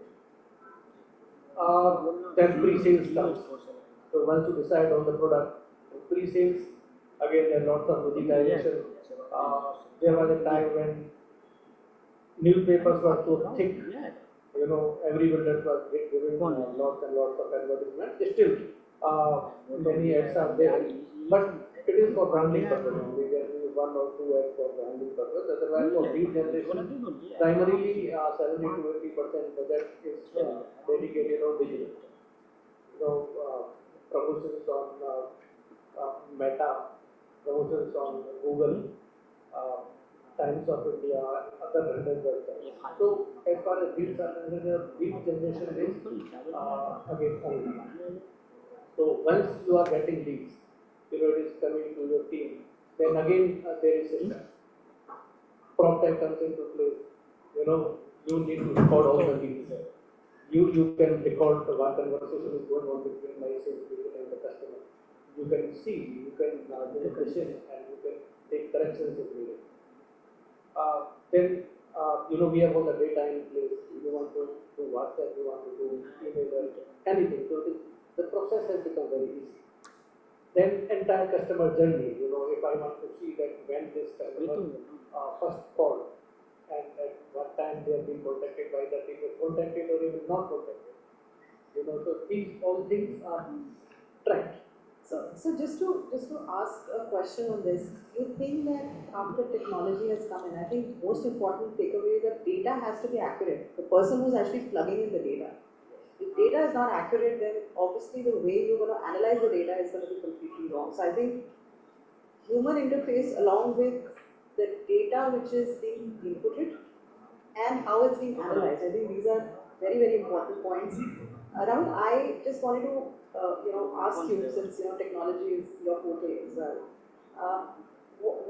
How do you think AI, and it's actually a question for all industries, and I'm sure we are all kind of grappling with what's going to happen to our jobs after 10 to 15 years.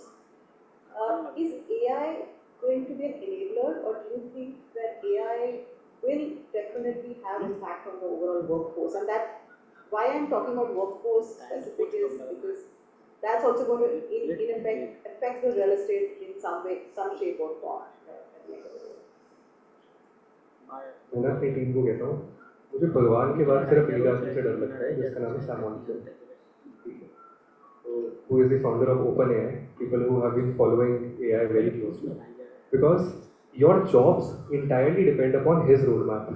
So if one day he picks up and says that we want to finish a 3-year long roadmap in a year's time, possibly the entire pre-sales in the real estate team will go away, right? So I have been following this entire space really, really closely, and over the last 10 years I have spent in PropTech.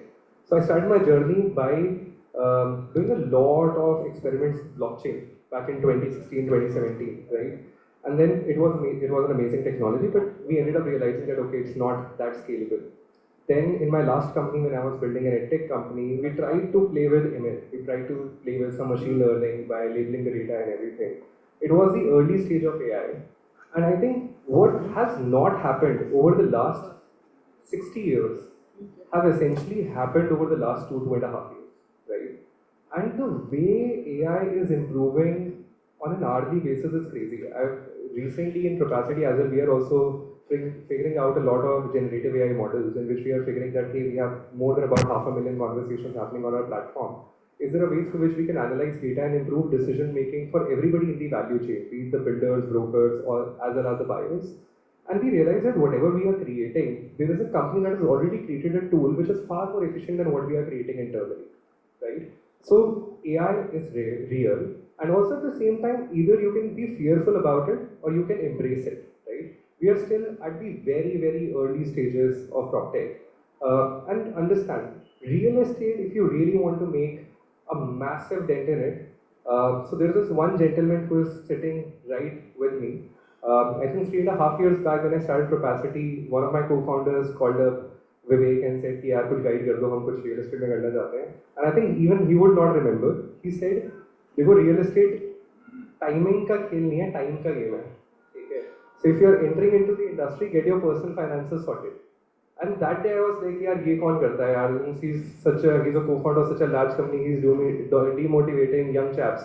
And then 2 years later we realized he was right. So why am I saying this in context with AI? Because time का game है. Lekin you have to be on the top of it, because unless and until you are not on the top of what is happening in this entire industry, you will be beaten by Sam Altman just by he launching one feature that will get plugged into a CRM like Capacity, and a lot of things are gone. Like you would soon see us creating models that can create amazing predictive analysis of for developers to what to build in terms of supply. Like I coming to you and telling you 200 apartments बना लो 1 BHK के पक्का बिक जाएंगे, right? That is the kind of power that data layered with artificial intelligence can create. And there is so much that is happening in text and voice. So definitely people who are essentially in pre-sales, so you should definitely take a look at some of the products that I will send you. So yes, I am very excited about what's coming and being a part of this beautiful fraternity. It's a great takeaway that what has not happened in 60 years, you're saying that has happened in 2.5 years. So we cannot ignore it and we cannot be fearful of it. We have to embrace it and use it to the fullest. I think we only have 3 minutes. Any last points by any of the panelists on, it's a generic question, and I have asked it, but what is the future for technology? And how are you going to, maybe Aditya, you can answer this, how things have changed in the last 5 years for you? And how do you think in the next 10 years things are going to further rapidly change? As Rahul was saying, that things are rapidly changing. So any last points? Sure. I'll be quick. If anyone else wants to pitch in. So I think my age is pretty young. So in my short experience, what I've learned is a lot of disruption happens fundamentally. And in all these conclaves, people used to tend to get carried away, talk about all these big words and stuff. But I think revolution happens at a fundamental level. And especially in the next 3, 4, 5 years, just like Rahul said, that pre-sales is something that everyone should look at to revamp, revolutionize, and blah, blah, blah. But I do believe that, again, when I talk about fundamental, the real estate fundamental is construction. So construction, there's a lot of scope of AI that India it hasn't penetrated as of now. But in countries like in continents like Europe, America, you have seen early adoptions in big companies. So I do believe that in the next 5 years, definitely, I think the softer aspect of real estate industry like sales, marketing, that will be revolutionary. That will be changed. In the next 5 years, you won't see courses that you see now in marketing in real estate. It will be completely different, new creators. But in the next 10 years, 15 years, we're talking down the line, I think construction, the core part of real estate, that will be greatly disrupted.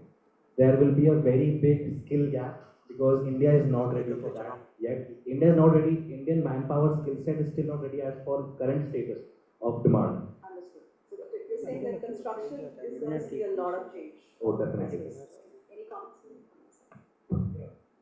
So So as I said to Rahul also 2 3 years back, I would say that we are still at a stage that we are just scratching the surface of technology or the industry as such, right? So in the next 10 15 years, India is going to get to a level of around 45 to 50% urbanization. Around 200 to 300 million people would move to cities. They would need houses. So real estate is not going anywhere. Now, when it comes to technology, I think the adoption, not only in India, even globally, real estate is a laggard in terms of technology adoption. Even if you go to US, go to Europe, and we have offices in these countries, we see there is some level of advancement, but things are not purely digital. So companies there are also coming up, but they are in countries like China, they are multi-billion-dollar companies created just out of technology. In India, we are one of the largest players in prop tech, and we have less than 2% market share. So we see like how immense the potential is, how much we can grow from here. So I think in the next 5 to 10 years, you would see not only multiple unicorns, you will see decacorns emerging in real estate space, in PropTech space, and probably I would say that there would be $100 billion companies created out of PropTech in India. Excellent. I think that's a great takeaway. I know we are running against time, but any 30-second comment from your side, Dr. Vishesh, on this? Along with AI, HI is always there. And in real estate, especially when ticket size is big, so human interaction will remain very important. Thank you. I think we've had a great session. Thank you everyone for joining, and I know we're kind of running against time. Already we have time is lapsed. So thank you so much for this insightful session. I think my takeaway today is that technology is here to stay. Embrace it with open arms and make the best use of technology in the domains that you are in, whether it's office, whether it's residential, land, whatever you are in. Technology is something that we cannot anymore ignore. What hasn't happened in 60 years has taken place in the last 2.5 years, and I think it's just going to rapidly keep evolving and changing. Thank you everyone. Have a good evening. Thank you so much for this very wonderful session. Please give them a bigger round of applause, ladies and gentlemen. I'll request all of you to kindly please wait, and I'll request Mr. Vijay Chaudhary, Chairman, Ramratan Group, and Dalmia Ramratan to kindly please join me over here on stage and hand over the token of appreciation to all of them. Give it up for sir, please, ladies and gentlemen. Thank you. Can we have the token of appreciation, please?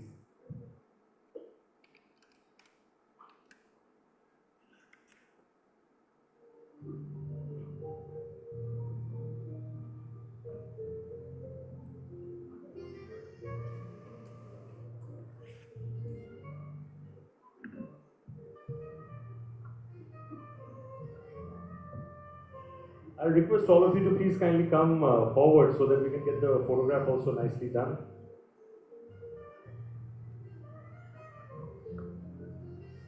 Photo अच्छे से नहीं आएगा तो सब लोग photographer को ही डालेंगे.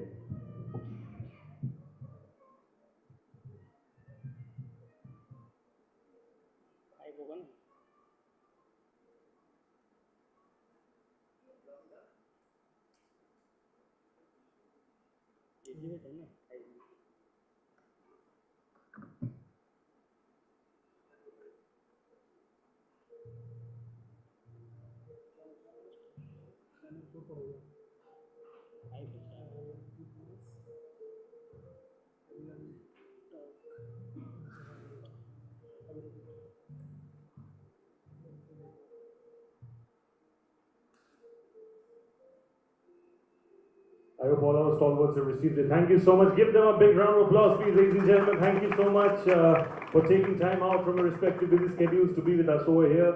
Sir, सिर्फ 2 chairs चाहिए होंगे यहाँ पे हम लोग, and we can remove the rest. All right. Interesting panel discussions, fireside chats, presentations, and whatnot. Truly making Realty Plus Conclave and Excellence Awards 2024 not a grand success. We will be doing the ultimate session for the conclave before we move forward with the awards later in the evening. We need one more chair as well, please.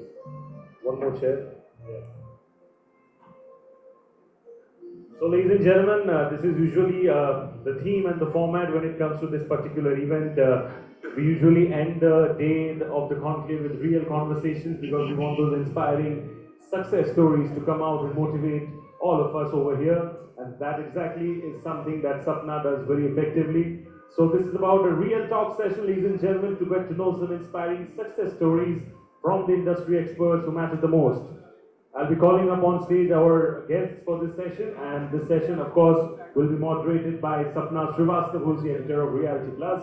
Our first speaker is Mr. Avnish Sharma, partner real estate, Khaitan & Co. Mr. Avnish Sharma has advised some of the major Indian and international companies along with advising the government of India on critical policy issues. Avnish has worked with the Ministry of Housing and Urban Poverty Alleviation Government of India in drafting subordinate legislation under the RERA and in drafting of model contract of PPP in the housing sector as well. Has extensive experience in matters of foreign investment in real estate, onshore and offshore structuring, development and collaboration transactions, local law advisory, SEZ investments, private equity investments and transaction management. Give it up for him, please, ladies and gentlemen. Aap log jitne bhi log ho, please make some noise and clap and appreciate. Thank you. We also have with us today Mr. Hardeep Sachdeva, Senior Partner, AZB and Partners. With more than 25 years of experience, Mr. Hardeep advises Indian and multinational clients across all sectors, including foundation, impact sector investments, real estate, retail, hospitality, e-commerce, education, technology, infrastructure, manufacturing, and many more. Mr. Hardeep has been associated with several landmark M&A and private equity investment and financing transactions within and outside India in both listed and unlisted companies and on numerous acquisitions and joint ventures, including cross-border transactions. Mr. Hardeep has been a member of governmental and other industry committees as well. And to lead this session going forward, we have Sapna Srivastava, editor Realty Plus, the most popular person in the room right now when it comes to Realty Plus and their initiatives. Give it up for Sapna as well, please, ladies and gentlemen, all of you. A big force to reckon with when it comes to Realty Plus curating these wonderful events. So thank you, Sapna, and I pass it over to you. Thank you, Shubhadeep. You've been very kind to our speakers and myself. So Avnish and Hardeep, they both are, as you just heard, they both are experts in legal. They are luminaries in legal profession, and you've been listening to a lot of the conversations happening, about sales and marketing, luxury homes, how real estate is doing. As legal professionals, so real estate is a very complex, I think, as a sector, just because of the sheer number of stakeholders that are involved.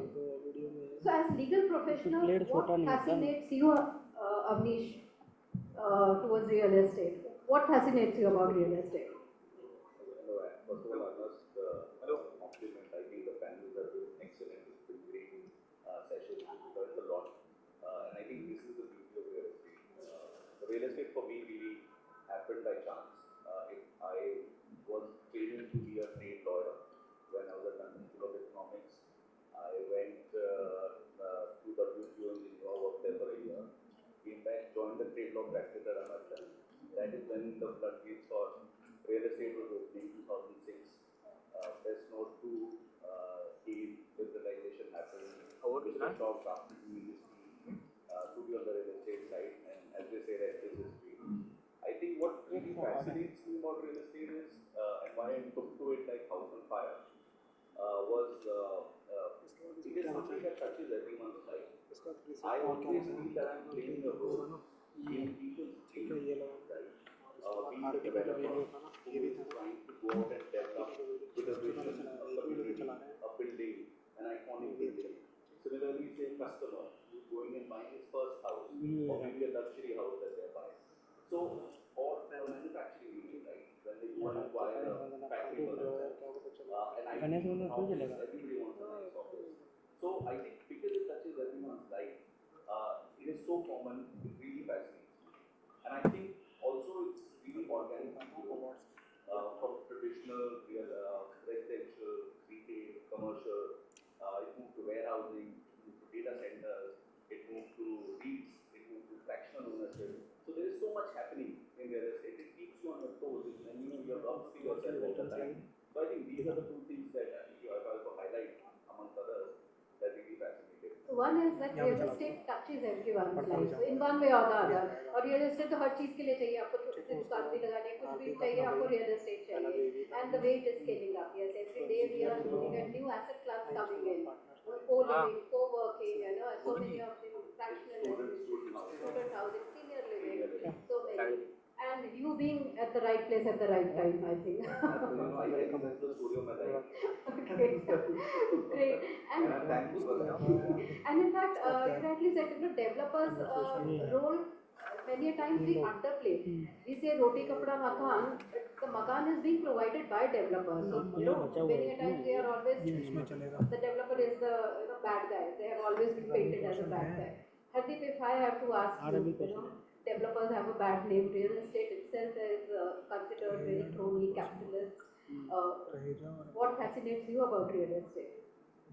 Tell you what, some of the data points now is that more than 75% of litigations in our country, more than 75% of litigations in our country, including all the backlog of cases, all the cases which are pending for 10, 20, 40, more than 75% pertains to or involves a dispute on ये तो उन्हीं सबका जो this is the role of lawyer in real estate. This is the role of lawyer, judiciary, judges, a law fraternity. One part of it. Second part is that highest number of licenses and approvals required in any industry is real estate. So imagine the role of a lawyer in real estate. So if you really ask, in my view, ask that how are developers handling licenses, approvals, consents, and environmental consents, lots of consents. In our experience these days,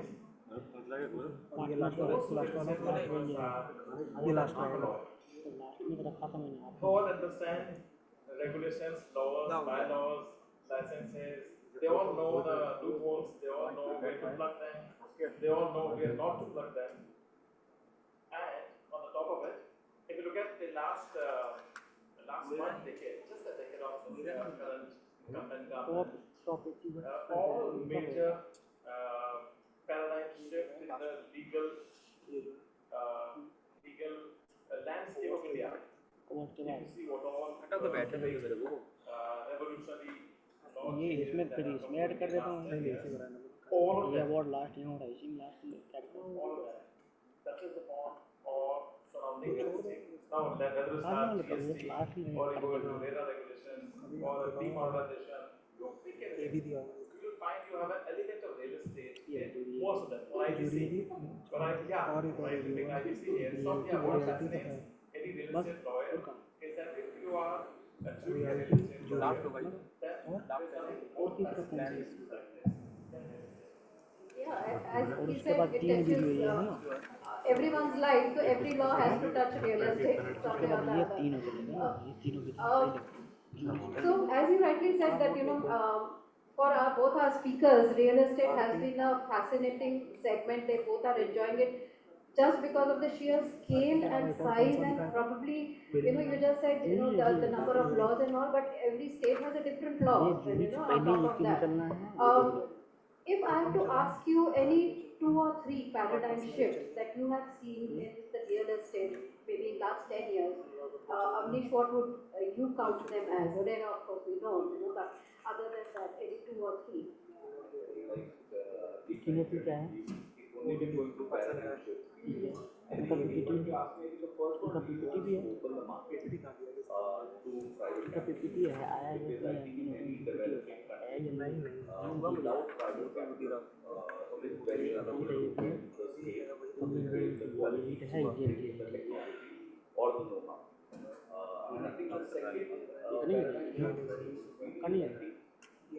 वो video में दिखाना जो दूसरा दिखा रहे थे video में 2 दिखा थे ना बात की दूसरा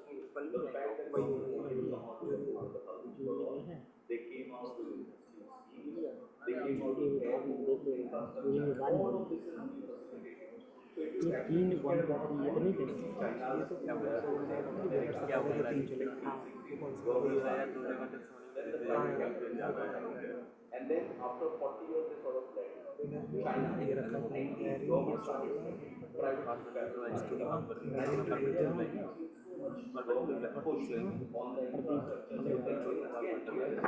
बीच में जगह तो देते पता कर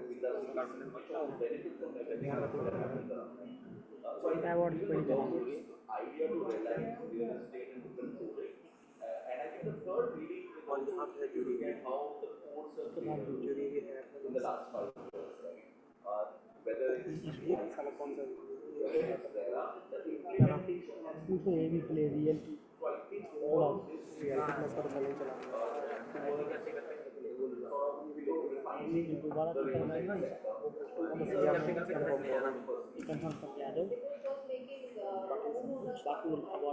realizing that they are also, stakeholders. That was another.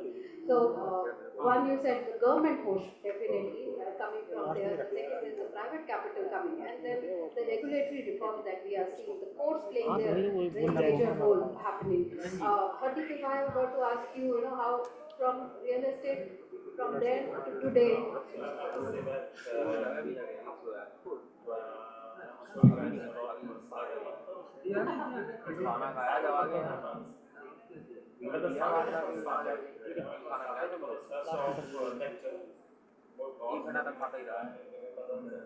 अभी भी सबसे पहले है ही पटाखा कौन सी है क्या विनर है ना ये है ना कौन है वीडियो अभी मैंने क्या काम एक दो बार चले गया हटा दो वीडियो नहीं चला वीडियो पेज पे चल पाती हटा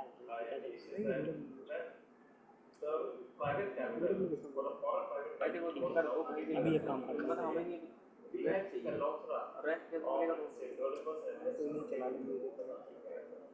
We used to see even a smallest shopkeeper wanted to become a real estate model. That was the time. I mean, from 2002-3, I think the sector opening 2005, until we were hit by Lehman Brothers. We had thousands of real estate developers. मेरा total 5 है 3 ये हो गया ये और क्या और ये रहा 55 एक भी हाँ 20 इसमें 20 40 अच्छा 3 जगह बार एक पेज भर जाता टोटल 1 से लेकर 55 तक है Today you can't imagine. दो है ये ये भी है एक ही है इसके अंदर एक किसी ने वो लास्ट में वो करना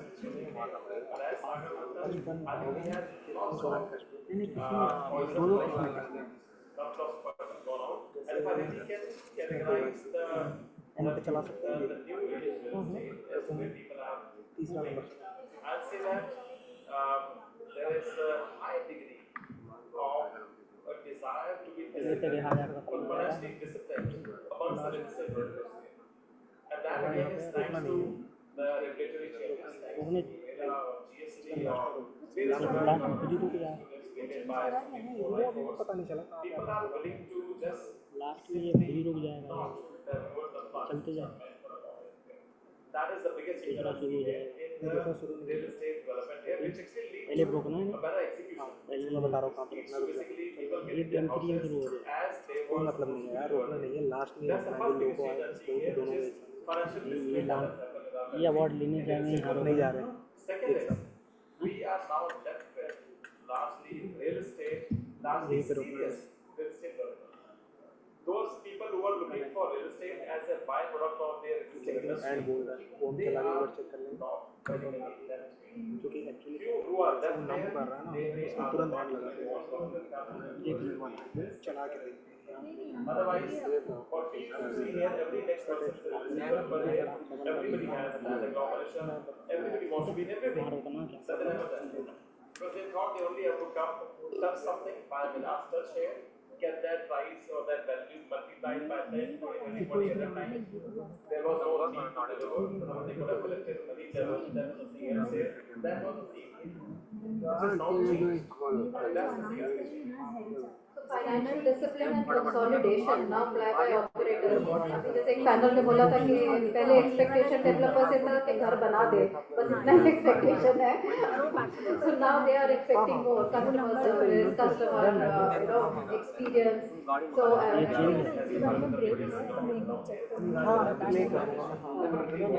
सो ये चेंज है। Every customer is expecting the documents to be delivered to them within 5 business days. They're not expecting it to be later than that. So those requirements are really pushing the developers to be more तो serious players are there. जैसे पहले अगर मेरे पास land है तो मैं developer बन गया, पैसा है तो मैं डेवलपर बन गया। So that is not happening anymore. Sagar Manthan is already I think in the process of getting over. I hope चला गया है अभी and we are going to see Amrit now. I must say, it's a journey, you know, it's a journey here for a country like India, which is work in progress. I mean, we all are work in progress here. The way we see our nation, I think we are work in progress. We are doing very well here. But yeah, have we achieved that equilibrium? No, we have not. So we are too complicated here. So equilibrium is important to achieve. You come to a next phase of your life, of your country. But yeah, I think we will reach this. Being legal professionals, I have to ask you, how do you, what is your unique approach, Avnish, when you know, towards your real estate clients when they come for whatever legal matters? What's your approach? What's your unique way of dealing with it? Like you said, every client wants more. I think, you know, so I think really it's meeting the expectation of the client. And there is no one solution to a client. A transaction may look similar. So I think it's important to understand where the client is coming from, what vision the client has. For instance, if a client is buying a manufacturing unit versus a house for itself, the approach will be very different. The risk appetite will be very different. So it is very important that you align with the client in what you trying to achieve. And then align with the team. Sometimes the promoters think way ahead. And you know, there are teams who are, so we have to work with the team. So we act as a bridge. So I think these are the more sort of things that you are doing. In addition to that, I think value addition, problem solving. It's very easy to pinpoint the issues and say it cannot be done. Like I said, there is so many things to do. But you have to have the so then spend the test of government and taxes. And I think last another managing is to say when you look at a car, you are brake and an accelerator. So the commercial teams are the accelerators. They want to do the things. They will push you to do the things. There are times when you have to act as things to avoid an accident. And we've had situations where we have to take that pause and stand with the client. And that may have temporarily made them favor in terms of whether this is the right decision or right call. But I have clients call me back, great call, because now I see that project is done. So I think, you know, it's really a combination of all of this that goes into client service. And of course, their demands. So it's value addition, it's finding solutions, but also taking hard calls on behalf of the client to show them the right way. Absolutely. I think we'll be doing injustice if we do not point out where we feel something is wrong. Correct. I think what's your approach when with your real estate? Yeah, no, of course, the principle is that clients should hear what he or she ought to hear from a lawyer. Dispassionately ought to hear, not what he or she may love to hear. This is what we need to follow here. But beyond that, I think what is expected today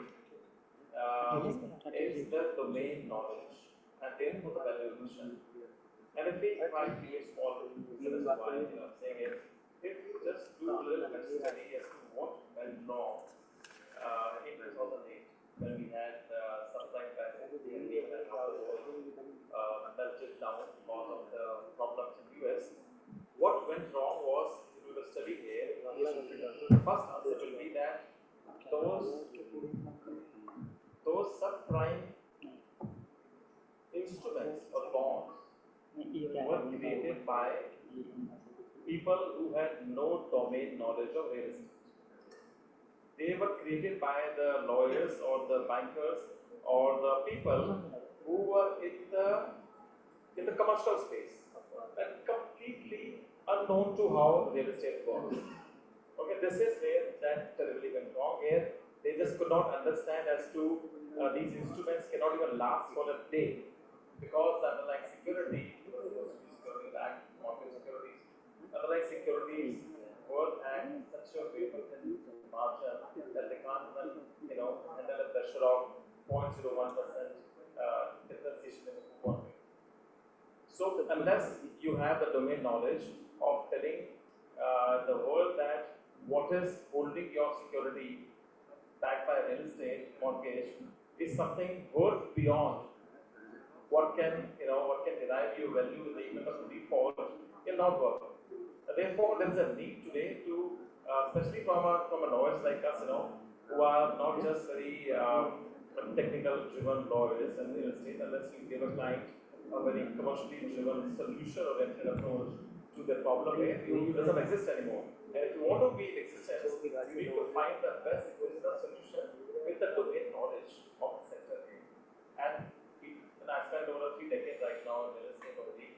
And today our understanding of real estate, land, foreclosures, mortgages, the value drivers of a real estate project where or FSI, FAR, or anything which is concerning real estate is something that the clients come and ask us for. And today it's not, one thing is it's not that is that people come to people, clients come to people like us for their work. They today come to us for a second opinion on their work. They usually go to somebody who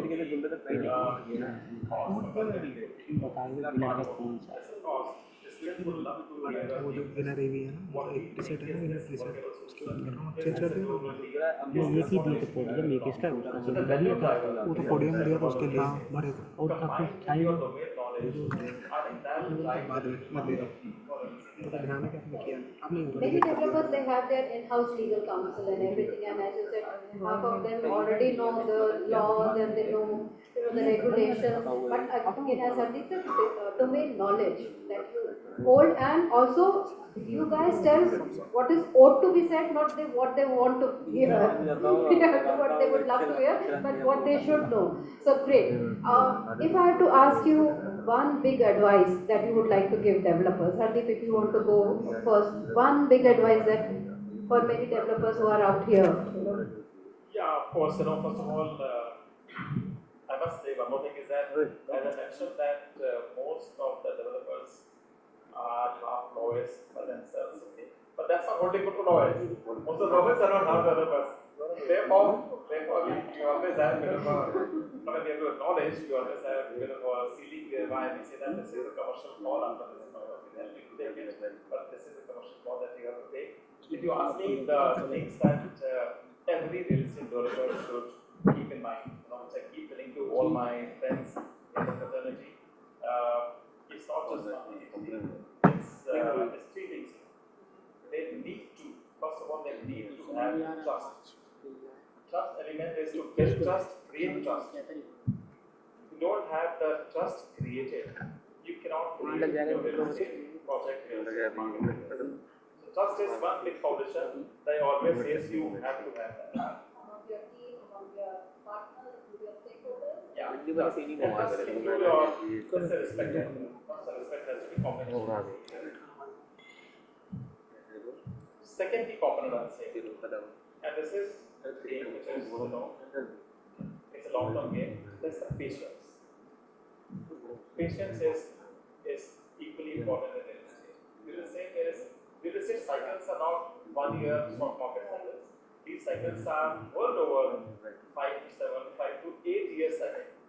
Today, let's say we are in a bull cycle where some of us have seen a non-bull cycle where nothing was selling. Today, things are selling so well. Therefore, they have to be patient for the right time and to get their cycle so that they can just, do what they want. That's in my view, very, very important. And the third thing that I always say, which is again combination of that David is saying here, is have the ability to say no. Sometimes we say that every project. Sometimes it's not good to do. Sometimes it's good to do 3 or 5 projects and pick the company that you want. and I will not name it, Welcome if you look at some of the very Welcome change है well-structured, ये ना trustworthy real estate companies today, welcome तो ये by है name, ये change है they may not be the ones who have done more than इसके 2 बाद projects. ये चेंज है Because they've done it so well, ये तो वेलकम ही because है they created a trust in the ये minds बता of जी the customers ये बता and सबसे पहले stakeholders वो so है ना well. They earned the respect. ये भी नहीं एक ही है चल कहाँ रहा है नहीं दो एक नंबर 2 बार हो गया Somebody who may have done ये भी ये 50 सेम ही projects है today, रिलेट करो ना they are ये पता है disappointed. 3 हो They're गया not here. So don't be in a hurry to do 20, 30, 40. Do whatever you're doing. ये क्या होल्डिंग स्लाइड है अभी वाला लगाना चाहिए Love, respect, patience, and quality over quantity. Advice for developers is Avnish. What's your advice? इसको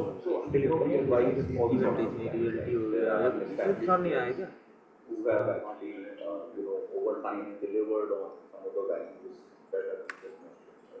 They've been there, and I think they are an example for a lot of their family on how to in terms of the reputation it has, in terms of the quality it produces. So I think it's really not just development play anymore. It's also what you do with the society after you've done it. The maintenance of it. We've seen societies which are 20, 30 years old, but when you go in there, the quality of service that you get, the atmosphere that you get, the people in those communities, some of them in Bombay, some of them in Bangalore. So I think the reputation is earned over all of these things, the quality of construction that you do. How far ahead are you? Are you actually going out and defining technology, bringing technology into your projects? Are you ahead of the curve? And I think once you've built that reputation, then everything else is a byproduct. Whether it's money, clients will be flocking. We've seen launches where they're sold out in a day. Right? And that is because people have over time now built trust. So I think reputation is something that one needs to really work on, which is again quality, everything else. It boils down to the same thing. And then one more advice I want to give to the developer here. Don't compromise on a dollar. You can have you. Okay. You cannot do that. All right. I cannot endorse that, but you have heard it from. The best are already here. But as Avni said, reputation is something that developers have to build, maintain, and also make sure to stay ahead of the curve. So that's the advice coming from our experts here. Now some tricky questions for both of you. Whoever wants to go first. What is it that you like the most about your work and what you dislike the most about your work? Avnish? That you love about your work and which you really hate about your work. Apart from long hours, I know all lawyers work long hours. I think the great thing is that we don't have a retirement age. So you love about it. So it can be seen both ways. So I think I give you an answer which works both ways. Okay. So you love that and you also don't like that. Some of them may or may not like it. Okay. But I think on a lighter note, but otherwise, I think the whole evolution, right? Being part of a dream, contributing, being on your toes, all the regulations coming in, investments. So I think it's really a very interesting space to be. And I think that's something that I really love about it. In terms of what I dislike, this thought does come no matter how professional you are. And your wife makes it a point to remind you that you're spending less time at home. Right. And whatever time you get is either on golf course or at work. Okay. So what Avnish likes about his profession is that the exciting space that it is. Every day something new is happening and the complaint. No case which is similar. Right. Right. Every property owner, every buyer, every investor comes with a very, very different perspective. So I think it's really Right. But not spending enough time with family, I think that comes. I get reminded of that often. With the territory. Hardeep. I must say one thing again. Is that, in my view, after spending so many years in the profession, is that your success, or your path to success, is happiness, and not the other way around. Your key to happiness is not success. So once you have acknowledged and realized that at a very early stage in your life, and you have learned how to happy in what you are doing and love your work, I think success is a matter of choice. Therefore, especially for a professional, in my view, you should love your work, whatever it may be. And make sure that everybody who's surrounding you is falling in the same bucket, so that collectively you can achieve a collective success for not just yourself, but everybody who's part of you. So yeah, I think my mantra remains is happiness. Even if you got less time, feel happy. Even if you can't hit the golf course every So there is nothing that you don't like about your work? There is nothing that I don't like about my work. Actually, I'm right. I still feel very energetic, very charged every morning. You ask people who work with me every morning. I think I'm more charged than one of my first year. They keep asking me what makes you going. But even I don't know. I feel that I love what I do. And it's not a cliche, but thank you. Okay, we'll let go you so of when that. you call me twice, and I should be coming in and saying, yeah, I'm coming over.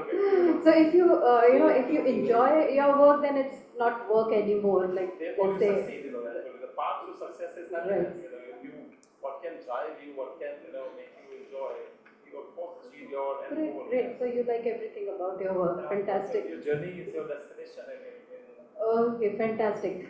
And now you know he's never going to retire. So he's one of those. Okay. Okay. Good for us. I did not say that.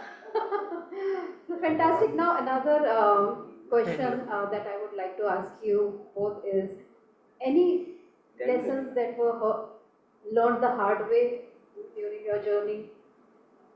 Hardeep, you're going first. You like everything about your work. Some lessons must have been very hard lessons. I can tell you, in my view, every lesson is learned hard way for a lawyer. Till today, even if you keep trying to disseminate whatever you may have learned to your team members, to your people, but somehow everybody has their own life cycle of their lessons that they learned here, and usually lessons are learned only.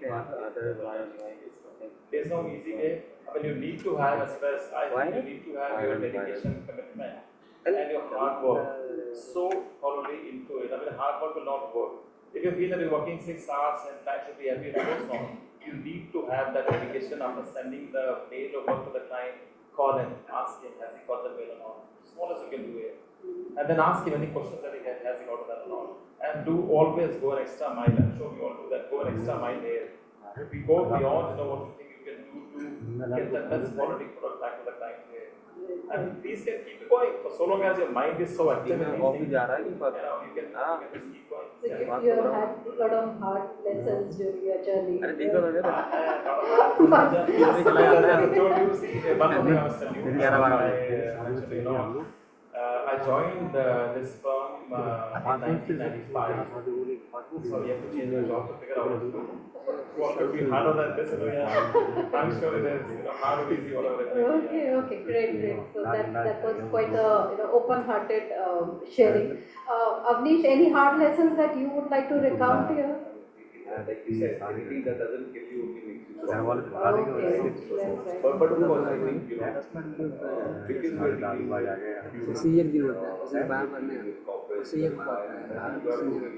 every transaction, every client, and there are lessons everywhere to be learned. I think there are players who are better to learn from. So it's not just clients, overall. So you have to keep learning. Right, even things that go wrong, then how you improvise, how you make it right, learn from something else. Closing this session, it was a fantastic session. I think we could have gone on and on. But one advice, you had given advice for the developers. But a word of advice for the young generation of legal professionals who are considering real estate. Avnish, what would be your advice to those young people who would be that to real estate. And I think, generally for legal professionals, दो belt ले लिया, एक पीला खाया हुआ है, खाया हुआ है। Works only increasing, more development, more infrastructure, more and not necessarily this everything is going to grow, right? So there is immense opportunity. Now, for a lot of employers, I think this usually gives the initial few years. And I think that's when a lot of them get disenchanted. So I think stay the course, have that hunger in your belly, and future really is of, that's how I see it, of specialists. If you have, like I think Pradeep mentioned, right? If you have whether it's competition law, whether it's IPR, whether it's real estate, everything else is getting commoditized. Right? We're looking at AI coming in. With AI coming in, a lot of tasks. We will not need lawyers. Because there is an app where you put an agreement and you say that I need indemnity provisions, I need rest and warranties. Within 2 seconds, it's going to give me a page with those provisions. I don't need somebody to go and review, right? So where the nuances will come, we're not going to tell you what the local laws in, say, UP or Haryana, anywhere else. So I think if you take the hard work, there's no substitute for hard work. You have to be prepared to take the lead. So I think if you do that for the first few years, upskill yourself, I think then sky's the limit. Hard work, upskilling and domain knowledge, specialization is applicable. The specialization का ज़माना है, obviously you need a lot of patience for that. I think your advice for the young generation of professionals. इधर नीचे इधर नीचे उधर नीचे नहीं पता चलेगा, इधर नीचे इधर ताकि से मेरे में 2-300 है उठाया नहीं ले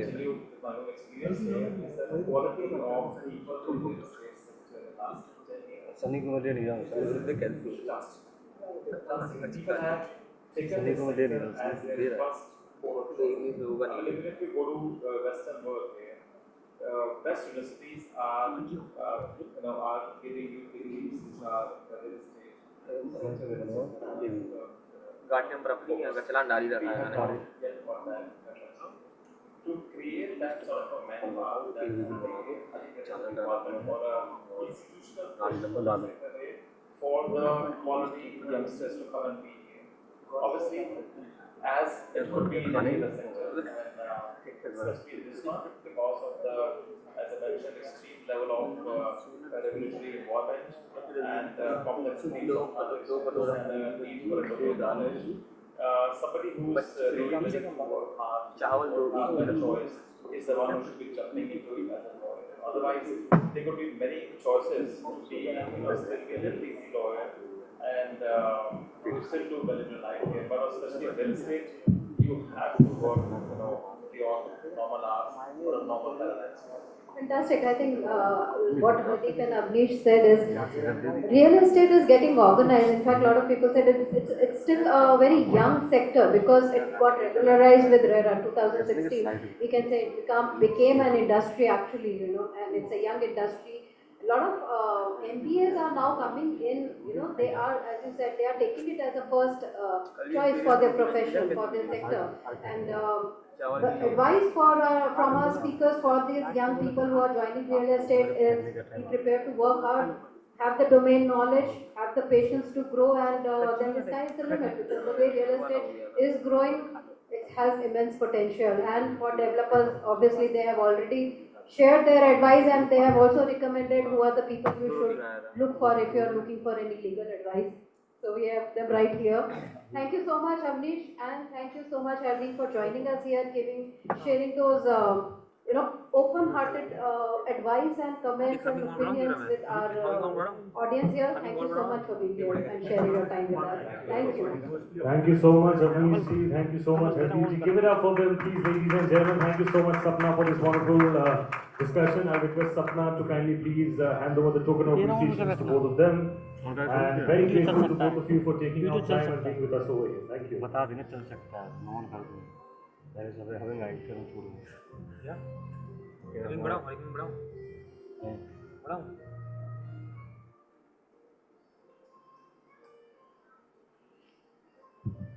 Thank you so much.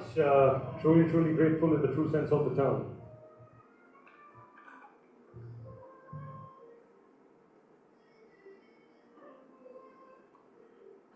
Thank you so much.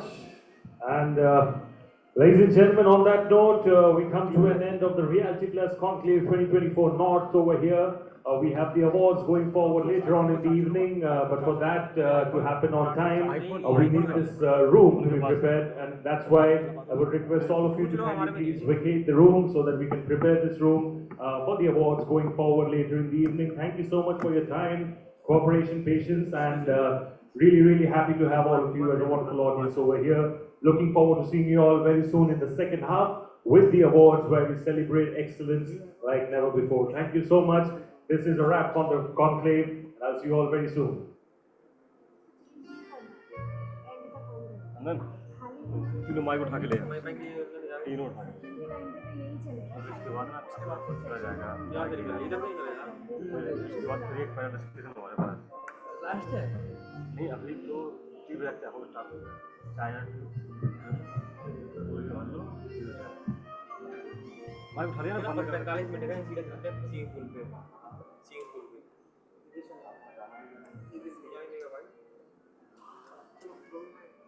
क्या लगा एक साथ चारों कंपनी में काम कर काम स्टार्ट कर एक दो प्ले काम